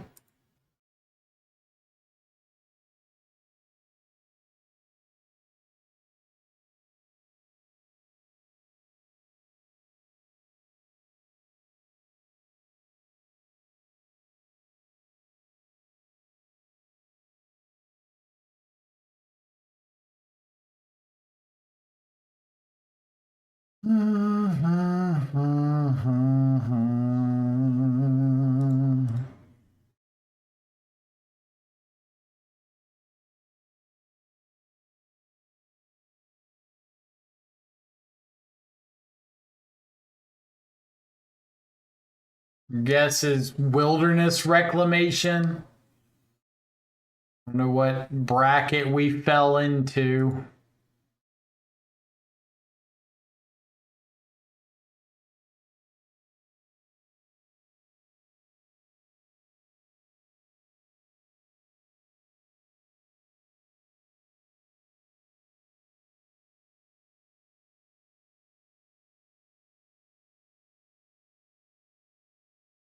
But we are almost at the shadow, dismember our shadow, hold priority, dismember our shadow stage of the game. So that's cool.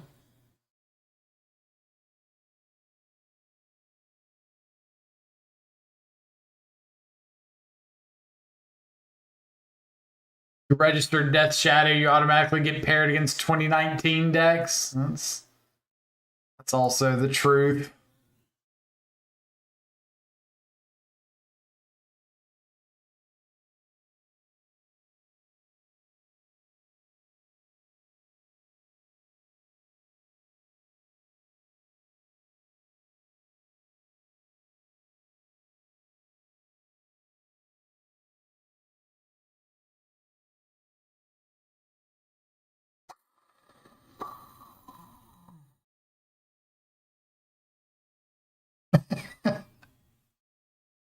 Nexus of Fate.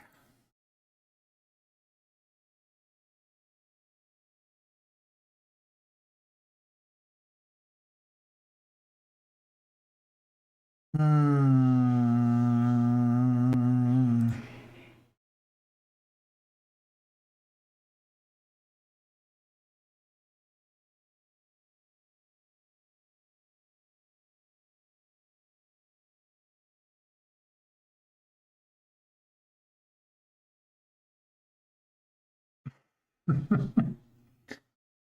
This League of Wilderness Wreck, Burn, Humans, Jeskai Control, and Jund is gonna be sick.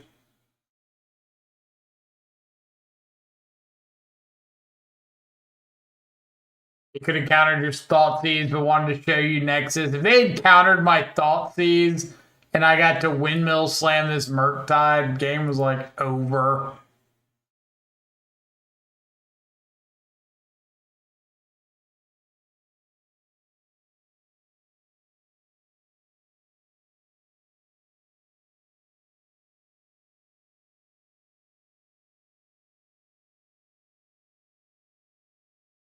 Here is a Murktide.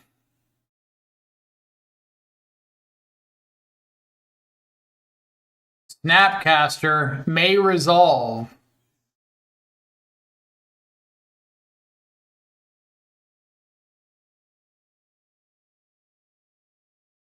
Snapcaster trigger may resolve. Counterspell may not resolve.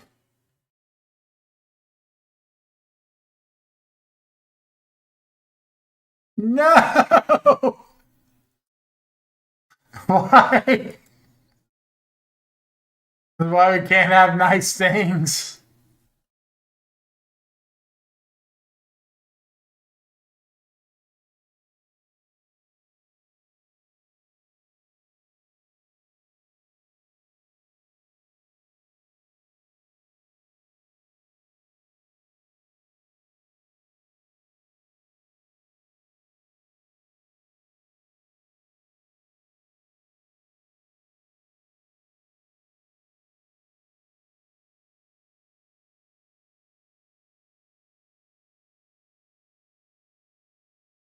The last two cards are Memory Deluge, Fatal Push.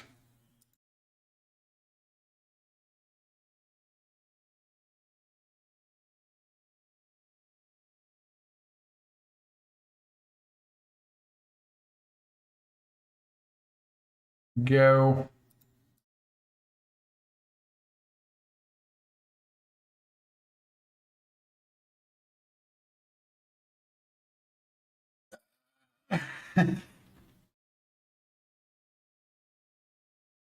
Miserable. Absolutely miserable.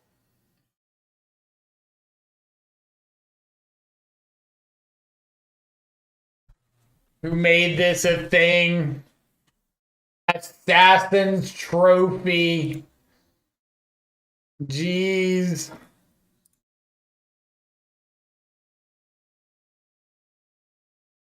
Getting Assassin's Trophy in the year 2025.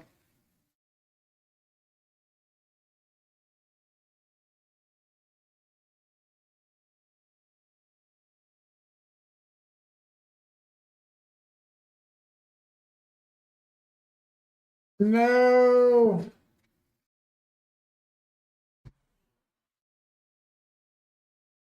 Got this built in paper, and you're what's wrong with the world right now.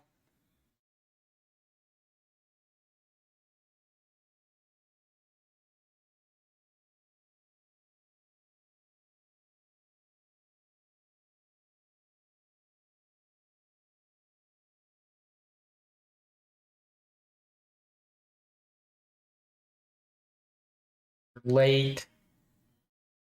Very, very late to the party.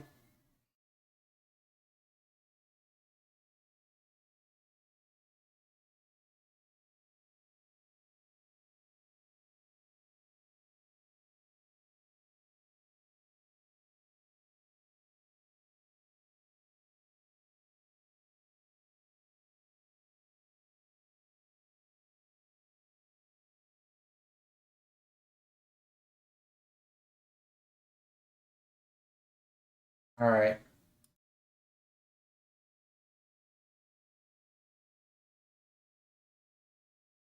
Maybe this is Guy. It's literally the name. I wouldn't believe that Guy would play under the name just another guy when he could play under the name like just the guy, the only guy. No other guy hath ever existed but mineself. That's what I would think his moto name would be.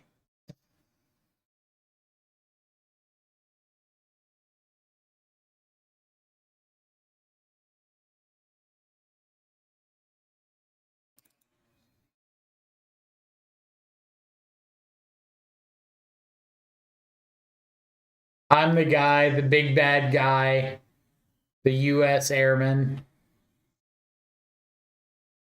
Keep.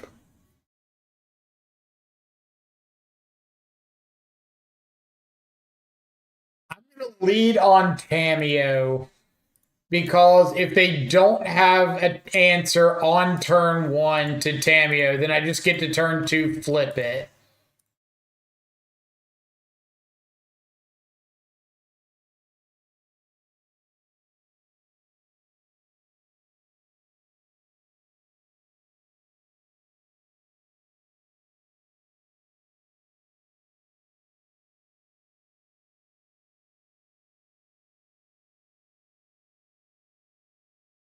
Such a beautifully borderless hand, just absolutely demolished by this Murktide being here.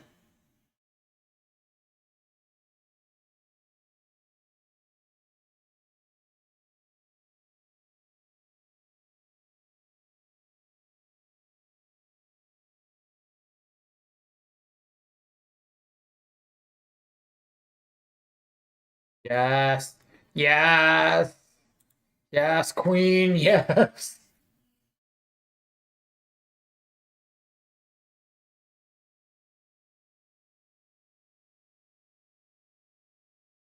Ooh, and a tapped land. Own it. Own it. You done messed up, Skippy.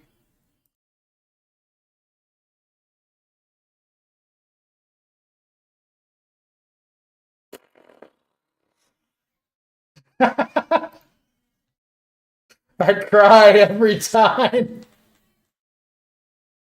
Oh no. Double Assassin's Trophy, Abrupt Decay.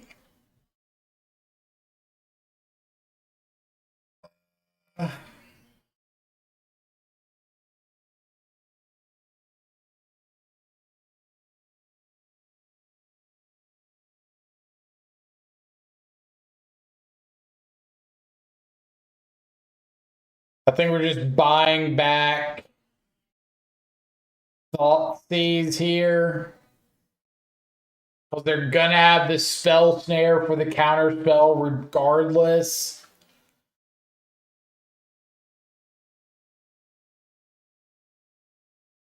Might as well make sure I get value out of this cameo.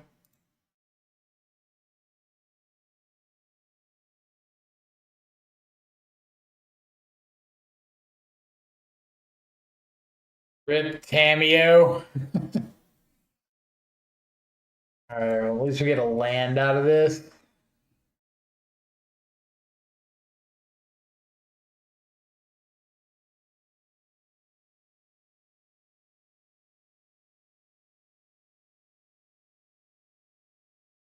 Second wilderness reclamation.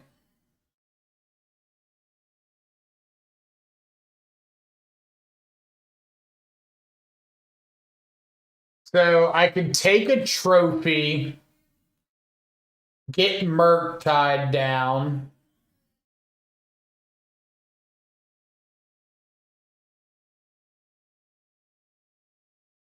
Or I could go for a preordain here and try to find a force negation.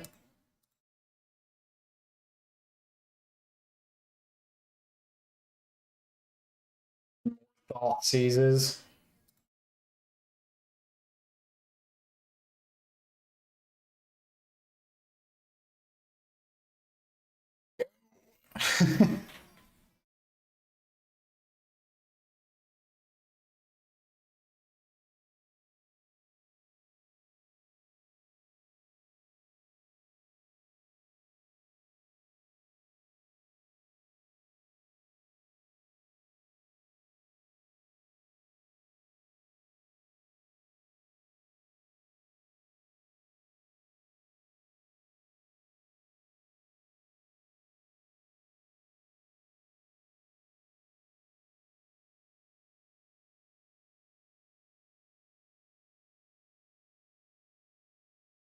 Are you gonna drown in the lock this?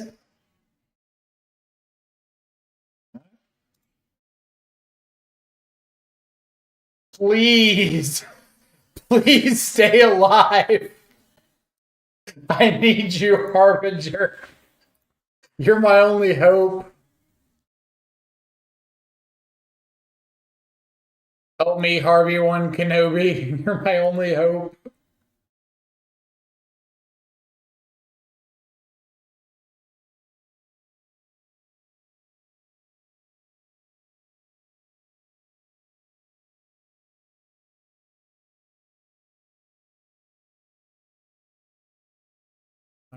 Like a force of negation.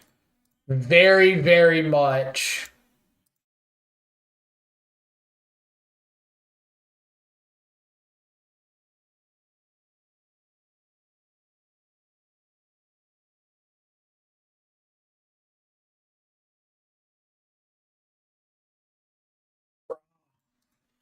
Opponent's on the sauce.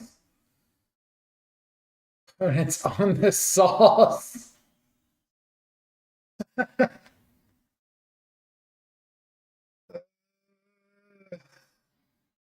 Ah.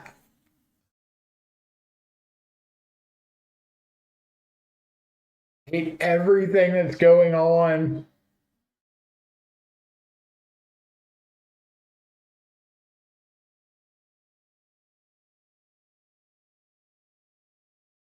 Jesus wants no part in this.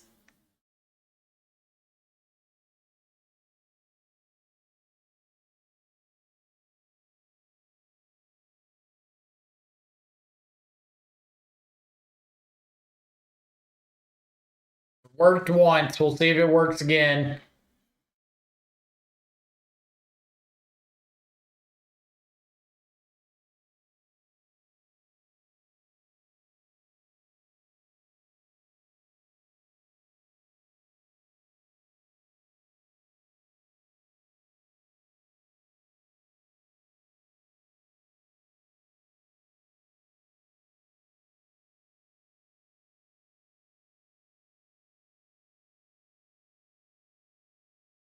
Yep.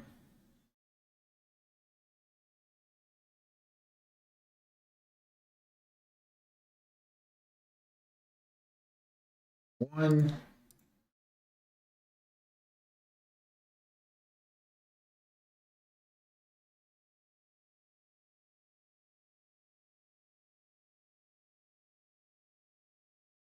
Counterspell, Planar Genesis, Archmage's Charm, Fatal Push.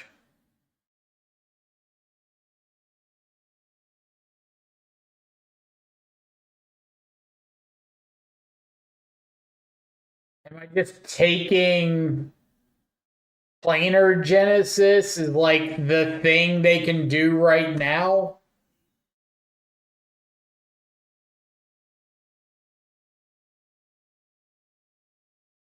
Or just take Counterspell as I don't want them to have Counterspell.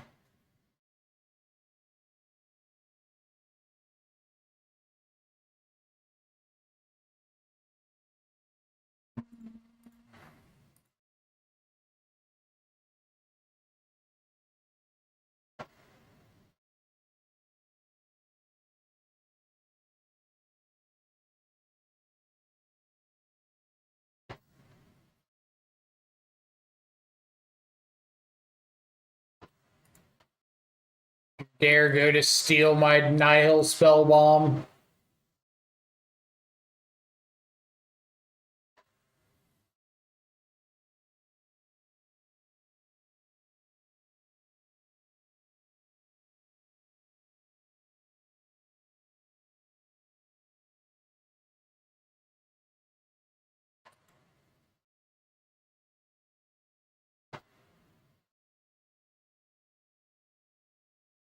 I think I just force this.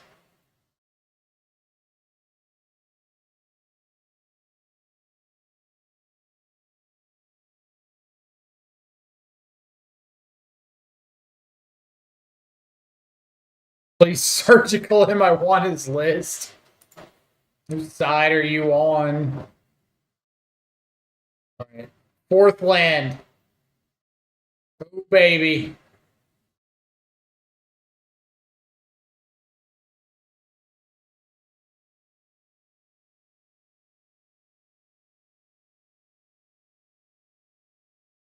For the counter spell.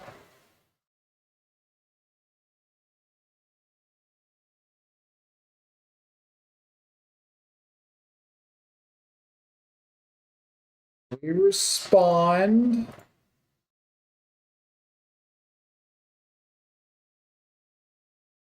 Ah.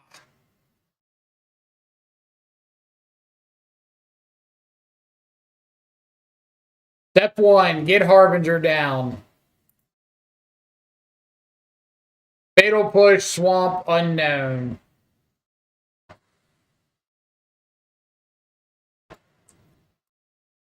We're going to go for the surgical now because I want to resolve the Murktide.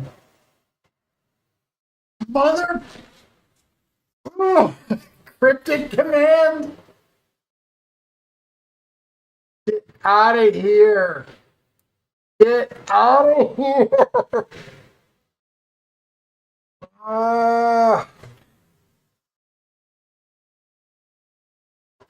All right, well, here's your, at least part of your list if you want it. One Nexus of Fate, one Brain Surge, one Mystical Teachings, two Scavenging Ooze.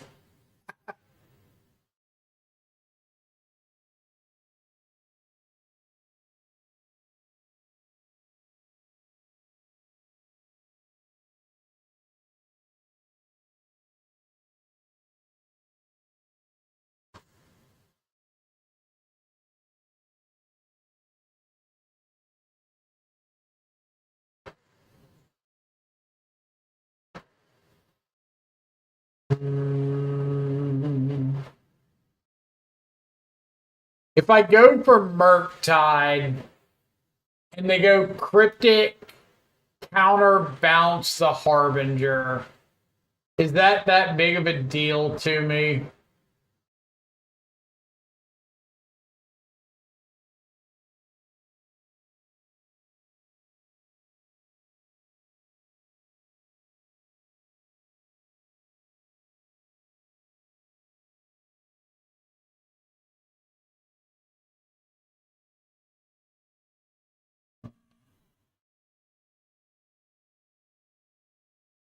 I don't think I like just passing right there.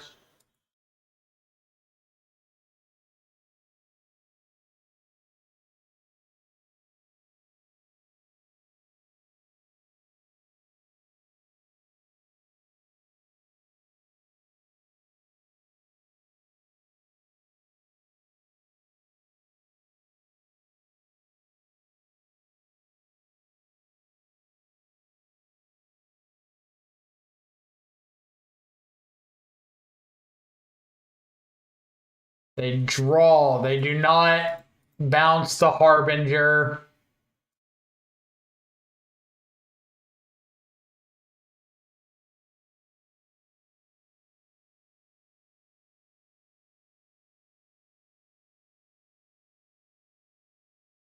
Yep.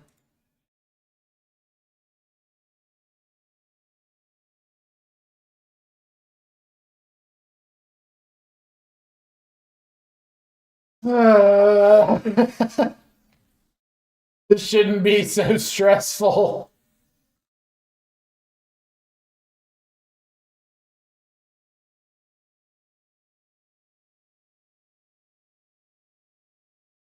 Okay.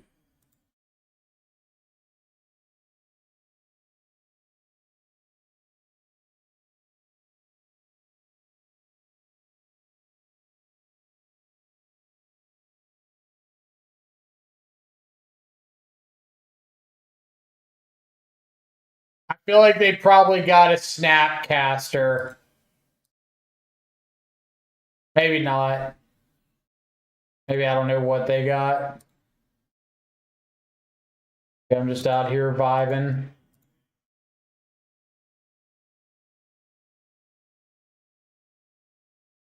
Please don't kill me.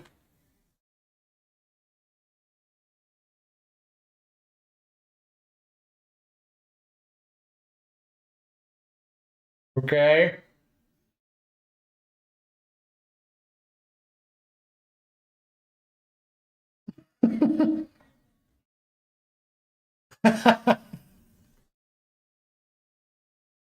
Oh,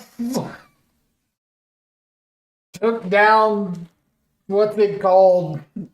Wilderness Reclamation in 2025.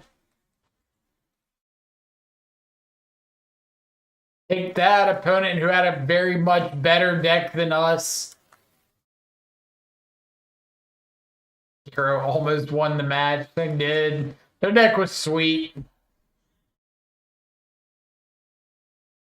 Every now and then I'll think to myself, like, I wish I could brew decks. And then I just register Death Shadow instead. And it's terrible. Great, because it could be anything.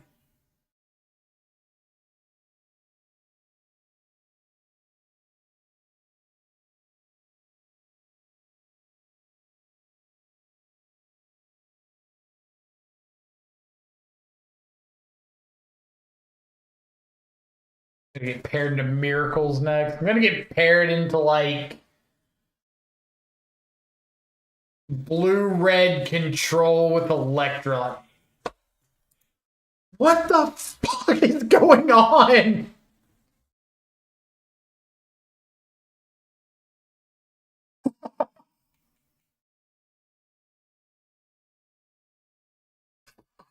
What did I do?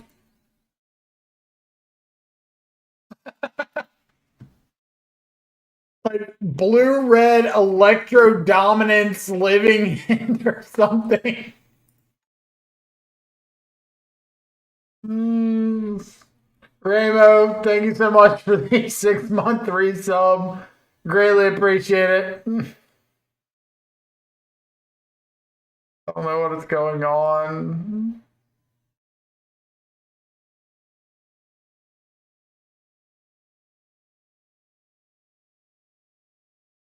Clearly, I messed with some space-time continuum, and this is what it resulted in.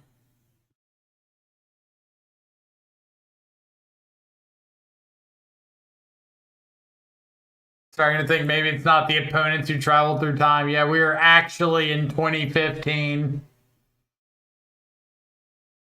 I've been perfecting my time travel machine for years now.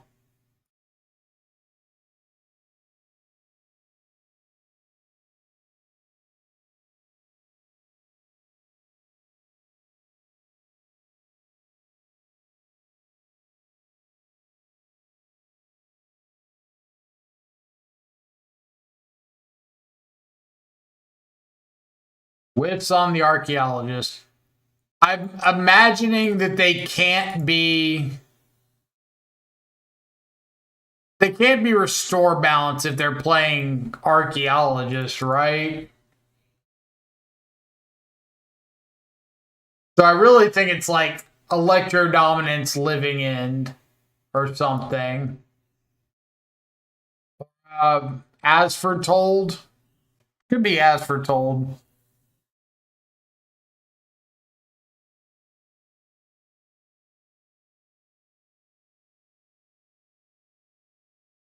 How does he know it?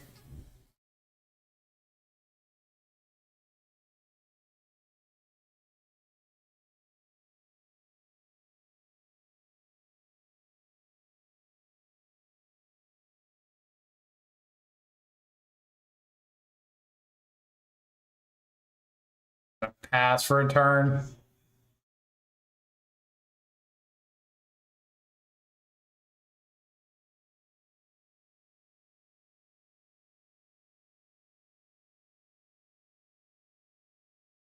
Gargadon's balance 100%.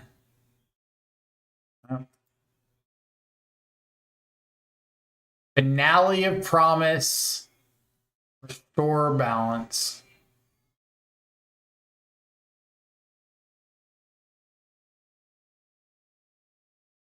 Suspended Ancestral Visions.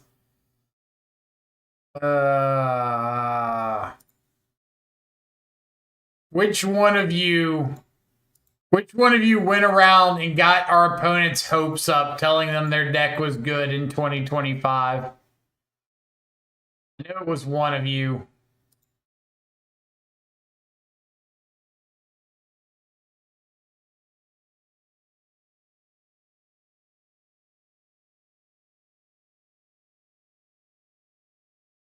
Telling your other Discord, like, yeah, you should play that Wilderness Reclamation League you said you were going to for the last 6 years.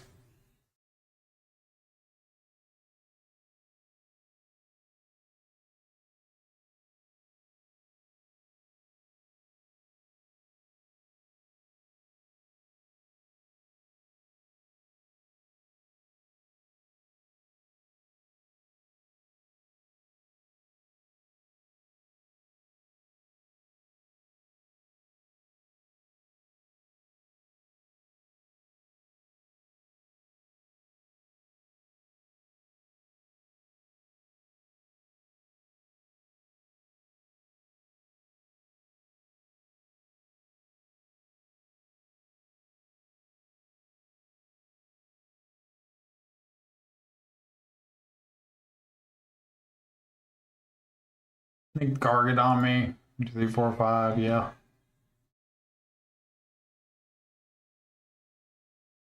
Nine, 7. They should just do that right here, right? Guess maybe they're afraid I've got like push.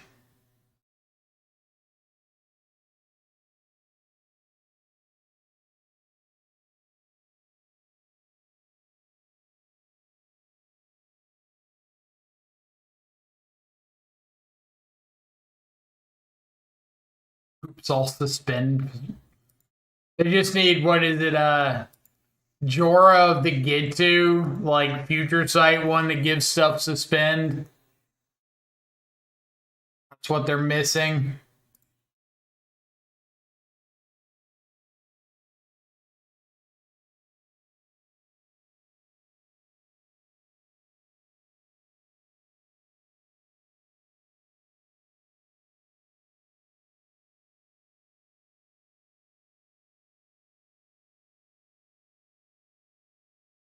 I really think they should have played out the Gargadon last turn. I was like mostly tapped out.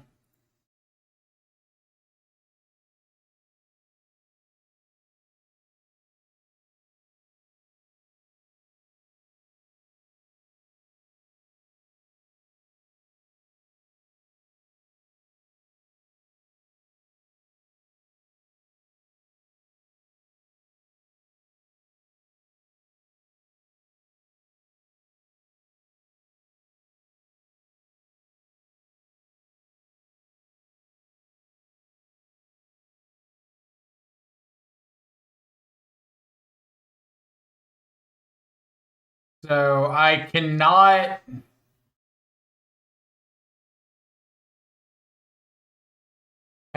outgrow the Gargadon, but I can at least get it off the battlefield.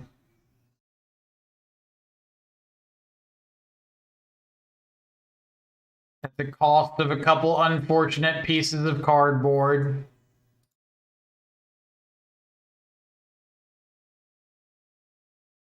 Bum, bum, bum. Bum, bum, bum.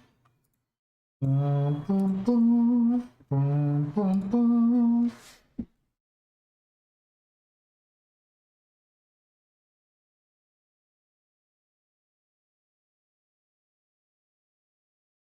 Sorry, Murktide.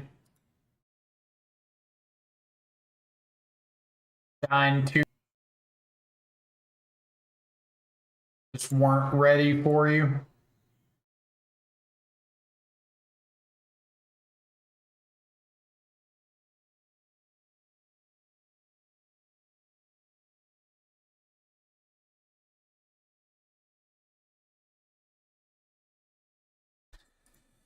All right.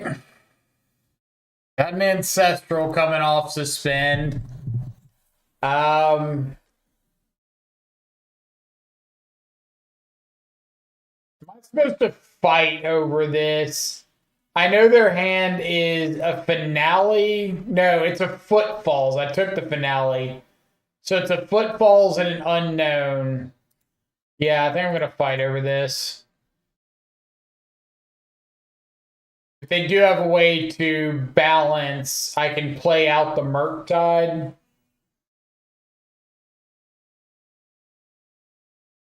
I'll still have 2 lands left.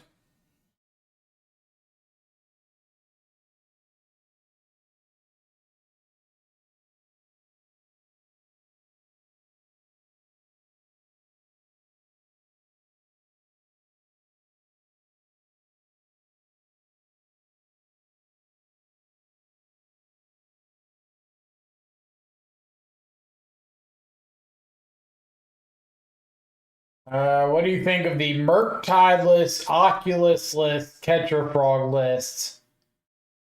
I don't think I've seen one without Murktide or Oculus. Actually, no, I take that back. I played one.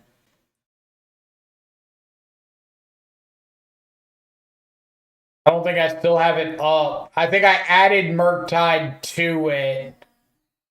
It wasn't this one. I ran a list with just Ketchermost and Frog, and I added Murktide back to it because I felt like the ability to get Ketchermost online was lacking too much.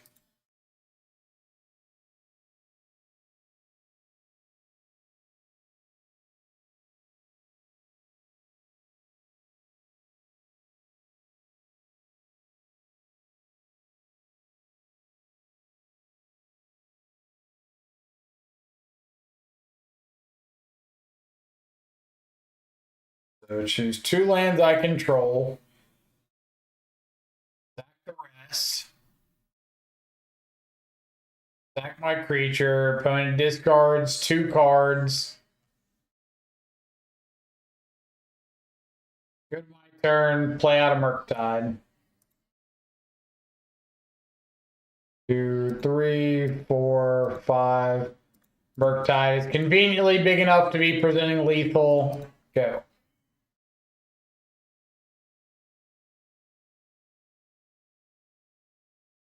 You tried Dimir Murktide splashing white just for sideboard cards. I have not. I've played with Ketchermost being the only white card in the main. I have not tried out a list that only had white for sideboard stuff, like Stony Silence and what's it called? Stony Silence and like Prismatic Ending or something. I have not tried one like that.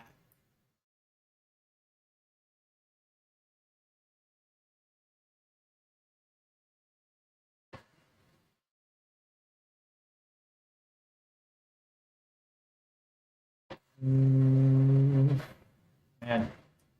everything seems like decent. I don't really know what I want to cut.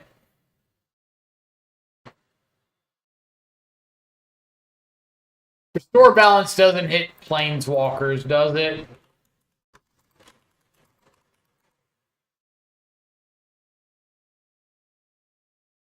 No. So I could flip a Tameo.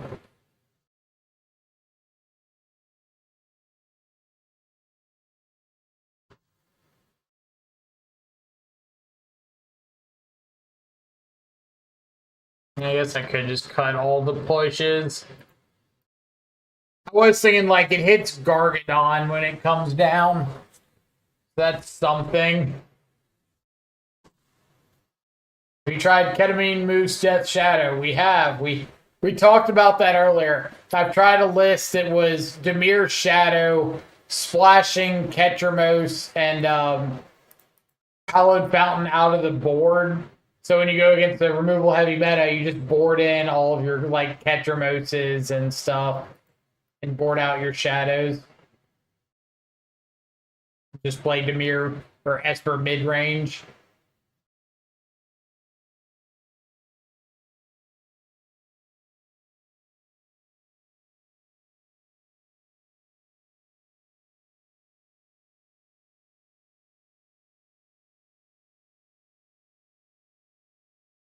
Try Grixis Flashing Red for only 2+ cost spells like Terminate, Iteration, and Pyroclasm and Charmals.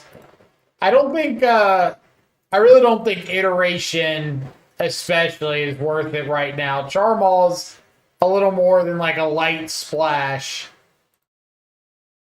Like a little bit better. I just don't think it's worth it to make a splash unless that splash is like, without a doubt, significantly raising your win percentage. And most of the time when people are talking about splashes, it's like, well, this splash maybe raises this one specific matchup that I'm already favored against by like 5%. And I don't think that's worth it, like, ever. Well, that's just my take.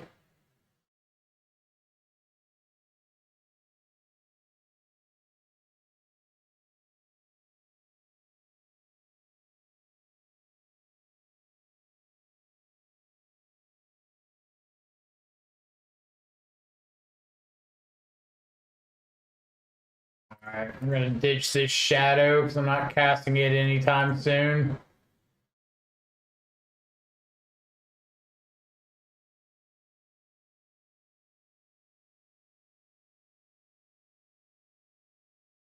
How'd the frog games go? We went 3-2, 3-2, with 3 of my 4 losses being to Breach.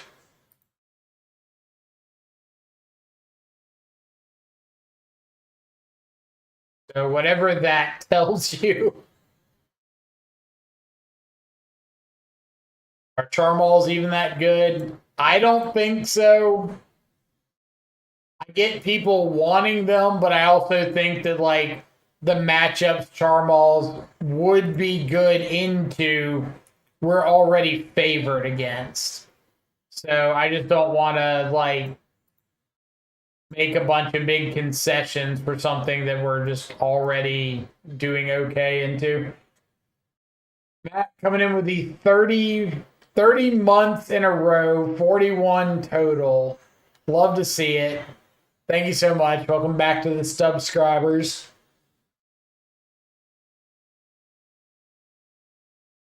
Flash green for oof. That's what I did. I went to, what was it, SCG Con Atlanta, the standard one. Didn't play main event, but played side events, and went like undefeated in 2 days of side events with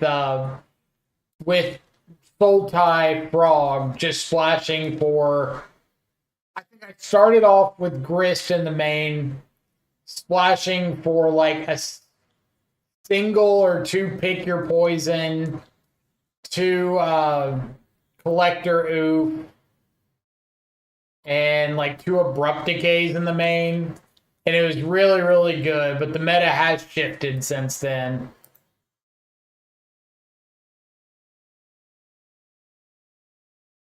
Visions is not coming off the spin next turn.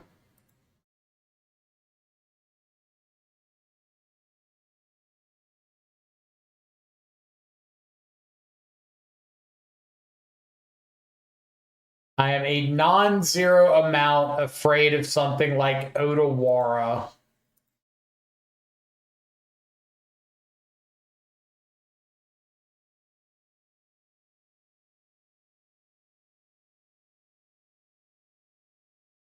What was your opinion on Prismatic ending again in Frog? I liked Pending. I thought it was really good.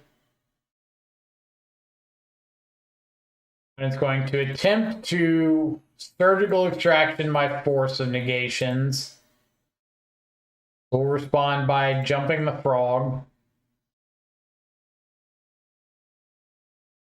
Not give them any information on our hand.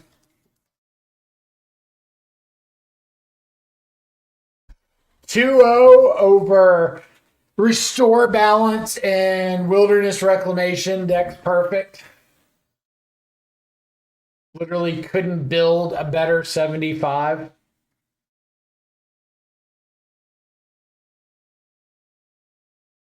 But yeah, I do think pending is pretty good. I have Dismember a little bit higher on my list just because being able to deal with like an Emery on turn 1 is a really big deal. Deck's really going to tempt me with a no lander, double Wraith.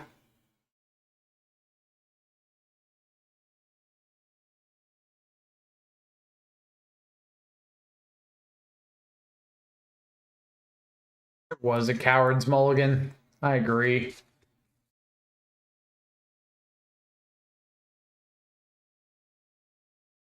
Sometimes you make stupid decisions and get punished.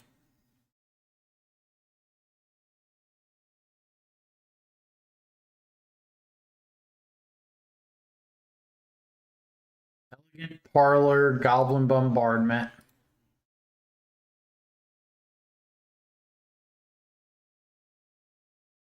Second Goblin Bombardment, a Johnny, Seasoned Pyromancer.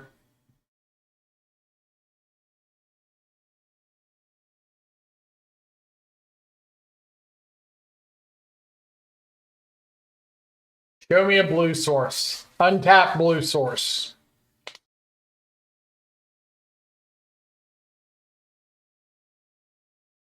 Ah.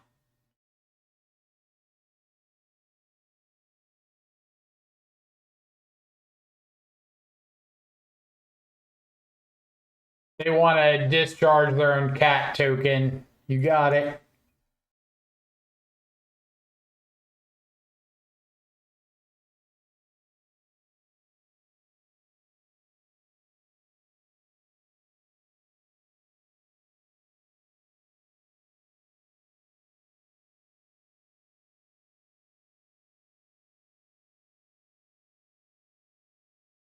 No blocks. Blocking is for cowards.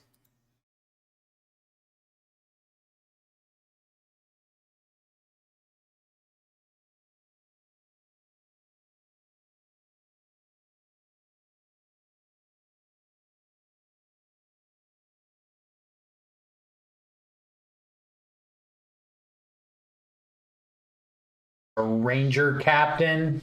No. Spyro.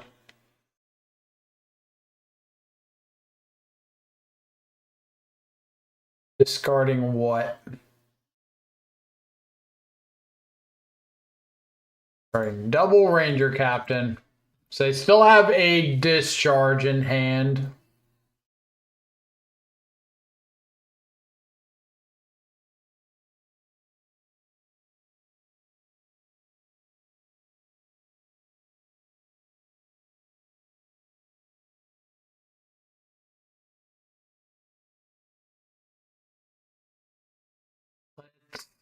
Fatal Push, a Johnny. Jump the frog and get in for a point here. Slash draw a card.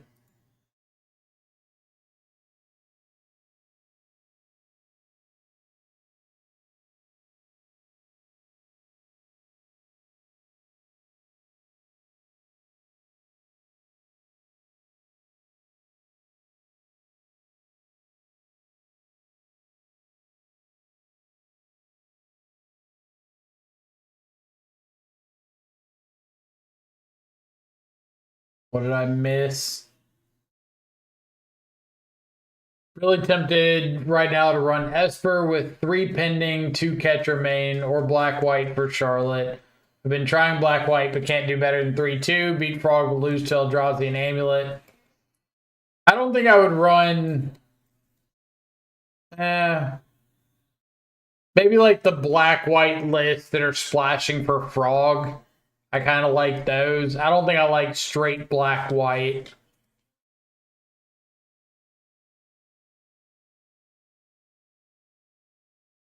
Trying out no more lies currently. Shores up stuff you were scared of. Like what?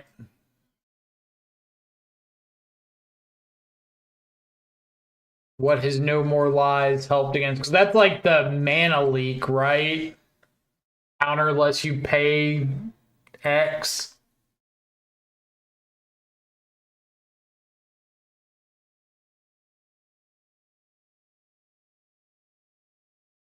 Like a Titan Breach, maybe an Eldrazi. So it's just like another counter spell.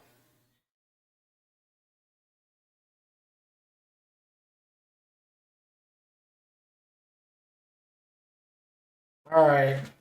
I don't mind pitching the Wraith here. I think Wraith is like fairly free.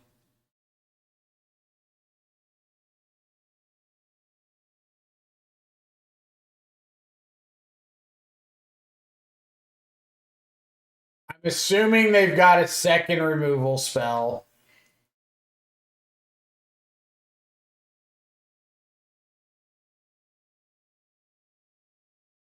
I think I'm just going to go for it.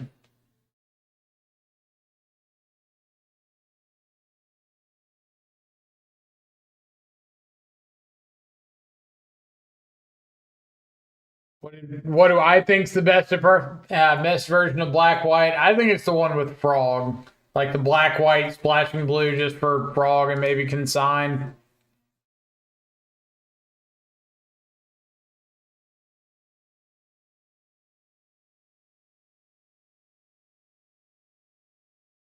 You do have the Flage. Boo. Boo.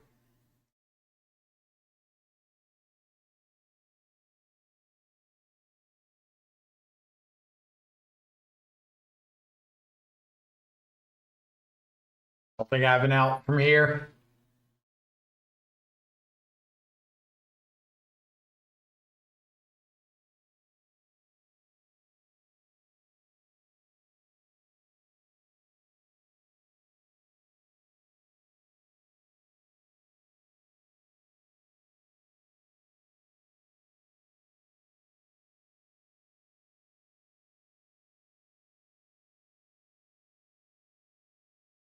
All right. Game 2 against Energy.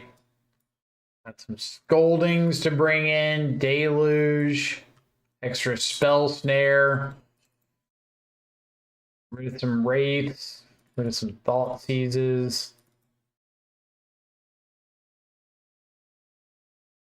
And like a Harbinger over the last Thought Seize.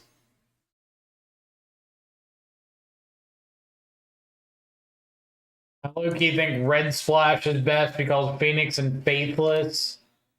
I haven't seen a version like that. I've seen the Red Splash for Flage, but I haven't seen one splash in red for Faithless and I'm guessing Detective Phoenix.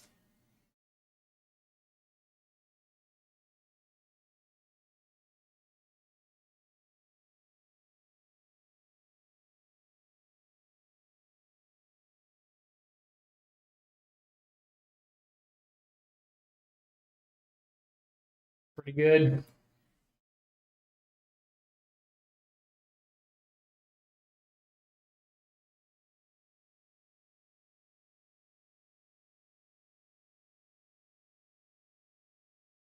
Or I hope this hand is pretty good. Guess we'll find out shortly.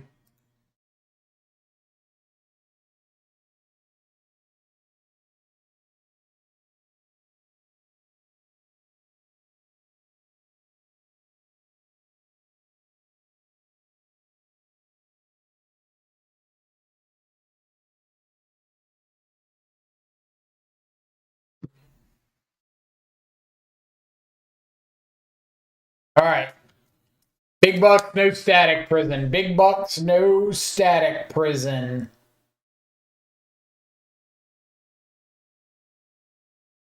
One-time dealer.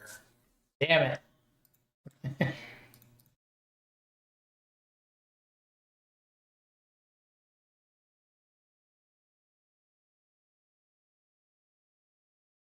We'll get that frog back eventually.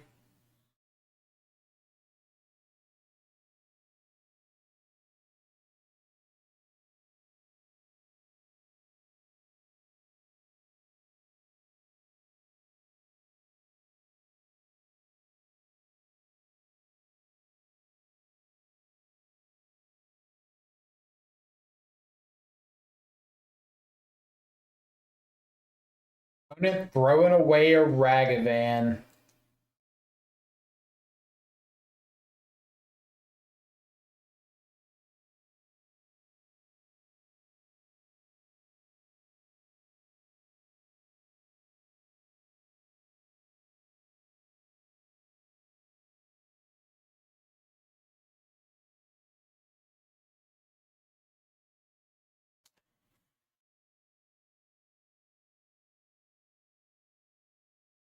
Show me no land a Johnny.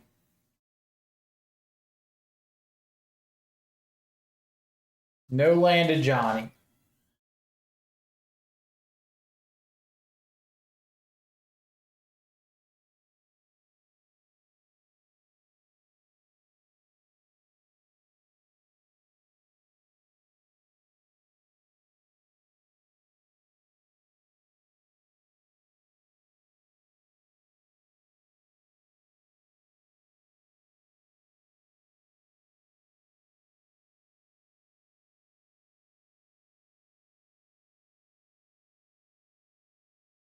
Go.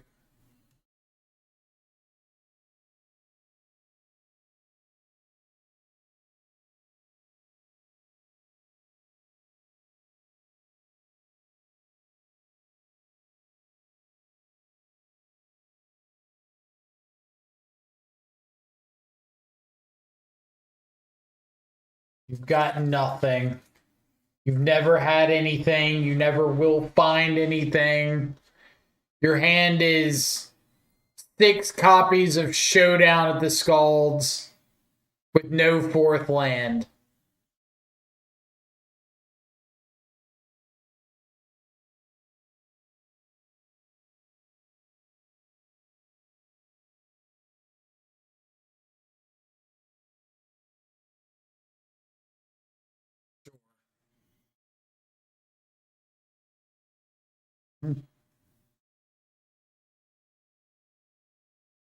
Your hand had a little bit more than Ghost Vacuum or Showdown of the Scalds and nothing.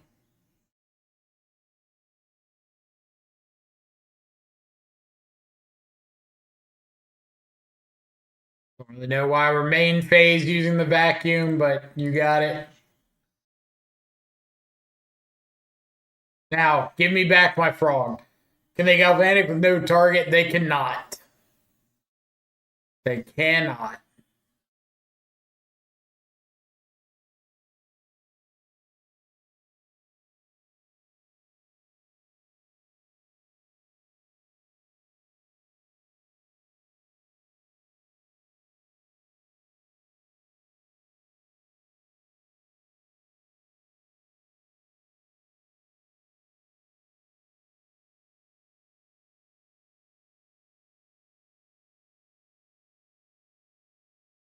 What does Shockin' Sacred Foundry right there mean?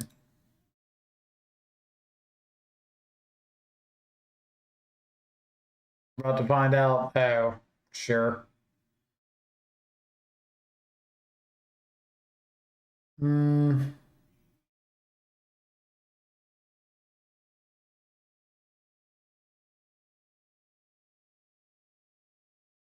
I'll just let them block.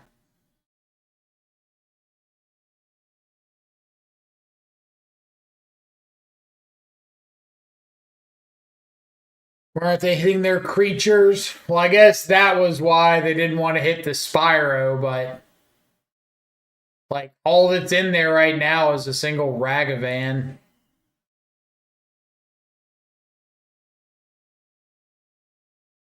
Not that I'm disagreeing, but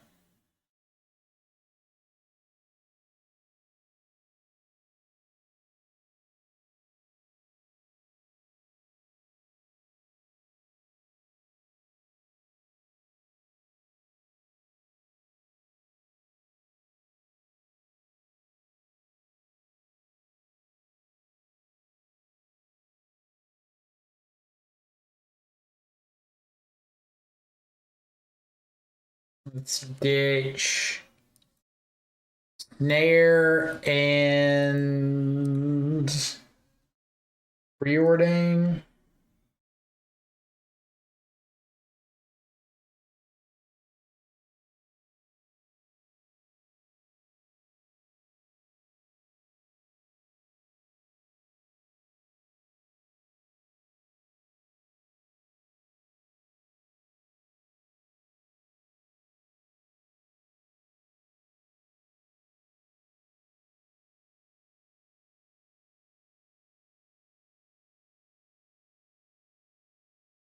Right.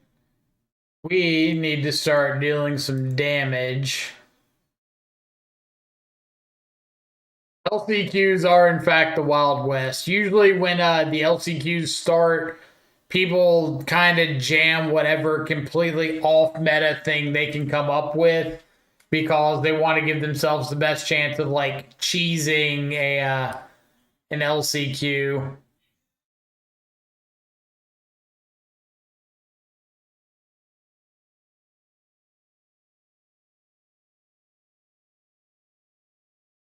Like, what can I put together that nobody's going to be prepared for?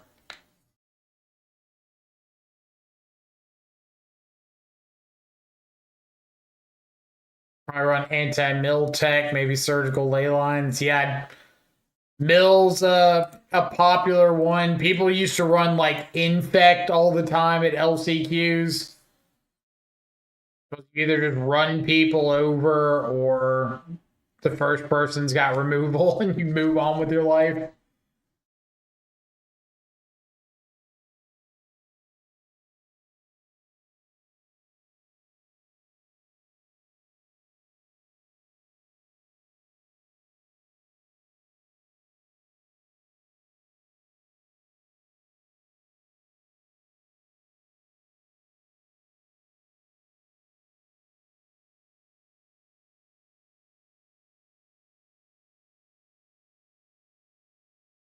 All right, I'm going to fatal push this Ocelot Pride. Let them exile it because I can. Or no, they have the Flage. There's like no good way to do this, right?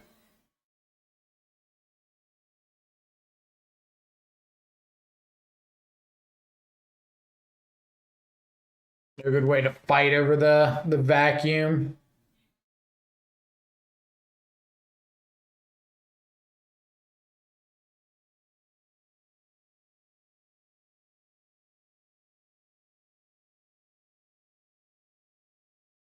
Not bad.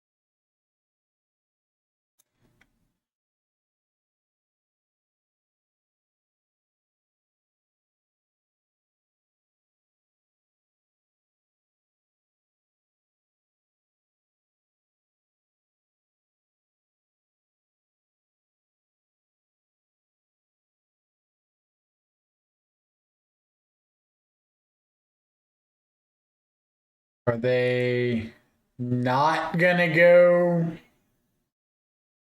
I guess I could second main go for the double Ocelot.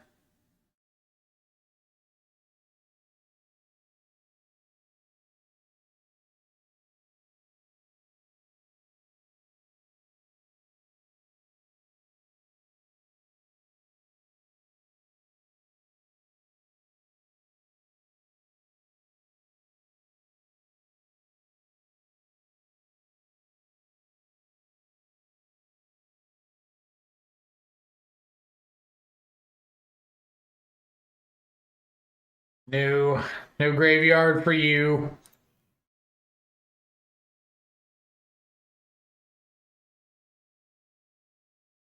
figure out these two flying cats when the time comes, but until then,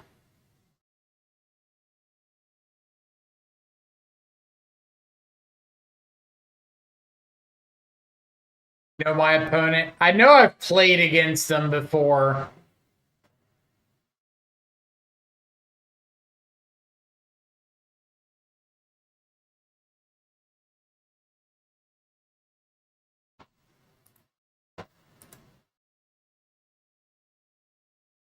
Am I playing the list from the recent regional in China? I'm not.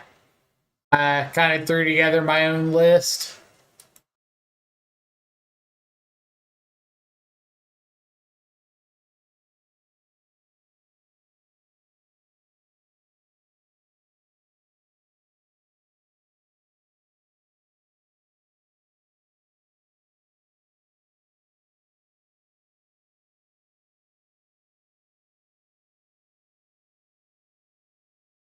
So you're gonna get back double Ocelot Pride, and that's it.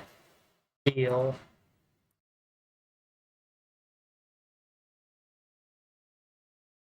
So I can kill one of these now, and then fly the frog on my turn. Unless I find a removal spell, but fly the frog, they're forced into chumping the frog here.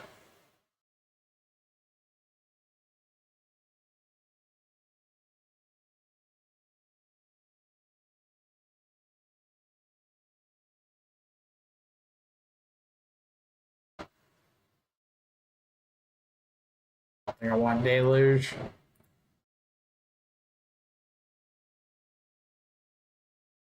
If they don't block, they just die.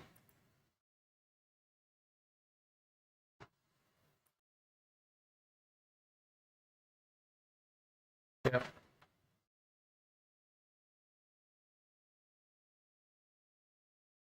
Go.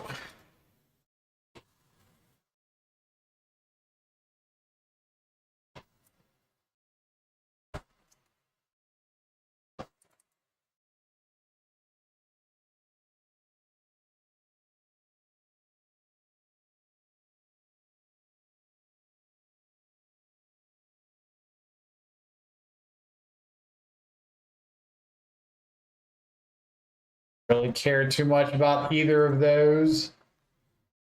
Um,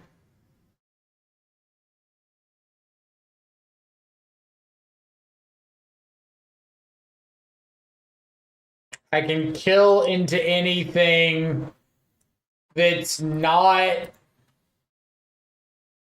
double discharge,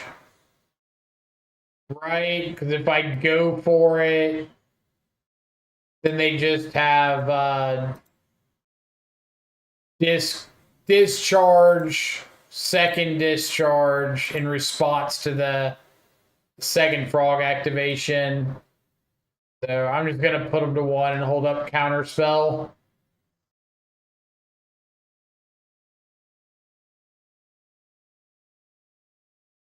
Like this non-attacking or blocking elemental, same. Just here chilling, living his best life.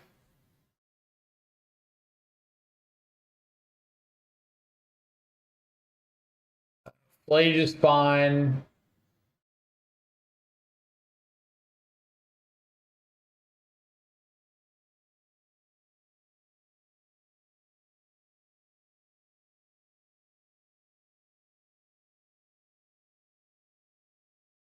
For the hasty escape flage.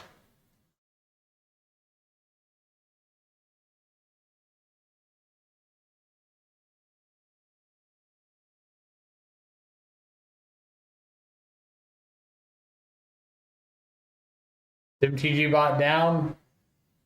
I don't think so.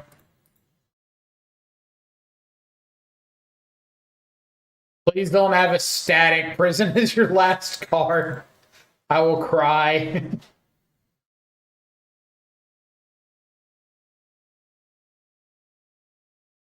Dude, Zeriok, we've had the weirdest league so far. Round one was against Sultai Wilderness Reclamation. And round two was against Blue Red Electro Dominance, as foretold, Restore Balance.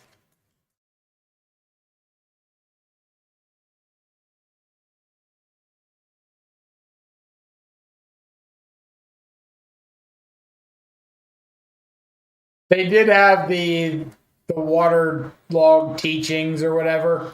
They didn't cast it, but they had it. Card existed in their 75. I think Frog would be more modern playable if it could exile 3 cards from any graveyard. If it could exile 3 cards from any graveyard, it would be like a $200 card. If I could exile 3 at instant speed from your yard and give my Frog flying, like, Jesus, that card would be nuts.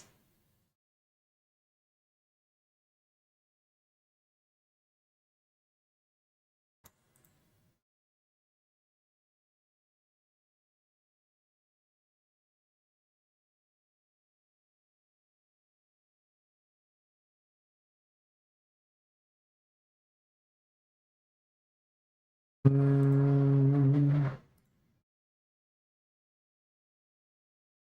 just gonna go ahead and fatal push this.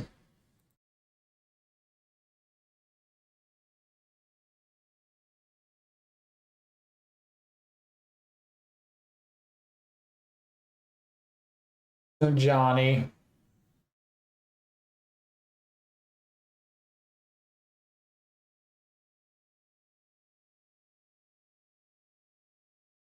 Basic planes is an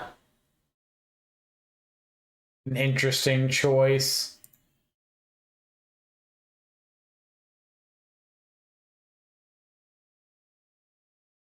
Okay.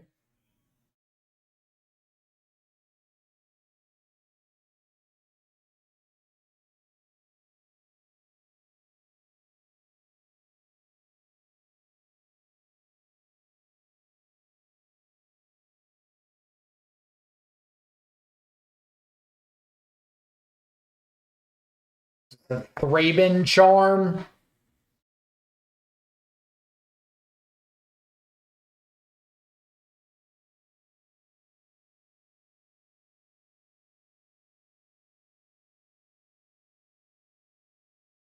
Blood Moon Hand could be. Haven't seen a lot of Boros playing Blood Moon recently. I think it's like definitely something that could be there.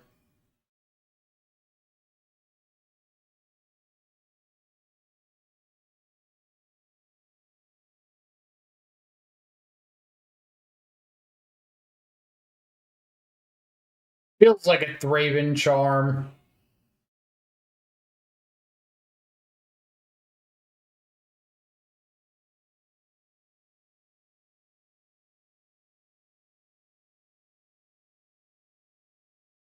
I don't think I would discard. I think I would just let the frog die.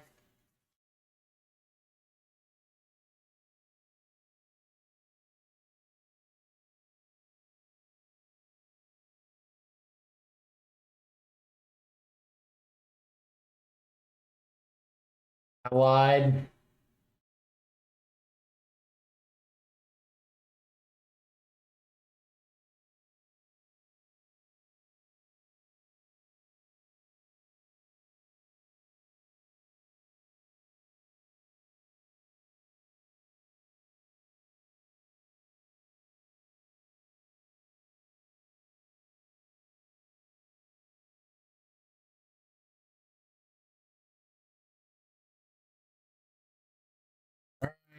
Let's see if this does anything.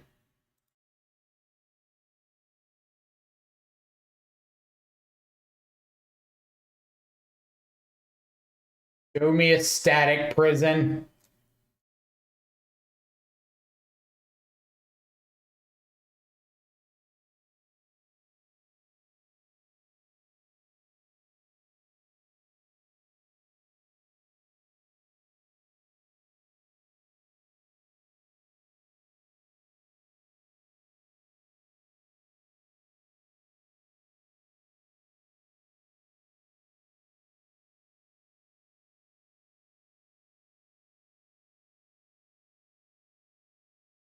Right?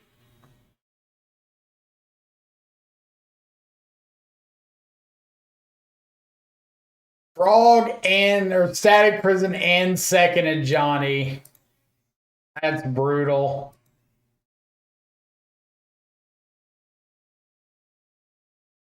Jeez.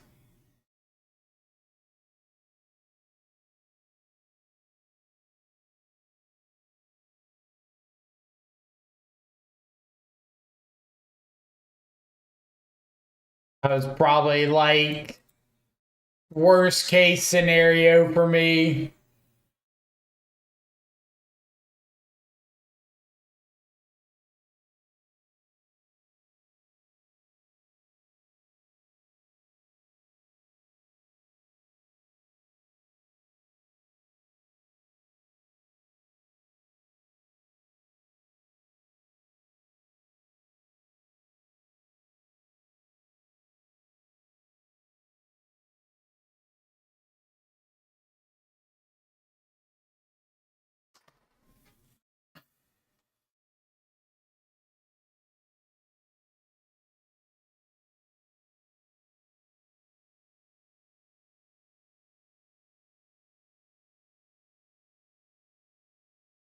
Is your chat getting super dark? Not particularly.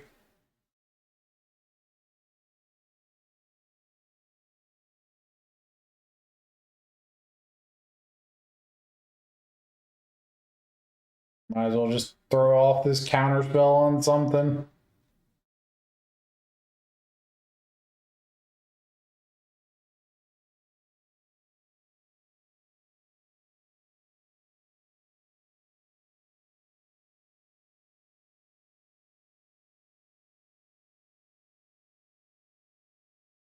The top deck like a Murktide.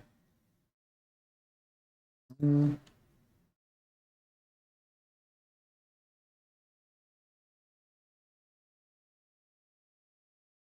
yeah. Hmm. I don't know. Like,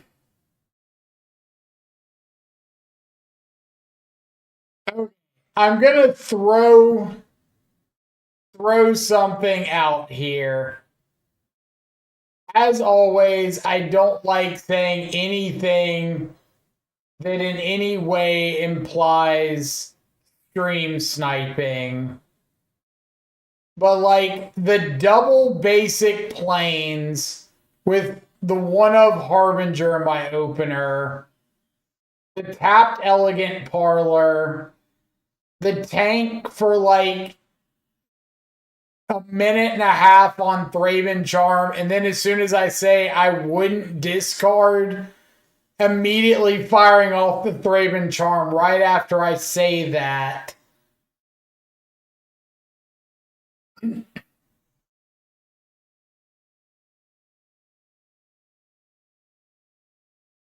Like, again, I don't want to throw accusations around. I just can't. I'm trying to imagine in my hand or in my head the hand that it would have to be to like make the plays make sense. And if there were an obvious, like, oh yeah, this set of cards would make it make sense, I'd be like, okay, yeah, sure, I got you. But just like, they didn't to me.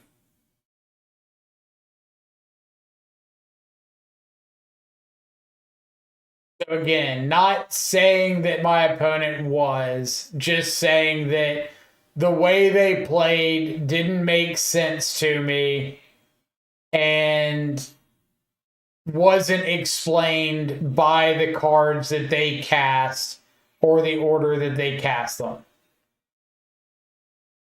Yeah, if he had Blood Moon, it makes more sense.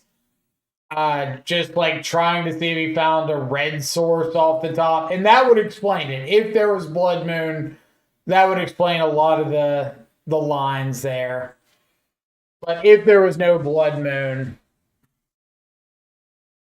then I would be more questioning.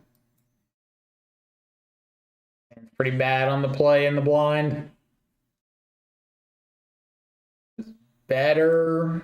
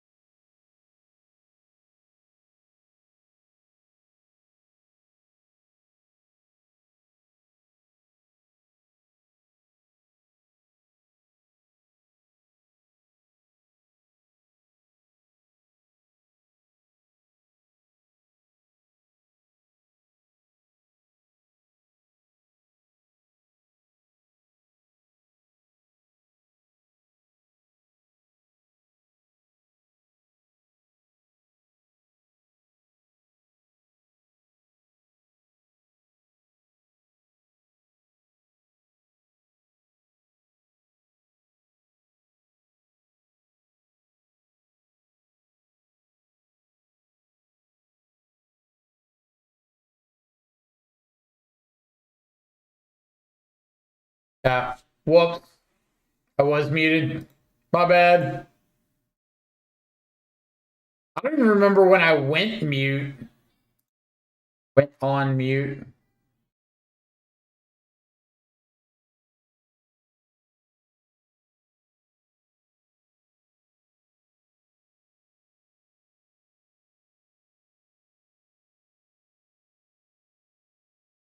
All right. I'm gonna keep the fourth land on top. Pass with Murktide, or pass with Counterspell. Try to fight over like a Kozilek's command.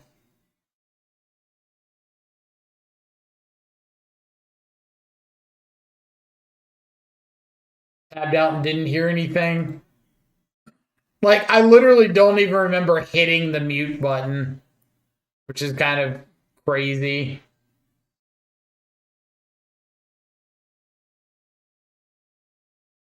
Like total doesn't really matter here.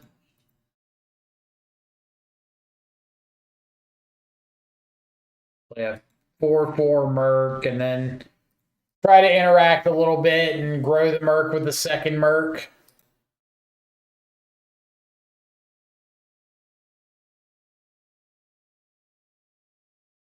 One, two, three, four, five, six, seven. So they just have the Devourer here.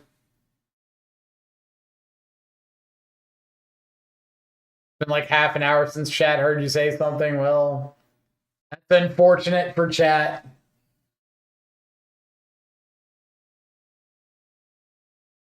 All is dust under the Ugins lab.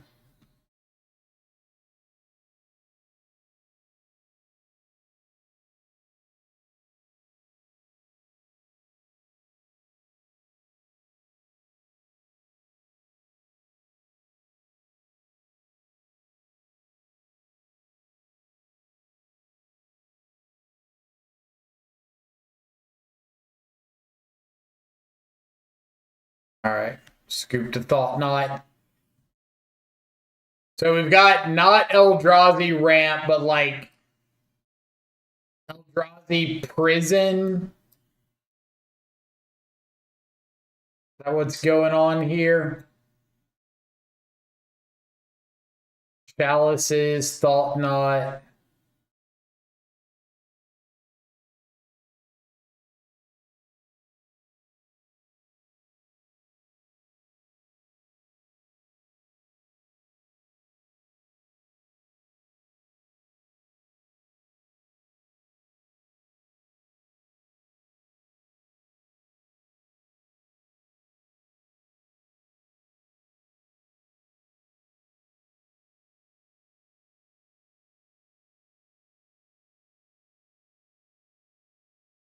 I don't think this hand is bad, but I don't think this hand is winning.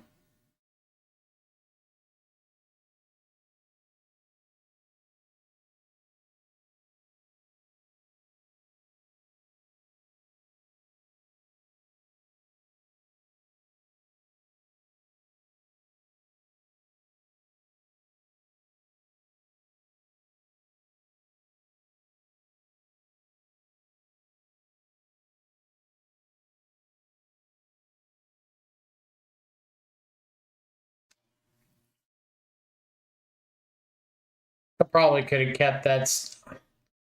I'm like scared that if I keep a stub, they're gonna have an opener with just a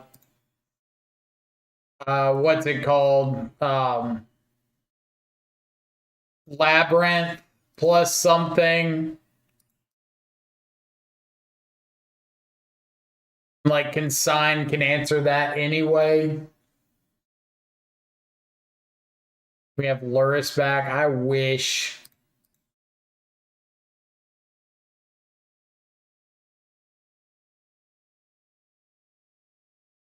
My boy. Mind Stone, sure.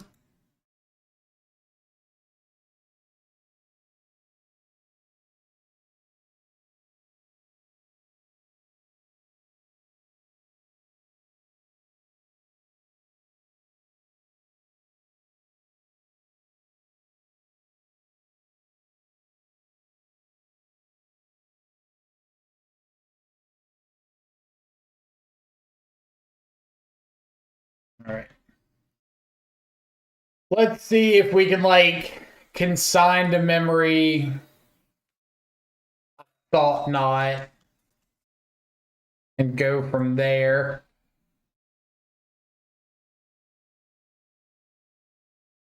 Sire of Seven Deaths. Chalice.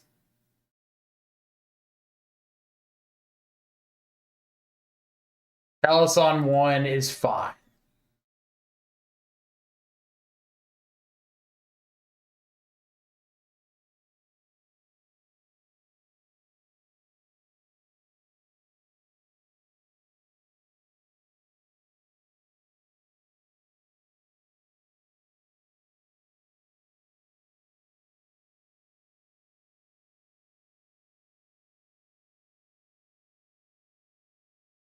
Here's the Harbinger.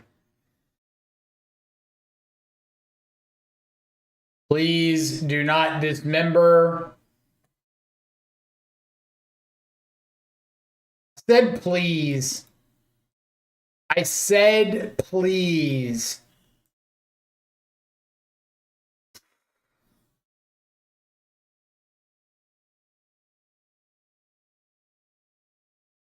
You just chalice and then proceed to name consign.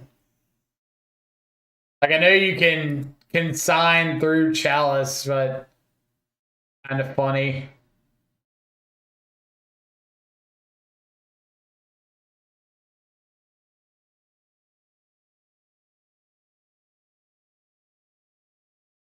One, two, three, four, five.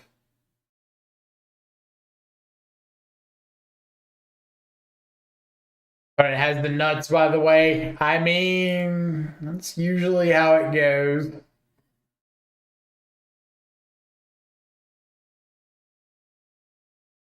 Wouldn't be a control freak stream if there were no drawing of the nuts.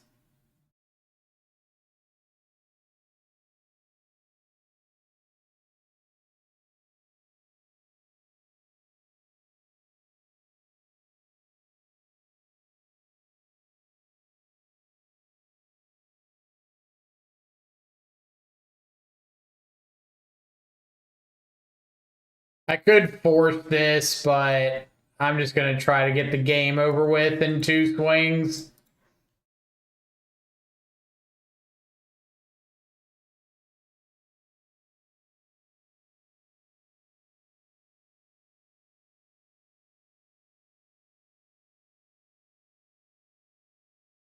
As soon as they decided to make it a 2-turn clock.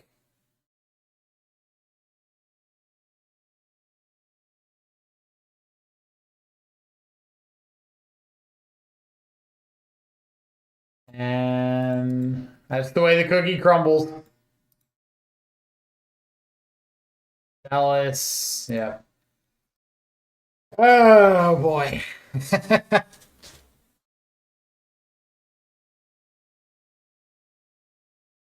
One of those nights.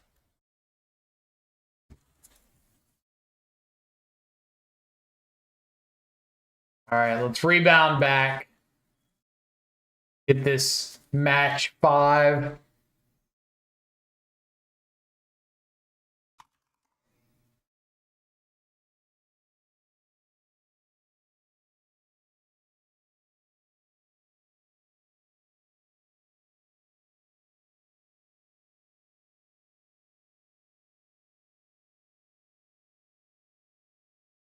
Okay.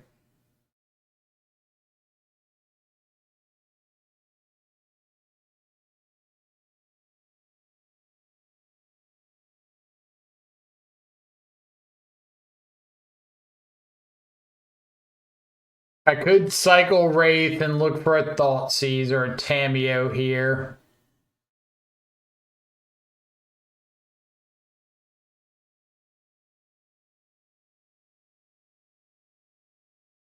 Seems a little narrow.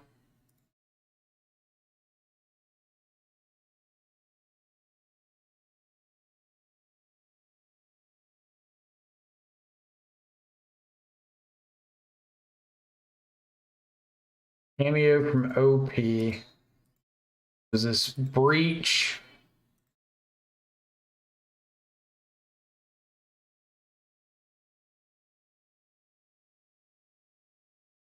Only one of us can be Tameo Gamers OP.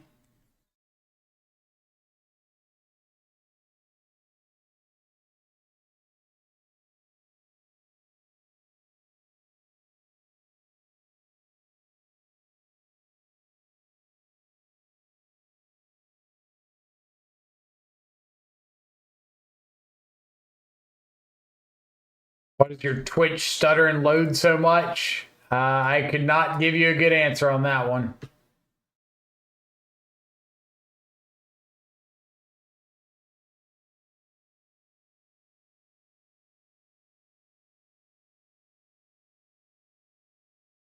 Here you go. Get out of here. Get out of here, tomato.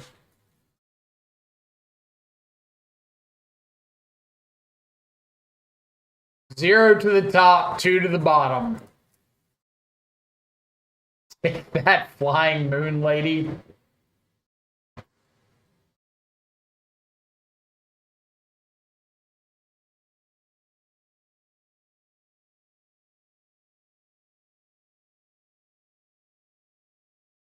Ah.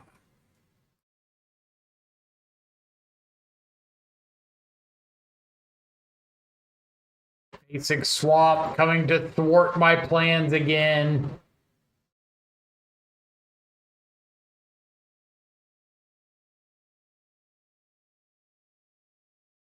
Get out of here. You do nothing for me.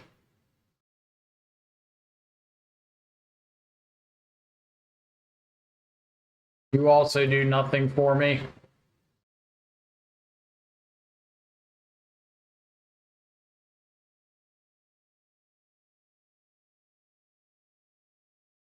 Where's the saga?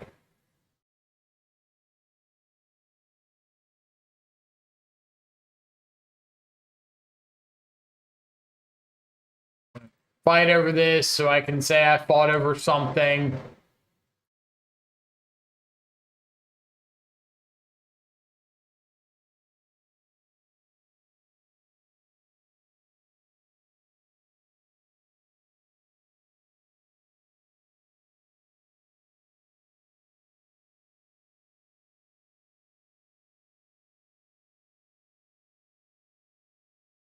I'm gonna say it kind of means opponent can't attack here, yeah.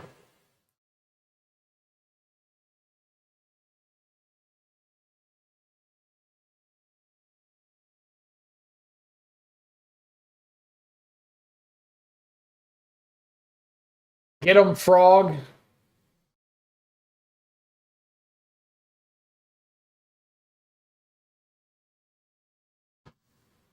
Okay. Okay. I forgot we were playing Shadow. It hadn't felt much like a Shadow League, has it? I think a large part of that is due to the fact that I'm just like not seeing thought seizes, and that's hurting the Shadow plan like a lot.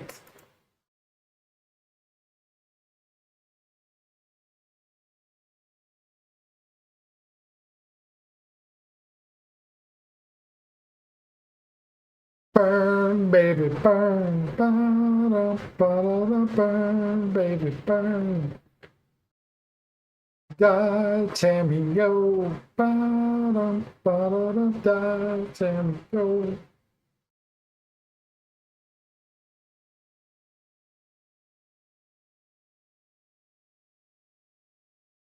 Flame of Arnar. Arnar. That has been good discard for Frog for sure. No argument there. Bum, bum, bum, bum. Bum, bum, bum, bum. That Froggy is ferocious.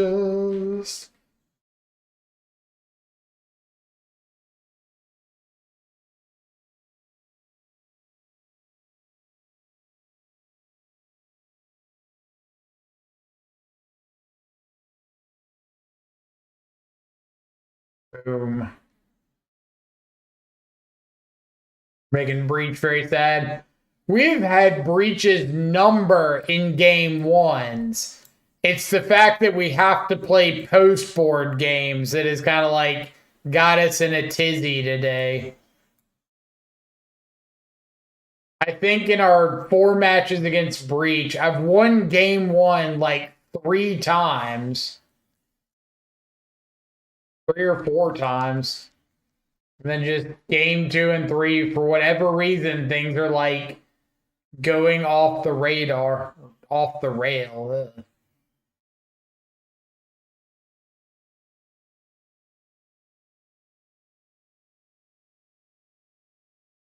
Overboarding was my thought, but I really don't know what I would like not board in. Like, let's say I don't bring in Harbingers. I kind of want the rest of this.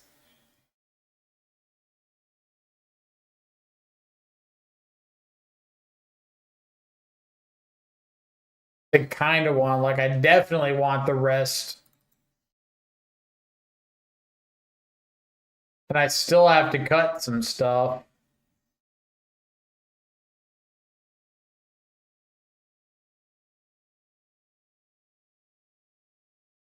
I think the secret is they sideboard. Well, like, the issue is I'm not losing to the stuff that's like coming in out of the board, because nothing's really coming in out of the board.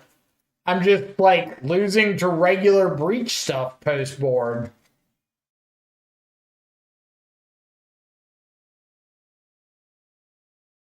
The shadows, I can't cut my pressure, especially when like I'm losing games to not being able to get my opponent dead out of the regular Murktide list.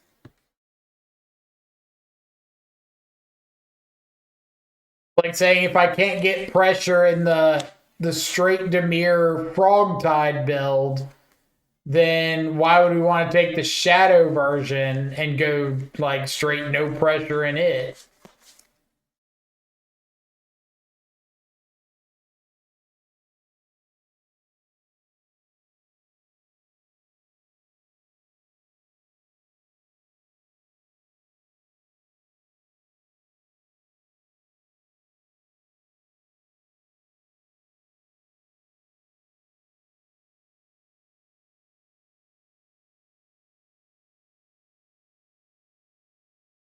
I also feel like I've had a lot of post board games lost to Emery.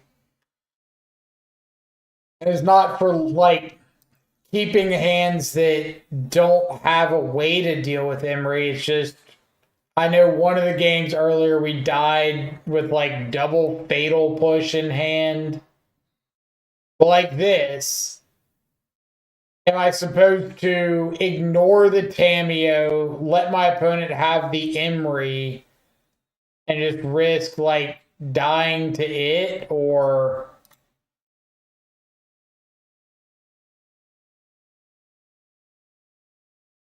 what?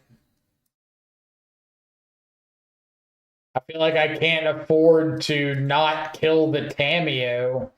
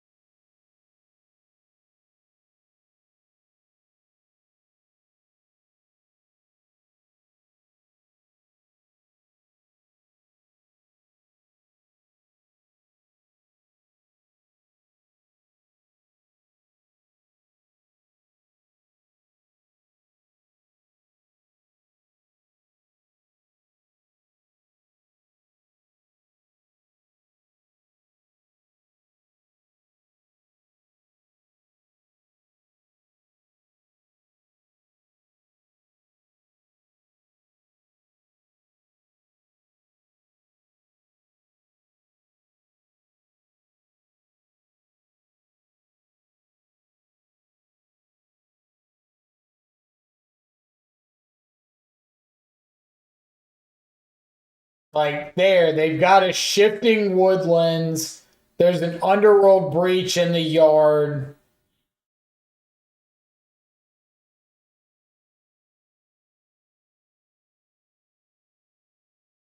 So do I have to? Would it be better to fetch first and preordain? Well, I'm only looking for exactly fatal push. So like the second card doesn't really matter. I'm fetching and shocking regardless to just play a shadow.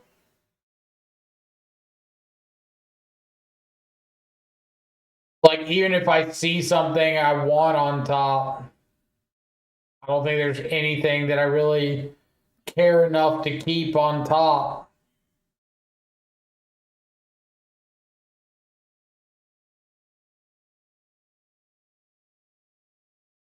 So if I pass, they have shifting woodland, copy the underworld breach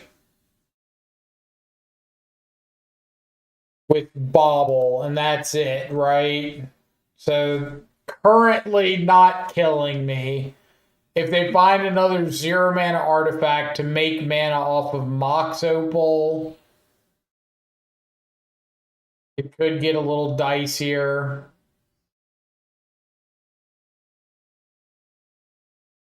I could go preordained to try to find a surgical, or I could just play a shadow. And I think I just play a shadow.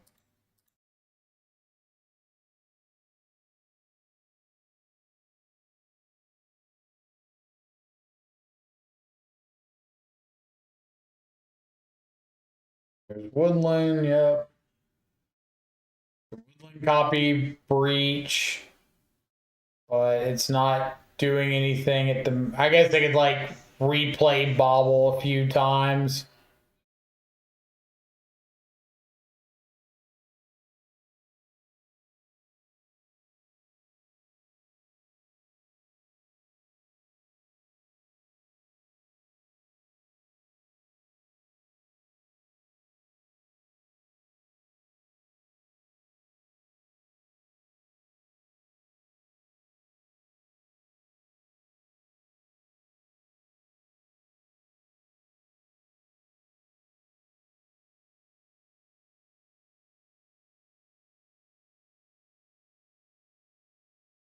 Be 8, 9, 10, 11 if I went all in.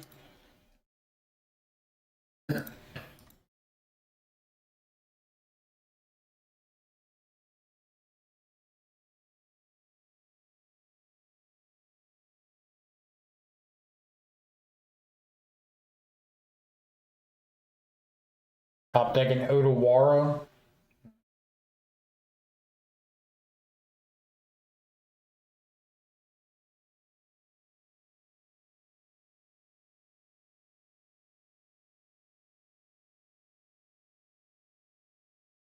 Hold up. Do I just surgical breach now? No, wait for Woodland's activation. If they top deck a breach, they still don't have a grinding station.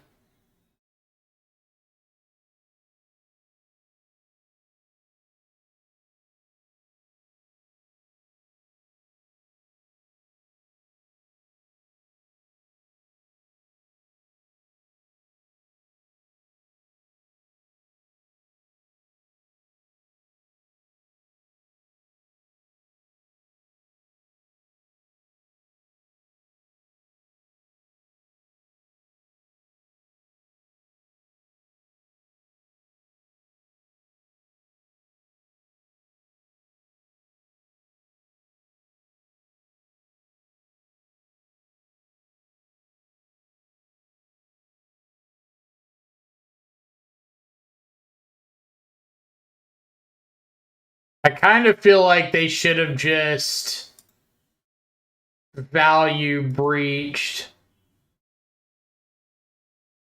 instead of going for just 2 random draws.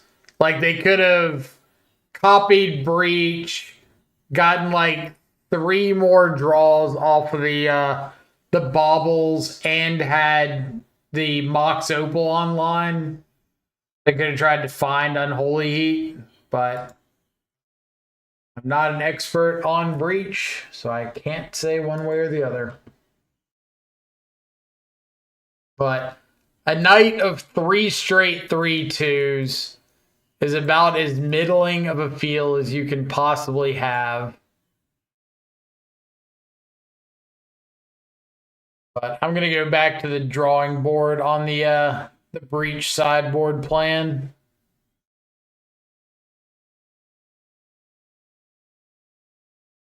See.